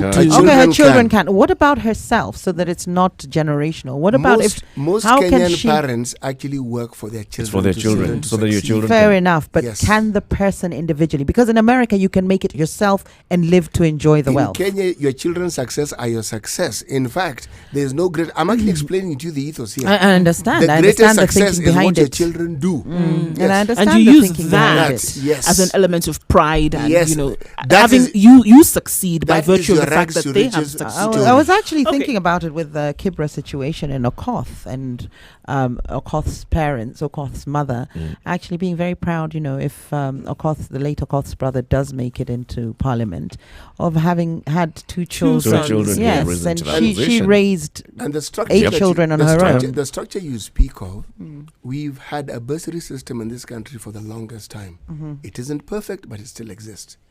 And then we have institutions like Starehe that focused very specifically on disadvantaged children. Right. And the alumni from Starehe is staggering. Okay, so Kenokoth actually, is one of them. Yes. if all this is underpinned by education, what's going to happen now that we're realizing even with the education you can't get a job? How are we going to come around and come full circle and try and encourage these blue-collar jobs? Because I think that's the way out of this unemployment quagmire. Where we are at is not a bad place. When you have an educated population, you have a good thing. It's a good conversation. It's yes. The educated public can easily be made to understand how it is they can do other things with that education. In fact, do the thing for which the education was intended, actually, not to get a job, but probably for job creation. This conversation has just begun today, and I think we should make sure that we continue with this conversation again. Now, this time, thinking of the solutions as we come to the conclusion of the show. Your closing remarks, your takeout from today. When you legislate against or you criminalize dishonesty, what you are doing, you are ensuring that promises for free education and free and affordable healthcare actually exist. Ndu. Well, taking away from everything that we've discussed today, it's very clear that we must be deliberate about the results of what we want. We have to put in quality if we want to get out quality, and whether that means we're looking at the forces that are meant to safeguard our security, whether we're looking at the jobs that we would eventually get from education, whether we're looking at the promises that are made by politicians or others in different sectors about what they will give to us, or whether we're looking at how will I be able to make it, as it were. It's deliberate. What we put in, whether from an individual level or a systemic national level, makes a difference. Thank you. Njeri. I go back to the fact that if we have an opportunity to change the constitution so that it can better serve Kenyans, then we should take it and we shouldn't wait until things get worse. Conversation continues every morning. Thank you very much for tuning in today. 6 a.m. to 10 a.m. It's the Situation Room. Well, Eric Latif, Ndu Oko, Njeri Thorne, and C.T. Muga. Join us again tomorrow, 6 to 10. And of course, wait until 3 p.m., where 3 to 7, you'll have Monique, and then 7 to 10 o'clock, you'll have the adults in the room. Between now and then, uninterrupted music on Spice FM. Good morning, and thank you for joining us. 8 to 10 o'clock.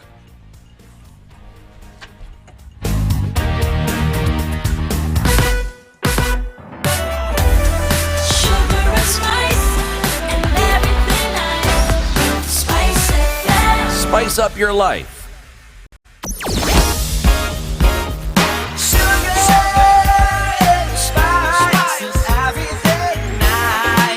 We gone on to the store to buy a jumbo that I like, and then I looked into my pocket, so the money wasn't right, and so I stopped and I was thinking just of what to do.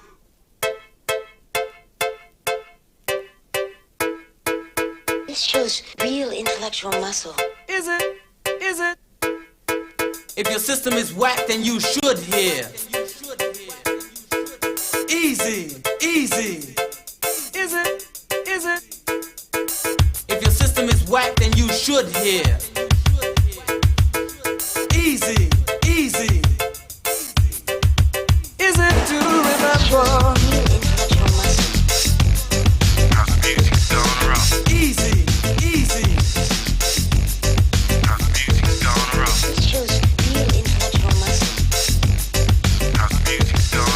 Easy, easy. I had to tell you something, man. I'm gonna amaze you with the supersonic style.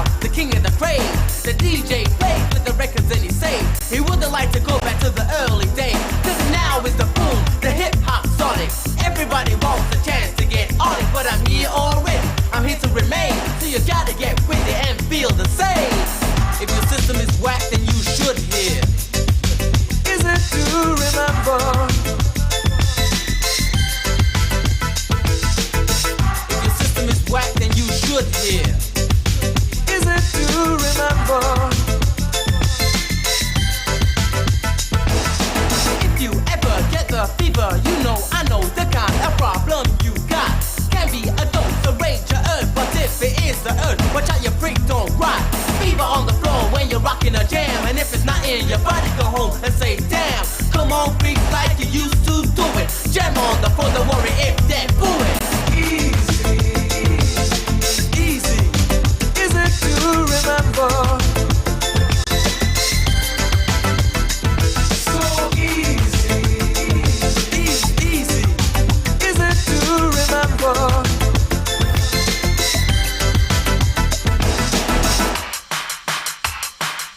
This shows real intellectual muscles. House music's going around. House music's going around. This shows real intellectual muscles. House music's going around. House music's going around. You heard of rock and all that junk, but it's time you start to listening to hardcore funk. You got Trouble Funk, the man James B, who are down on there to stay in music history. But on the other side, music hip hop, Houdini and Flash, they started to drop a new kind of style that was really explicit. Get closer to the speaker, now let's get with it. Easy, easy, is it to remember? So easy, easy, is it to remember? Easy, easy, is it to remember? This shows real intellectual muscles. So easy, easy, is it to remember? This shows real intellectual muscles.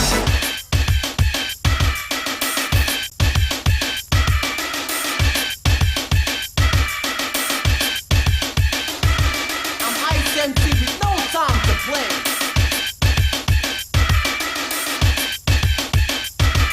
I'm Ice MC with no time to play. If your system is whack, then you should hear. Easy, easy. Is it to remember? If your system is whack, then you should hear. Easy, easy. Is it to remember? Is it to remember? Is it to remember?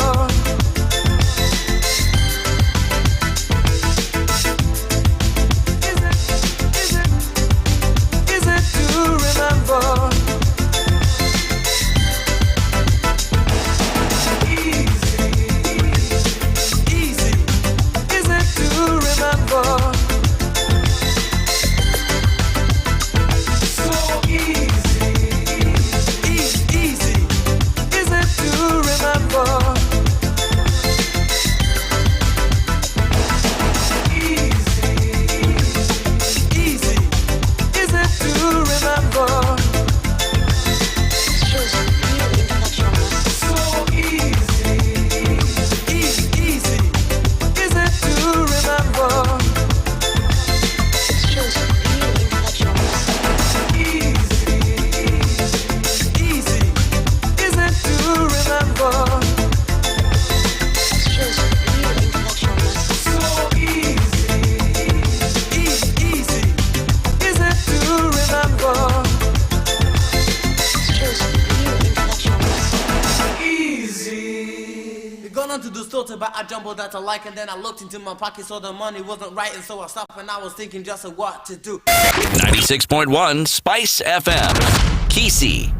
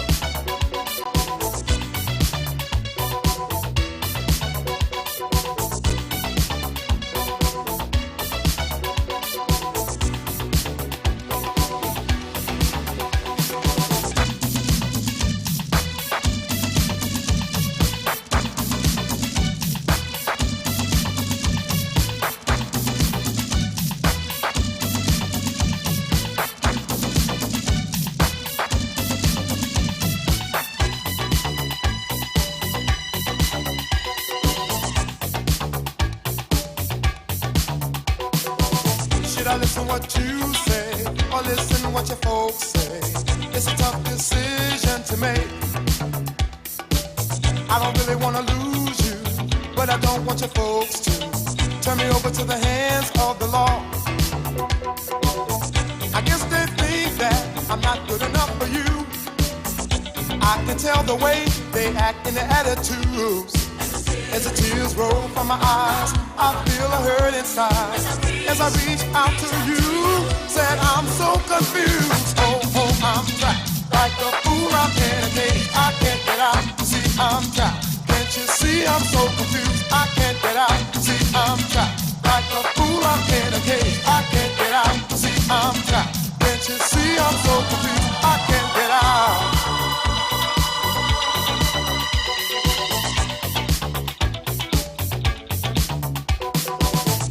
Love one another, why should we let this go further? Can't you see it's gonna pull us apart? If you think I can afford to support you if you want to, ever think about ever settling down? I guess they think that I'm not good enough for you. I can tell the way they act and their attitudes. As the tears roll from my eyes, I feel a hurt inside.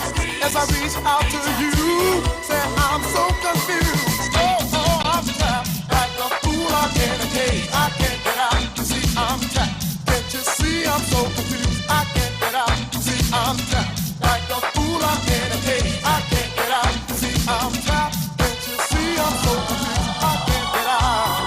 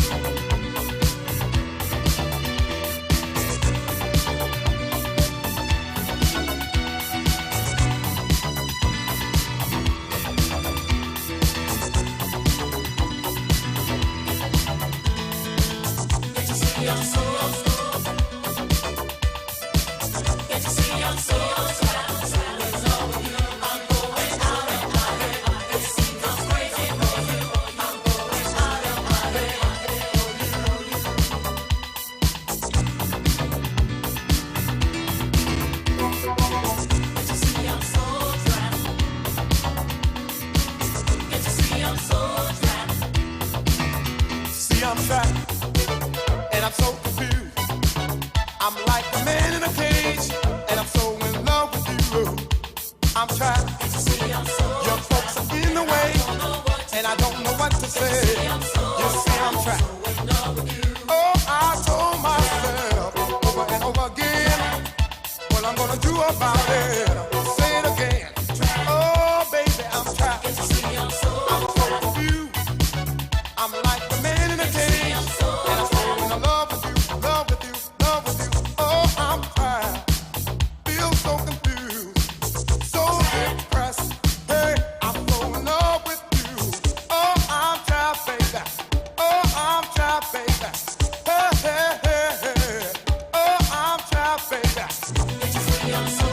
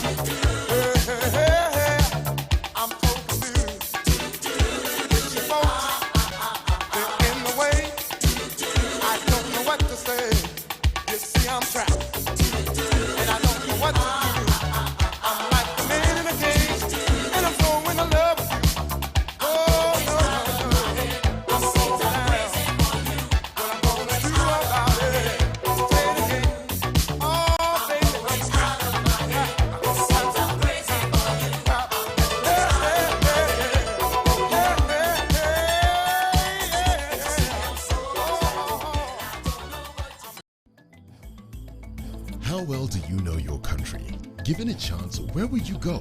Not so many places, huh? Would you even know how to get there? Yes? No? Maybe? I don't know. Well, oh ye gallivanters and tourists alike, here is your chance to know.